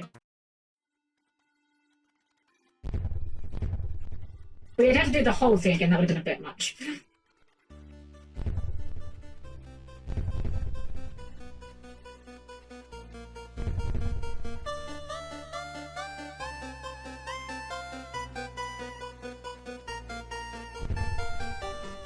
Okay, it's literally just a random, like... Got it, okay, like that. Okay, I see.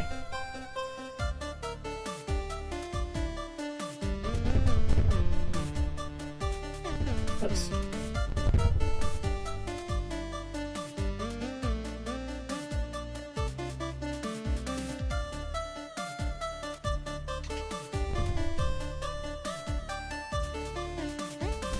Oh, dang it. Getting too impatient with it.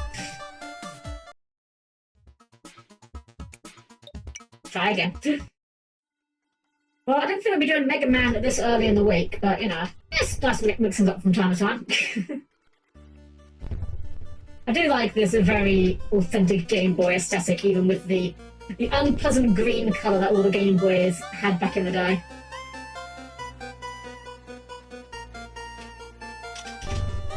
Hitboxes on this thing is strange as well.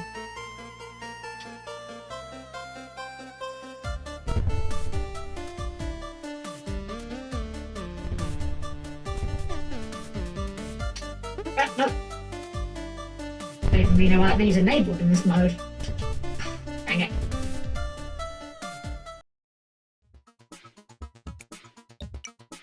Try again.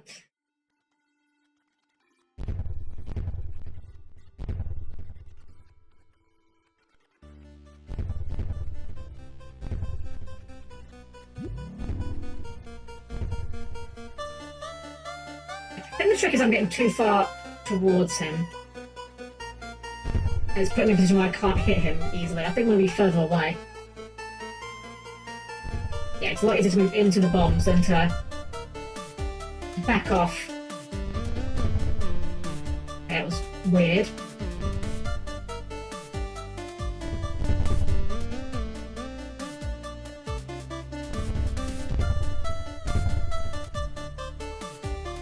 Let that wave go. Dang it!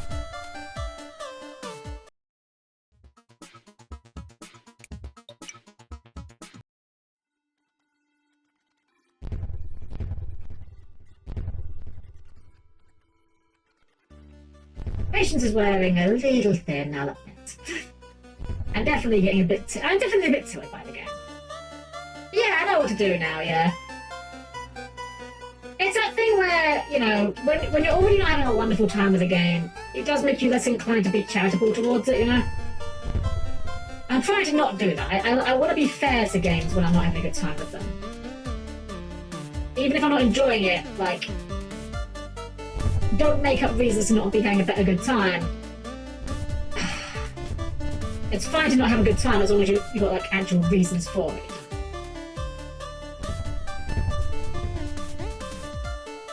Okay, sure. I feel like we're hitting less times, but I'll take it.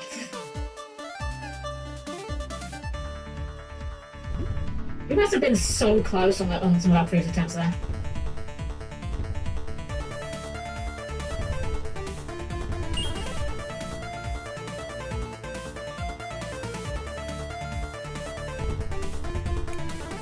Wait, you just say the exact same thing. Wait, what did you say? Right, so go back to the tree. Thanks. Get that Townsend on 0 health.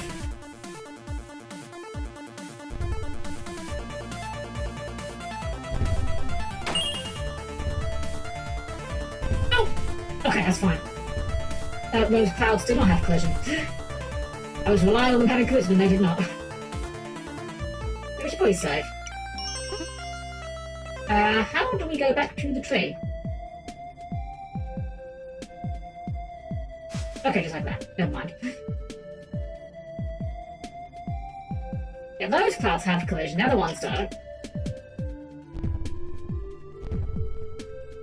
Yeah, these ones don't either. Or they do. Okay. Wait, a hidden... The door in the sky. So you found the golden key, how do we have to go through?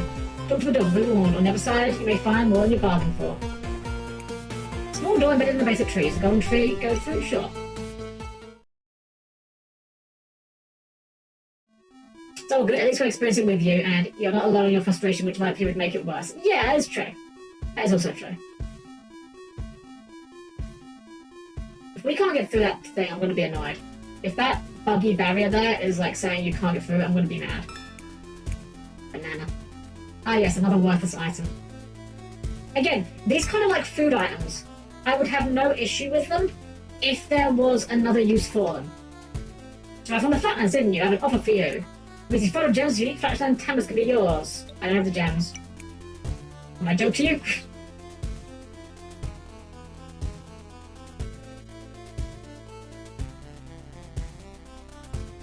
Alright. Can we go through this door? We can't! We can't go through the door. We did all that to unlock an area where we can't do anything.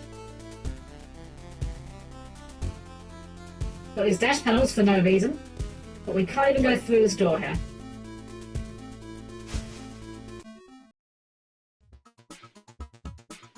Well, at least we've got a shortcut back, I guess. That's something.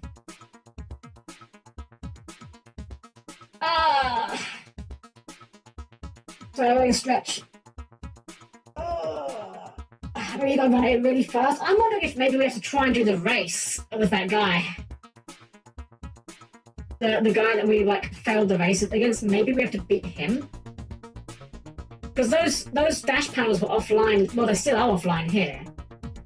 He turned them on. I can't find him now. I don't know where he is. Oh, right, no eyes.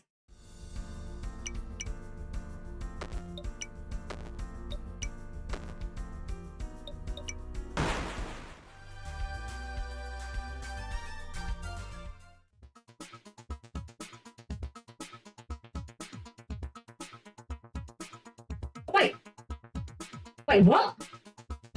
Oh, this is this is fish. Okay. Alright, it's fine, whatever. Well, we found the fish at least. We found something.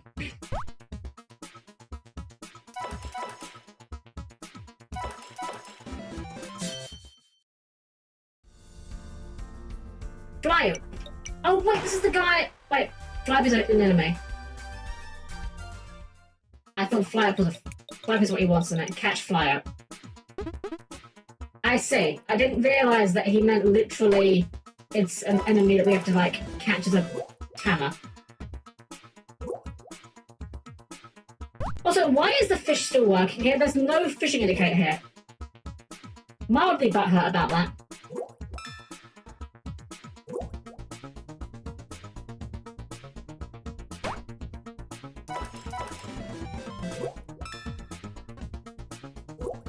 Well, I should have probably killed that when we had the chance.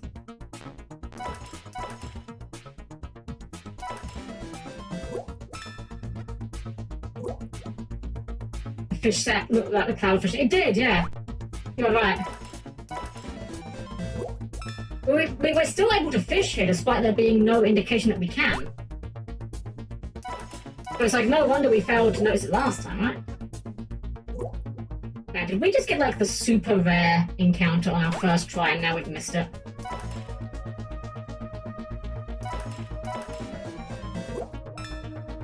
You sure aren't spawning another one, though, are we?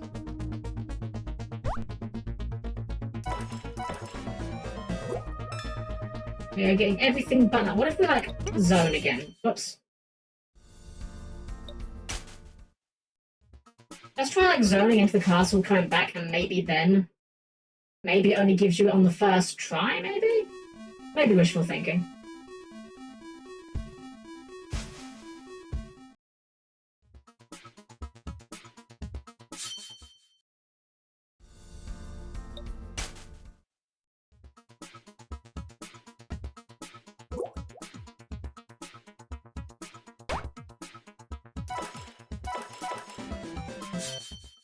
Oh, there we go. This is flat. This is flat. Okay. Give him a bunch of crap. Yeah, have this. Rude. Have some soup. Ah, yes, a fish's favourite thing, soup. Meat? You like? You're not gonna like, are you? You like the meat? Okay, good enough for me. Have some meat, and then let me just beat you up.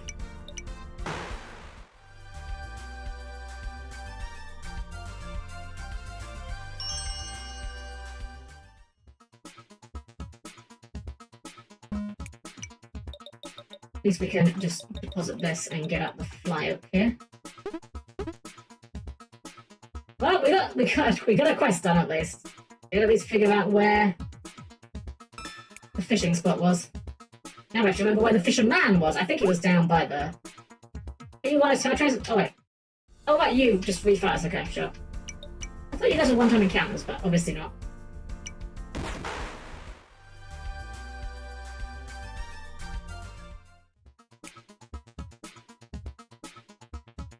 Where's our fishing guy?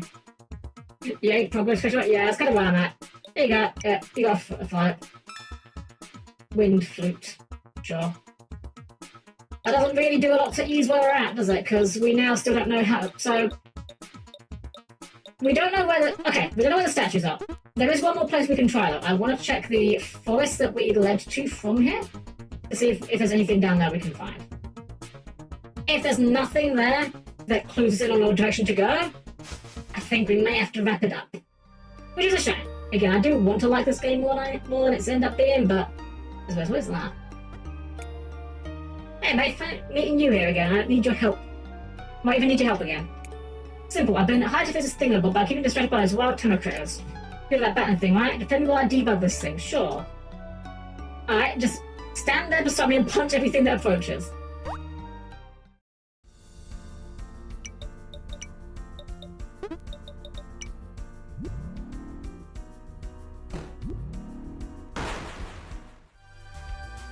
I mean, this is just bullying at this point.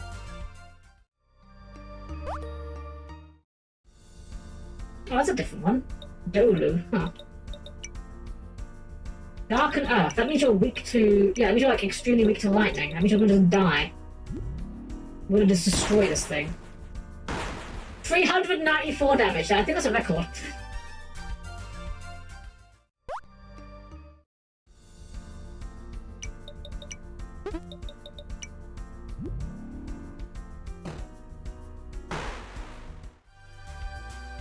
Oh, sure. I don't like backtracking in games if the game gives you a general hint as to where you're supposed to backtrack to. Exactly. Exactly. If the game wants me to go to an old area, that's fine. It's this lack of direction that I'm getting that's a deal breaker for me. When you're not telling me where to go or where I'm expected to go, that's when I start getting... I feel like I'm spending my hours and wasting my time. Now, Nexus. Well, we haven't been there. We could try going there. Just to check if there's anything else in this direction first.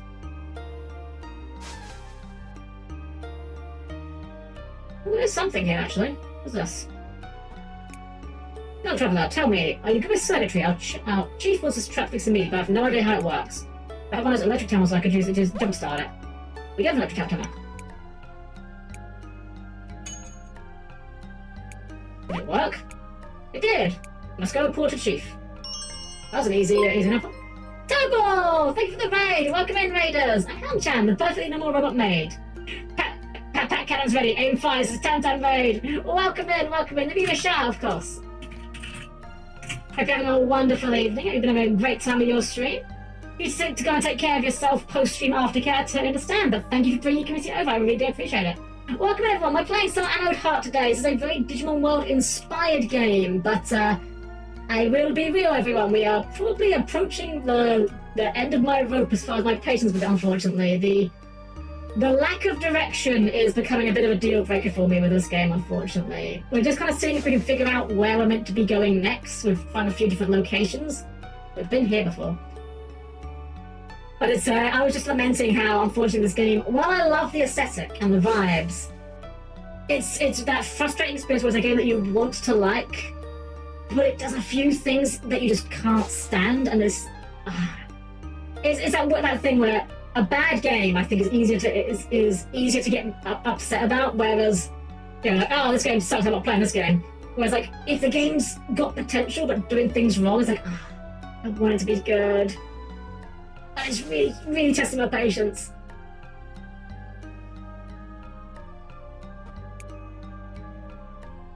Do you even know who the chief is here? We talked to you already.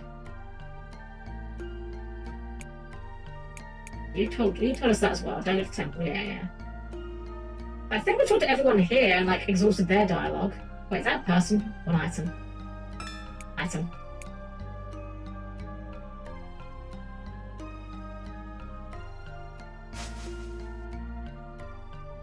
Mountain base. Well, this is a new area, I think. Here we go. Again, I see you get a good amount of data from the statue, but we need a bit more. Right. You're not going to tell us where they are or anything, just going to say we need more. Maybe the third one's around here? What is this? Oh, that's a large man. Rune sword. Probably would be good, but what are you about?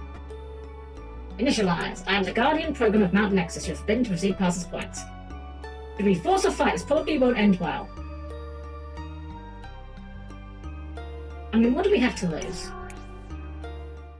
What do we realistically have to lose? Oh, that is a large man. Takes no damage. Okay. Literally a you can't win fight. Sure. I mean, I'm not mad that the game's giving us a supposed to lose fight here, because they did say it won't end well. Sure. Fair enough, I guess. But, like, the fact that it literally doesn't take damage, it's like, well, okay. I'd sooner have not had the option personally, but sure. How goes another Digimon? Not wonderful, I'll be real. I think I have reached the end of my rope with it, unfortunately. And it's a real shame. It's a real shame. This game is on Steam Coach. I'm curious what other people think about this experience if it's similar to yours, Helm. I will say, I don't do this very often. It's not something I typically tend to do. I think I probably will actually put a Steam review up for this game. Because I read the Steam reviews after last week's stream, and there was a lot of positive ones. A couple of negative ones. But I felt like a lot of the points that at least I've encountered, I didn't notice being brought up as much. So I think I might actually do a Steam review for this game. But I think on that note of getting absolutely bodied by the giant knight, I think that's probably going to be where we're going to end it up, because I mean, okay, here's the quest we have right now, right? Forest Trap. A trapping protocol force has been activated, but what or whom is it for? We don't even know who this quest is for. It doesn't even seem like a quest. I didn't even realize we had a quest. Hidden tournament.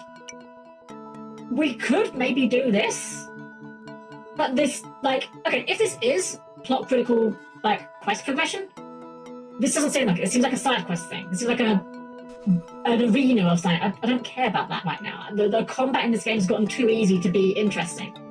Find a hacker. We've tried this. We can't work out where we're going. We found the bar. No one in there wanted to talk to us about it.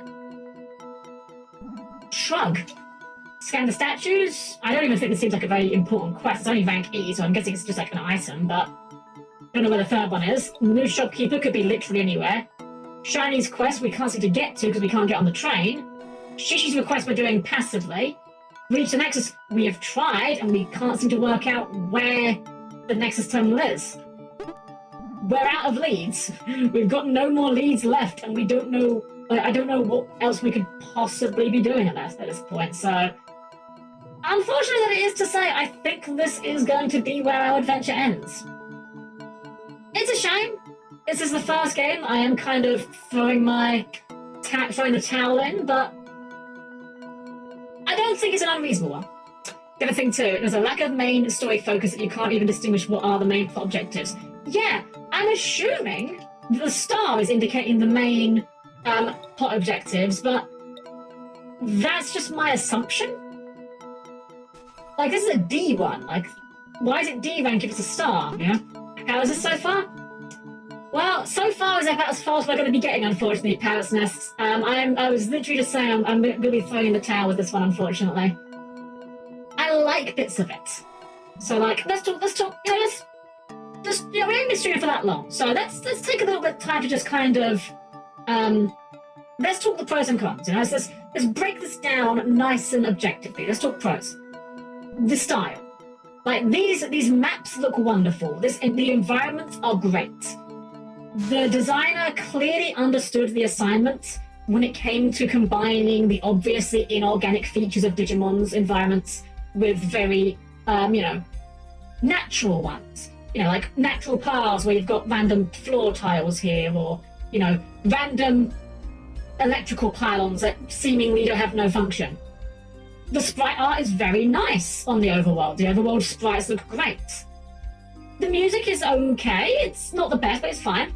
And there's definitely a good amount of intrigue that's been set up. I am interested in the setting. I'm interested in the story. I can't get any further with the story is the issue. Sticking with the pros, the love is clearly there. This clearly feels like a game that someone... I have no reason to think this isn't a game that the developer worked hard on. This feels like a labour of love. There's lots of small touches that you wouldn't see in an indie game that was kind of being rushed out, you know? What's not great about it? So let's get to that. So, first off, the game is clearly wearing its Digimon World 1 inspiration on its sleeve. The whole main quest about recruiting 25 sentients for the village is almost note for note exactly like how Digimon World 1's progression is. You got the day and night cycle in the Call Out Digimon World 1 as well. The problem is, it doesn't commit to enough of the things about Digimon World 1 to make it work. So, let's use the day and night cycle for example here. It's currently nighttime. Why does that matter? Like, it's not like my Tamas are doing nothing at night. My Tamas don't need to sleep. Your creatures don't need to be fed or slept or taken to the toilet. You could argue that's a good thing if you don't want that kind of pet-raising monster, you know, Tamagotchi experience. And I wouldn't even say you're wrong. But in Digimon World 1, it combines those mechanics in a way that makes them meaningful. Time becomes more of a factor when your Digimon's going to need to sleep eventually. Or eat, or go to the bathroom. Every time the time has come up in this game, it has been in a way that has made things less fun. Like, oh yeah, we'll go and hand in this quest. Oh wait, hold on, I forgot, this NPC doesn't exist during the night. I've got to wait until daytime, or find an interactable that will advance the clock. Or, oh, let's go and look for this Tama. Oh wait, this Tama only exists during this time of day. Let's go and find a way to artificially advance the clock. With regards to the lack of care features, the items suck. Like, so many of these items feel really bad to obtain, like metal shell, a discarded metallic shell. Great, what do I do with this? What is the purpose of this? Even the game itself isn't telling me this has a use. Now, I know there's crafting systems. Maybe it's got a use in crafting systems, but I literally don't care. I literally don't care. I do not care about your crafting system. I don't care what game you are, unless you are something like Minecraft or Factorio or the Atelier series, a game where the crafting is something that is the main focus. I do not care about your crafting system. Give me items to be excited about, especially if you're giving me a limited inventory. This worthless item that has no apparent use should not occupy the same category as something like this that heals 100 HP. Then you've got things like the food items, like Data Mushroom, heals 10 HP and some weight. In Digimon World 1, scavenging for food was something that was sometimes you had to do. If you were poor in like the game, you would have to go and scavenge for mushrooms. You'd get free meat every day, but if your Digimon was very greedy, that might not see you through. You might have to go to resort to scavenging for food. It felt great to find random items on the floor because you would use them. Even in the first area, the first mushrooms you find in the game had use. They might not be the best items in the game, sure, they might be bad quality items, but they will still fill a role of healing your Digimon, or feeding your Digimon rather, and satisfying their hunger gauge. This Data Mushroom heals 10 HP. This one heals 100 HP. Why do both these items need to exist? Here's what you do.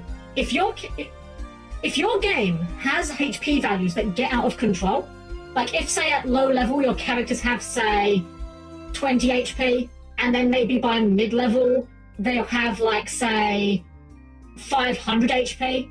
If that's an issue, there's a very easy solution to this. It's called percentile healing. Like, if you're gonna have your HP numbers get out of control, percentile healing numbers is the way. If this mushroom here said, heal 25% of your Tama's HP, great, I'll use that. That's a good item. I'll keep that with me all the time. If this item here was like, heals 30% of your HP, cool, I'll take that. Another thing, like, the diet issue isn't a thing either. It's just good for carnivorous Tama. As far as I can tell, that only applies to giving them as gifts. So what's the point of carrying all these different foodstuffs when they're just different flavors of HP? Aside from the role-playing factor of it, it doesn't really work. Again, to go back to I don't feel bad about making the comparisons between Digimon and this, because it's very clear how obvious the inspiration is. Yeah. If you're gonna have these different, things, and maybe I'm mistaken. If I am mistaken, that's fine. If it turns out that, like, good for carnivorous Tama means they heal more for it, fair enough. You failed to communicate that. I failed to observe that as well. The Tamas don't have, like, there's no happiness meter. This is not a pet that I care about. This is a stat stick. This is something that has numbers on it, that puts out more numbers, and that's what I care about it for. I have no emotional attachment to this as an entity. This is just my stat stick. Now, let me be fair. I'm not saying that is inherently a bad thing. Right? I've played plenty of games where I've had creatures or party members that do just evolve into being stat sticks. That's fine. I'm not complaining about that. But what I'm saying is it does create a very different vibe to something like, say, Digimon World, where you want to keep your Digimon happy. You want to keep your Digimon disciplined. You need to feed your Digimon. You maybe even imagine or actually realize quirks about your Digimon, Maybe you realize, oh, my Digimon tends to use this attack. I'll try to discourage that by doing whatever, There's all these different layers to that make it feel more like your Digimon. These don't feel like my Tamas. These just feel like numbers. This is one of the more Pokemon angles that the game has. Again, Pokemon, I'm not saying Pokemon is wrong with this either. Like, Pokemon is just as bad with this. Pokemon has the same issue of, it presents itself as this franchise that is all about, caring for your Pokemon and making them really best, and everyone loves to try out that famous line from Karen in Pokemon Gold and Silver, where she says, like, oh yes, weak Pokemon, strong Pokemon, real trainers should try to win with only their favorites. And that is kind of true. But Pokemon isn't really about that. Like, actual Pokemon is just about big numbers, hit hard, go burr.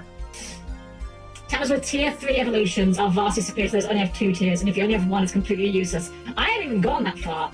The only one we got even close to was, like, we nearly got Magma Fear here to Volca Fear, and nearly got Gexajan up to Shogekun, but, like, it takes so long. Like, I know we could disable the feature. I know we could disable the feature where it's like, oh yeah, you have to reset them to raise the level cap. I'm aware that feature exists, and that is good. It's a good thing that it exists. Doesn't change the fact that it still takes a fucking while to get to that. But we've had Bazinga, like, the most active by far, and he's not even hit level 20, and he can't go any higher. The reset mechanic I don't have a problem with. I actually am fine with the reset mechanic conceptually. Digimon World 2 had literally the fusion mechanic, which I don't know why they have called it breeding. Even the game itself called it fusion later. It's not breeding, it's fusion. It's a different mechanic. That's not the same thing. You can't use those words interchangeably. But Digimon World 2 had the same mechanic. Your Digimon would reach a certain level cap, at which point they would just cease to gain experience points. At that point, your only option to make them stronger was to fuse them with another Digimon of the same or higher level. Actually, it doesn't have to be the same or higher level, any level, as long as they're not rookies, and you will get a Digimon of lower level. Oh, you're fine, Star. Long level reset is better in the long run because you can XP boost on the experience. That is true. That is true. That part I'm fine. Again, I appreciate that they do give you the EXP boost on the reset, so it is easy to reach the high levels. That is true, but it does take a heck in a while. And like, back to the evolution aspects. Actually, what is this? This is a 2-line evolution. This is a one-step evolution. That's it. We got Bazinga up to this, and that's it. There is no further. There is no sideways. Hello, Mika. Welcome. There is no sideways. There is no diagonals. It's only forward. This guy, like, he had an option back here. This guy, I think, is the most options we've seen, where he had like one on his left from Salafir, and we could get to Volcafir eventually.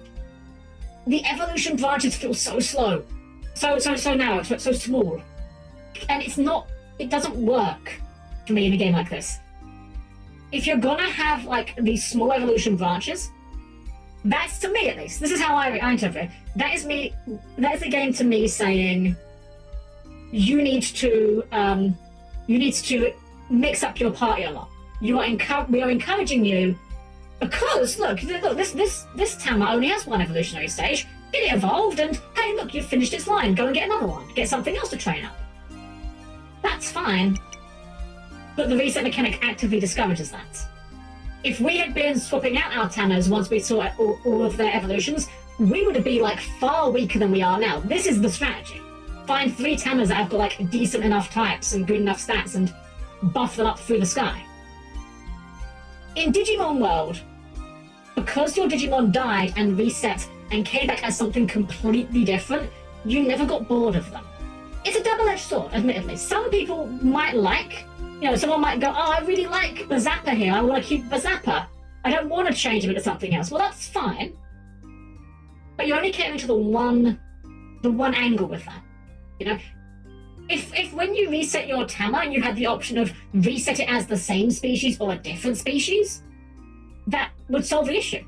There's no evolutionary stones, no branching forms, nothing.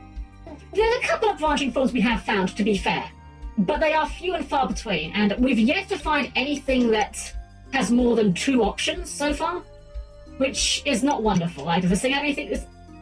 This one doesn't even evolve. This one's worthless. Wow. You evolve? No, Crab doesn't evolve. Crab is just a single one-stage evolution. Simorg here, I believe, did have another evolution when it was like small Simorg. I think that about this game that flies up to me the most. Sorry. The thing about this game that flies out to me the most about most Tamas only having 2 evolution tiers, as well as there being a 10-day time of challenge mode, which screams this was made for speedrunning. Possibly. I know Digimon World 1 is very speedrun. That's a very popular speedrun game. And that's fine. Like, there's nothing on the game being made with speedrunners in mind. But you gotta consider that your casual audience as well as the issue. Like, a game that is made for just speedrunners will appeal to speedrunners, but not necessarily to casual players. And that's what I am an excessively casual player. I am very casual. I am here because I like Digimon, and that's about it. And finally, I think the last thing about this game in terms of my complaints is the quests. This is subjective again. This may be just a me issue, but in the same way that I can't stand open world games, I hate when games give you a ton of quests that are all over the place and they sit clogging up your quest log. I actually get okay with it in MMOs like FF14, because in that game, the quests are very quick and easy. I don't mind those, like, having a lot of quests in a quest log in those kind of games, because FF14, you go to a new area, you get like 10 quests, but most of those quests are just go here, kill a thing. You're done in like 5 minutes tops. Maybe 10 if you haven't got flight unlocked in that zone yet, All these quests and having so little direction with them, I just find really bothersome. The map's not particularly, this is the map. This map, and actually, having looked at this, we can actually work out where we've been on this map. Like, it's pointing us towards Memory Meadow here. There's an X here, but like, we've been to Memory Meadow. We've been to this X. That's where Flatlands is. That's where the castle is. We can't get in there. Now, maybe we've misunderstood the assignment, but then again, there's an X down here as well. There's an X here, so maybe it's completely unrelated. I have no idea. Everything knows me is the gift system. I don't mind the gift system. I think the gift system is okay, but executed badly. It kind of comes down to the same issue as the item issue. You know, all these items that just kind of don't really do anything and don't explain themselves very well. Like this one here, blank disc. Some Tama use it as a shield. Okay. Does that mean it can be equipped as a shield? Does that mean I can use it in crafting? This item does nothing as far as the item description tells me. The idea that some Tamas have specific art is good, as well as them having a favourite item. However, that system completely falls apart when you add items that every single Tama will take and give you 20%. That part, again, I'm okay with there being generic ones, but they should be hard to get. Again, Digimon World 2 did this. So in Digimon World 2, that game is a mystery dungeon title. That is to say, it is the main gameplay is a grid-based dungeons battle. Grid-based dungeons that you explore. When you go into a large room, you may find Digimon in that room, and at that point, it becomes turn-based. For every space you move, the enemy Digimon will also move. Some of them will move 1, some of them will move 2. I don't think any move higher than 2. Some of them only move 1 space for every 2 spaces you move.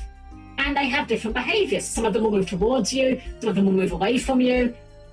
And while you're in this state, you can throw gifts towards them to raise their friendship and make them friendly towards you. Here's the thing.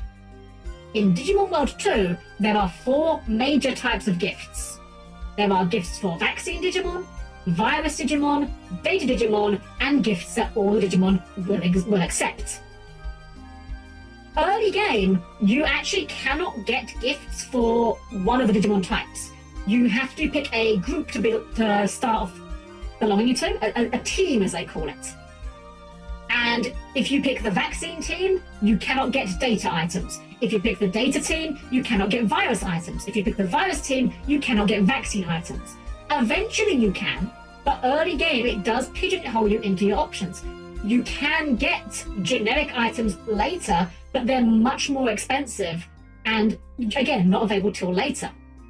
There's no reason for me to have varied food in my inventory, but I could just go 20 brand new experience. Exactly. It's one thing they could have done for this that I think would make things way simpler is for these gift items specifically, if they really wanted to have a bunch of them, just make them by Tama element. There's still like 8 Tama elements in this game. Like, carrying 8 elemental gifts for all Tamas would still occupy a decent chunk of your inventory, but it wouldn't mean that you get situations like, well, I found a blank disc. Do I use this? Do I keep this? Is this going to be useful later? Do I want this? Like, Snowdrop, what is this? This item doesn't even have a description. This item literally doesn't even I don't even know where I got this. What is this? I literally have no idea where this item came from. I think this dropped off of a Yuki owner. It doesn't even have a description. How am I meant to know what to do with it? It's a shame. It is a shame. I know I'm sitting there just kind of complaining, but like, I'm not ranting for minute. I'm ranting because I want this game to be better. And I believe the developer has said that they have kind of moved on from this project to this point. They are just kind of working on a new game now, and that's fair. You can't reasonably expect a developer to be sticking with any game for indefinitely. You know, eventually they're going to want to move on. When I find food on the floor, it doesn't say it's a simple food, I just instantly sell the damn thing. Fair, honestly. Fair, Zen. I don't make you wrong. Honestly, I make you entirely right. I wish I'd realised early on how the inventory management is kind of a pain in the ass. So if worth putting in the bank, it's like they give you items that are meant to be sold like in MMOs. Yes, those items are also bad. Don't like those items either. My MMO of choice, as we all know, I am well on record as this, is of course the critically acclaimed MMORPG Final Fantasy XIV with an unlimited free trial to level 70, including a Realm Reborn, the award-winning expansion Heavensward, and Stormblood with no limitations on playtime. That game actually doesn't do that. That game does not give you items that only exist to be sold. Every item that you get from in that game has a purpose of some sort. It might be a crafting material, but those only drop as regular enemy drops. You'll never get crafting materials as like a loot drop from a dungeon. Dungeons only ever drop gear, and you can trade the gear in if it's no good for you. If it's old gear or the wrong class, it's good loot. I've said it about other games before, and it's kind of my big beef with crafting systems in games. Usually, with crafting systems with games is that crafting systems become a substitute for regular loot. It stops being about you find a chest. Congratulations, you found a new sword, or have some potions, or have a consumable, or whatever. And it starts becoming, you open a chest, you obtained 5 snail shells, you can craft these snail shells into potions at a store. Okay, but why though? Why would I get excited about this? Why would I get excited about finding boring crap that doesn't do anything for me immediately in a chest? The loot becomes boring, and that is the worst thing you can do to loot. Because think about games like, say, Borderlands or Diablo, right? Those games kind of make their gameplay loop work by just giving players stuff. You know, even in Borderlands, which I'm not even the biggest fan of Borderlands. I think I've said that multiple times. I'm not the biggest fan of Borderlands, but I will at least acknowledge, at least in that game, when you open a box, you get something out of it. It might be pistols that you don't care about, but that's pistols that you can sell, which you can then buy things that you care about. And the times that you do, and you know, if you do like pistols, you're even better. You know, if you're someone who's using a pistol build, great. When I open a chest after 14, I get a die drop because I'm happy it's something that you want to get. Exactly, it's something you have a use for. It's something, even if you open a die, it's worthless die. You know, even if you open, like, say, lime green die, well, that might not go with your color scheme. It might not be what you're working with. It does something. It is an item that you can use. There is a practical application for it. So if I introduce you, oh no, you're fine, Tamo, you're fine. I've just been kind of going on a bit of a ramble about my issues with the game, unfortunately. But no problem at all. I hope that you're doing well. So yeah, that's my big thing when it comes to like crafting in games. You need to have. You had. I am quite guilty of going on a ramble from time to time. But yeah, when it comes to crafting, that is my big thing. I don't like finding boring stuff. Okay, another game. We're talking about a lot of games I don't like tonight. This was not necessarily intended. When I played FF16, or rather, when I had a fever dream and imagined that there was a 16th Final Fantasy game and that somehow I was forced into playing it against my will, during that fever dream, I have a very vivid memory of opening a box and finding a sword in it. And I was like, oh hell yeah, a sword. Once. I had a very vivid memory of finding exactly one sword during that entire game's playthrough in a chest. It wasn't a special chest. It wasn't even a plot significant chest. It wasn't even a chest that was like a sword that was like hidden or out of the way. It was a regular chest in the middle of like the regular dungeon progression, not out of the way, not hard to find, contained an okay sword. Pretty decent sword. And that was the only sword I found in a chest for the rest of the game. Every single other sword I found had either crafting materials, gil, or accessories. And the accessories were fine, no complaints about those. But every other sword I got in that game was crafted or bought. Why can we not just remove the crafting materials and put the good loot in the chest? And I thought of a crossover event with it, a cool doggo mount out of it. I need to do that actually. I need to get the doggo mount. I've heard he's a good. The doggo is a good boy. That is one of the few things I will give about that fever dream. The doggo is a good boy. I will never slander the doggo. I will, however, slander how the doggo played in gameplay, but the doggo himself is fine. That is not his fault. But yeah, I'm just so tired of crafting stuff in games, and I really want it to be something we move away from, but I don't think it's going to happen. I think things like Minecraft have ruined it forever, because you've now got all these producers and executives that hear, I hear the kids these days, they love that Minecraft, right? Well, what do you do in that game? You craft? Well, we should put crafting in our game. Clearly it's popular. Some people like having bare bones crafting systems. I don't know, I feel that way about fishing minigames. Yes! Yes, yes, yes, Tamo! I don't know why every game has a fishing minigame for no reason. Fishing is the most boring activity known to man. It is literally an activity where you do nothing for 90% of the activity. It is a non-activity. It is an inactivity. And yet it is in so many games for no reason. I don't get it. Am I the weird one here? Is fishing like secretly really popular outside of my particular part of the world, and I am the weird one here? I just don't get why so many games just shove fishing minigames in. Card minigames too. At least with card minigames, you get some variety out of it, right? Like, you can make a unique card game up that can play differently. Fishing minigames are like almost all the same. They are almost always the same thing. I will, that is one thing I'll give credit to this game for. The actual minigame of the fishing here was a unique one. I hadn't seen that one before. That is something a bit different. Small praise, but it is something. Like, I have the cool assets for the sword. Why do I have to craft it? Yeah, exactly. It's so dumb. It's so dumb.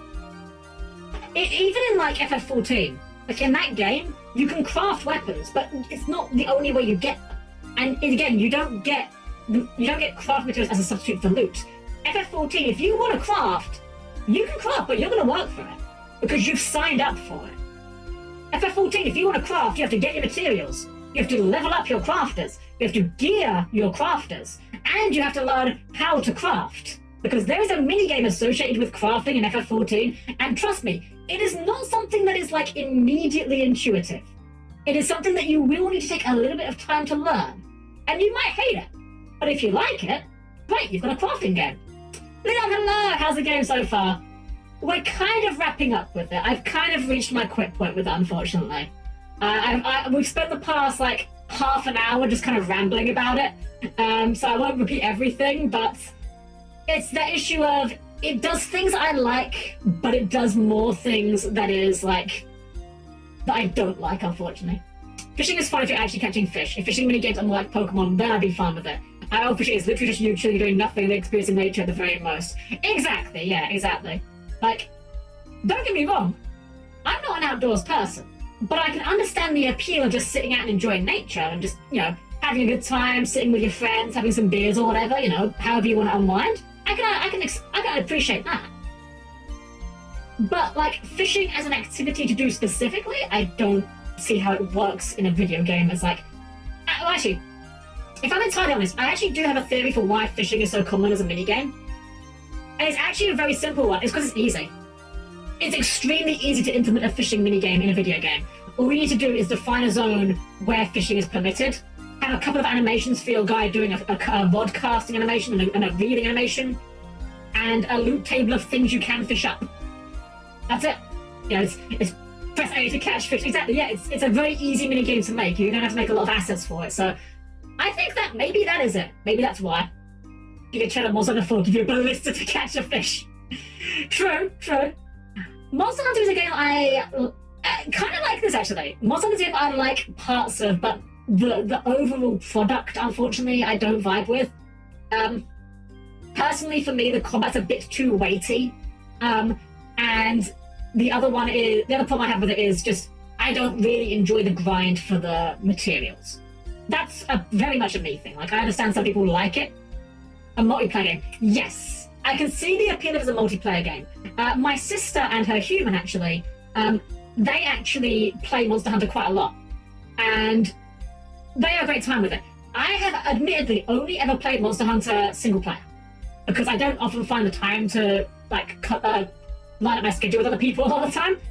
And single player, I didn't really vibe with it as much as of a long-term experience. And I will be honest, okay, I'm not saying this is what would happen if I did try it multiplayer, but I feel like that knowing how Monster Hunter handles defeat, how if you get 3 knockouts, the whole raid is called off, I feel like if I ever did get into Monster Hunter really big, and if I ever got good at Monster Hunter, because believe me, I was not good at Monster Hunter, but if I did, I feel like I would end up in the same situation I had with FF14 when I used to do the hardcore raiding in that game, whereby I would start getting frustrated at my friends, well, not necessarily my friends, like who I'm playing with, because they're the ones that are the reason we lose.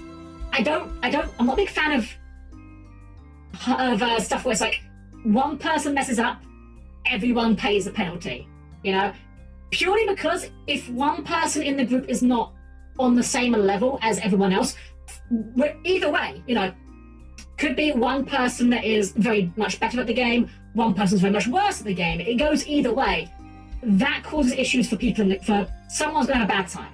Either the person that's bad at the game holds everyone else back, and even if they're very polite about it, even if they're chill about it, you can't pretend it's not a bit frustrating, you know? And if it's the opposite situation, you've got the one person that's way better than everyone else, and, you know, everyone else is like, okay at the game, they're not bad, but they're alright.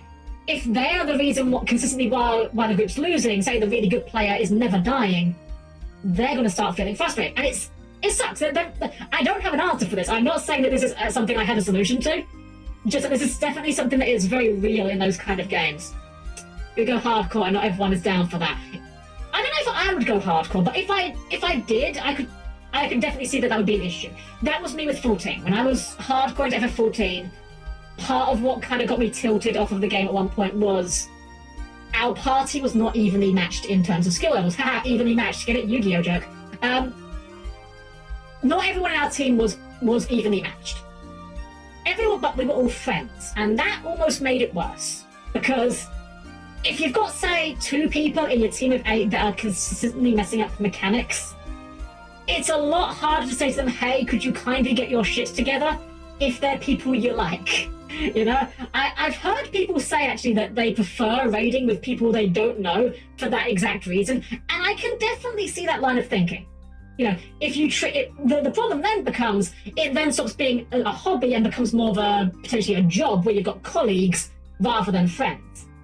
Again, I am not saying I have answers, I'm just starting off things I have observed as a situation, unfortunately. Whew, we're going all over the place tonight. You know what? One last gripe about this game. While we're putting everything out here, let me go at least number the cards at least. The decks. The designs. This is very subjective. This is entirely subjective. You might disagree with me on most of this. Most of these designs are like, fine. They're okay. Like, this thing, sure, this is alright. Hate this. Really don't like this. This thing is uncomfortable to look at. This guy, he's kind of cool. I like him. He's a lava. He's good. We like the obvious Gex here, you know. Crab is good. And then you've got stuff like this, like, this is fine. I'm not attached to it. Like, I will remember Bazappa because Bazappa has carried me through the game. That's the alien Tony. Welcome in. Welcome. Have a good evening. Welcome in. If all your money wants to be getting peace of mind, having the ability to get tons of money, but there's nothing worth buying. Absolutely, Tamo. Abso-freaking-lutely. Hate that. That is awful. Like, there are items in this game we can buy, but with the game is throwing so much money at us, it's not been an issue. Like, again, there's a couple of good ones here. This thing's cute enough. It's just a pixie, but it's cute enough. This thing, do like this one. This one's a good one. But then you like the dinosaurs, like, it's fine. It's alright. That's, again, fine. Like, it's a cute enough harpy, but it's just a harpy, and it just turns into a bigger harpy. Like, you could do a lot more with this conceptually than they've done. Moai is very funny. I will give them that. The Moai is extremely funny. So I guess we actually get this guy in theory, huh? Neat. But yeah, the design, I mean, this is very subjective, but the designs are very hit and miss. And it feels more like they kind of lean into kind of the Pokemon school of design rather than the Digimon school of design. Which is a shame, because I really prefer the Digimon school of design. Where's the... I was going to find the Metal Scorpion here. Yeah, this guy. We never caught him. We never trained him. This guy. Gunnerak. Scorpion with Gatling gun hands. Brilliant. Peak design. Peak design. And then there's just Bird. It's just a bird, but it's electric. Okay. Or... Again, oops. Literally just a harpy. It's a fish. A flying fish, sure, but it's a fish. Okay, Slimy is pretty good. I will give Slimy good. Like, Slimy gets points. But like, yeah, the designs are like, for every good one, there's like at least half a dozen that I'm very indifferent about. And even this guy's not even that exciting to me. So yeah, I think about really wraps up everything about the game. I mean, I think we've kind of hammered out all the points that we have about it, and it's unfortunate that this is going to be the first game that we end up throwing the towel in on and not actually finishing, but hey, they're not all going to be winners, and I'm glad we tried it. I'm very glad that we gave it a try, because we didn't know if we'd enjoyed it or not. Could have been the best game we've ever played in our life. But as it is, we're going to have to put it on the flawed... But God, this is going on the shelf next to FF Type 0 for me. Under the grounds of, I really want to like this, but you just make it impossible for me to do so. At least we got another free RPG, so correct? How about we close this game screen for the last time? Let's go ahead and let's do it proper. Let's exit the game for real. I'll meet you guys about our chatting screen, and we'll talk about what our plans are for next week, because I do know what our next RPG game is going to be. So please keep your hands, legs, and assorted body parts clear of the closing doors, and I'll meet you there in but a moment. There we go. Oh, thank you for the pig. So guys, I actually know exactly what we're going to be doing for our next week's game. And it's a game that is, well, it's not going to be a surprise. Anyone that's been following along has probably noticed that there's a certain series that I have a big fondness for, a certain series that I cannot shut up about under certain situations. And we are, of course, talking about Final Fantasy. Next week, guys, we are going to begin Final Fantasy VI. I have not played this game in over a decade. The last time I played this game, I did not even know what an RPG was. I knew that I liked Final Fantasy games, but if you said to me, hey Helm, do you play RPGs? I would say, well, what's that? I don't know what that is. Isn't that a digger? Like, you know, the big yellow things? RPGs? Oh no, that's JCBs. Yeah, so I didn't even know what an RPG was. As a result, I played that game like an absolute chimpanzee, and I did not get very far. Without going into spoilers, because I don't want to spoil anything, because I know some of you may not have played the game and might be experiencing it, you know, through my streams for the first time, for all I know. But what I will say is this: for those of you that are familiar with the game, there is a certain very big event that happens in that game about halfway through. You know, if you know the game, you know the event I'm talking about. It involves statues. That's all I'll say as far as hints in that regard goes. I did not even get that far. Like, I did not get to that major event in the game. So, although I remember bits of the start, and although I know parts of the plot, like I know certain plot beats, my knowledge of this game is really bad. This is probably going to be even worse knowledge compared to FF4. Because FF4, although I hadn't played that game in a long while, I had played that game on DS, even if I didn't finish it. So I knew about, you know, some of the plot beats, some of the mechanics. This game, I've not watched anything about it in years. I watched a Let's Play through it many years ago.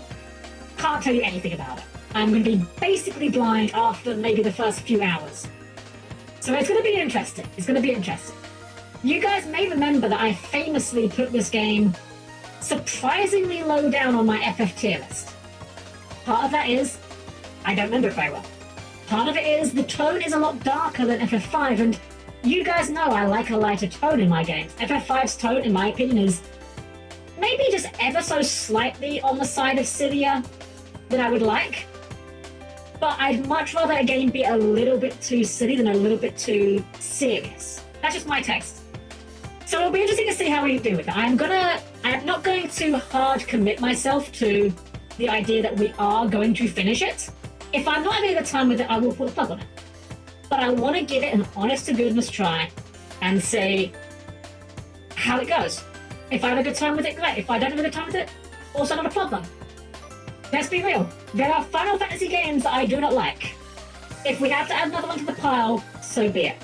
But I do want to give the game every chance to impress me, to redeem itself, to show me a good time. I'm going to give it a good chance to buy me dinner first. Just might be that, depending on how it goes, it might be the one paying for the bill. I've never seen FF6, so I think it'll be a fun time. I'm happy to show you it. I'm looking forward to it. I will say as well, just for after FF6, which that could be a while. FF6 is a pretty long game from my understanding. I believe it's going to be like our longest RPG yet. After FF6, I will probably take another break from the FF series. Purely because the further we go in the FF games, the longer they get. You know, FF1 and 2, we did those in like 3 streams.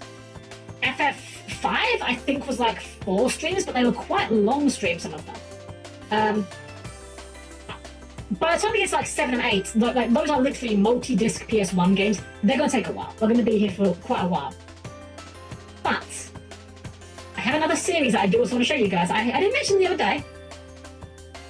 Tentatively, this is subject to change. My current plan is after we do FF6, we're going to do some Mega Man Battle Network. Because I heckin' love that series and I really want to play it again. And I want to show you guys it. So that'll be our next plan after that. Probably. Always subject to change, of course. I might, for all I know, we could be done with, what's the word? We could finish FF6, and I might have something else that's really scratching at my brain that I really want to give a try. But that's my current plan. FF10 we'll see in Q4 2025. 10 will be a long one as well, because like that game's got a lot of cutscenes. I like 10. I am looking forward to doing another playthrough of 10. I have only beaten it once, but it was a good time. FF10 is a very good game.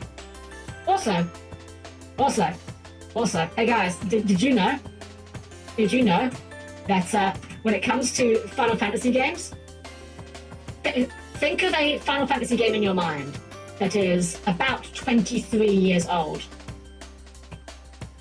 It's Final Fantasy X. Final Fantasy X is 23 years old this year. On 19th of July, it will be 23 years old. You feeling old yet? Yeah, me too. Anyway, existential dread aside, yeah, it goes fast. My other favourite time facts that I love to drop on people. You guys know Portal? The original Portal, Portal 1 that came out in the orange box, right? The time between the release date of the Nintendo 64 and Portal 1 was shorter than the release of Portal 2 and today. Maybe that one only bothers me, but that one really messed me up when I realised it. I don't know why. That one really bothers me even more than the FF10 one. It may be just because I repeat the FF10 one so much that I've got desensitized to it. I don't know, but yeah, we are officially boomers. No, it's not. That's Left 4 Dead. That's Left 4 Dead that has the boomers in it. Portal is the one where you shoot the portals and it's a puzzle game. Shrek is 23 years old. Wait, Shrek is the same age as FF10? That's crazy. That's actually crazy. I believe it though. I have no difficulty in accepting it. But I hadn't thought about it. But I have no reason to think you're wrong. So guys, whew, starting to get a little bit low-powered now. All that ranting at the end there certainly took it all out of me. But I had fun with tonight's stream. Even if, here's the thing, even if you're playing a game that's not the best, you can still have fun dissecting it and working out why you like it or why you don't like it, and identifying the things you do and don't like. I think that that's actually quite a healthy thing to do with things that you don't like, is to work out why you don't like them. Not just because it helps you like to avoid things that might be similar, but I think it's healthy to help you kind of understand your own self. You know, what draws you to certain things. But I think we're going to start wrapping things. Yeah, we gave it a try, exactly. I'm very glad we gave it a try. But we are going to start wrapping things up. I do need to take a little bit of a break for myself. Reminder though, that we are back to business as usual here at the Manor. As such, we will be streaming tomorrow with Yu-Gi-Oh! Master Duel, and we're going to do some viewer duels. It's been a hot minute. We missed Yu-Gi-Oh! Last week because my schedule was a bit more busy, frankly. But it's been a while since we did Yu-Gi-Oh! And it's been even longer since we had a good viewer duel session. So I'm looking forward to seeing what you guys want to cook up. I'm not going to say don't bring snake eyes, but I am going to say it would certainly be very nice if we could all have a bit of refuge away from it for a little while.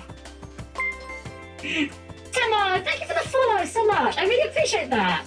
Thank you so much. Thank you for the raid earlier, and I'm glad you've been enjoying yourself here so much that you'd want to follow. I really appreciate it. Thank you. Phenomenaga Turbo, got it. Yomi, if you show up with Phenomenaga Turbo, no pressure, of course. I'm not pressuring you. If you are around tomorrow, Yomi, and you want to duel with Phenomenaga Turbo, let me know. I will bring a deck that is more on speed with the Nominaga. I'm down for it. Just let me know if you are here, okay? That is the base, yeah, exactly, that is the base snake deck. Snake Eye, they're frauds. They're not even reptiles. They're pyro monsters, literally not even reptiles. I had one job and I messed up. I have a fun run. Oh, Tamo, you play as well? Heck yeah! What do you play if you don't mind my asking? I'm curious. My main decks are Trap Tricks and Live Twin, but I do have a very fun Sprite deck where we accept Frog the Jam. This is not optional. The mandatory effect, you can't respond to it. Speaking of which, I am hopefully going to locals this week. On Sunday, I'm hopefully going to get there and unleash my triple flex of secret rare Japanese Frog the Jams. My opponents will not be ready for it. Madolce and rank 10 trains in the same deck. I call it Her Majesty's favourite train set. I've never heard that combo, but that sounds based as hell. That sounds incredible. I don't even want to ask you any more about it. I kind of just want to see it. If you're around tomorrow, I would happily love to have a look at what you've got cooked up there, because that is a heckin' interesting combo you got there. I'm 50-50 with Sky Strikers. No, Tamo, not the Sky Strikers. And it's fine. You're allowed to play Sky Strikers. I don't personally enjoy playing against Sky Strikers very much. But at the end of the day, as I often say, the reality of Yu-Gi-Oh! is it is a competitive game. It is not your responsibility to make sure your opponent has fun. Oh, you're winning. Oh, I see. I'm sorry. I thought you meant 50-50, like playing Sky Strikers. Oh, I see. Fair enough, but that's very different then. No, even if you were playing Sky Strikers, I wouldn't judge. At the end of the day, play what deck you enjoy. At the end of the day, whatever deck you play, someone's going to complain about it.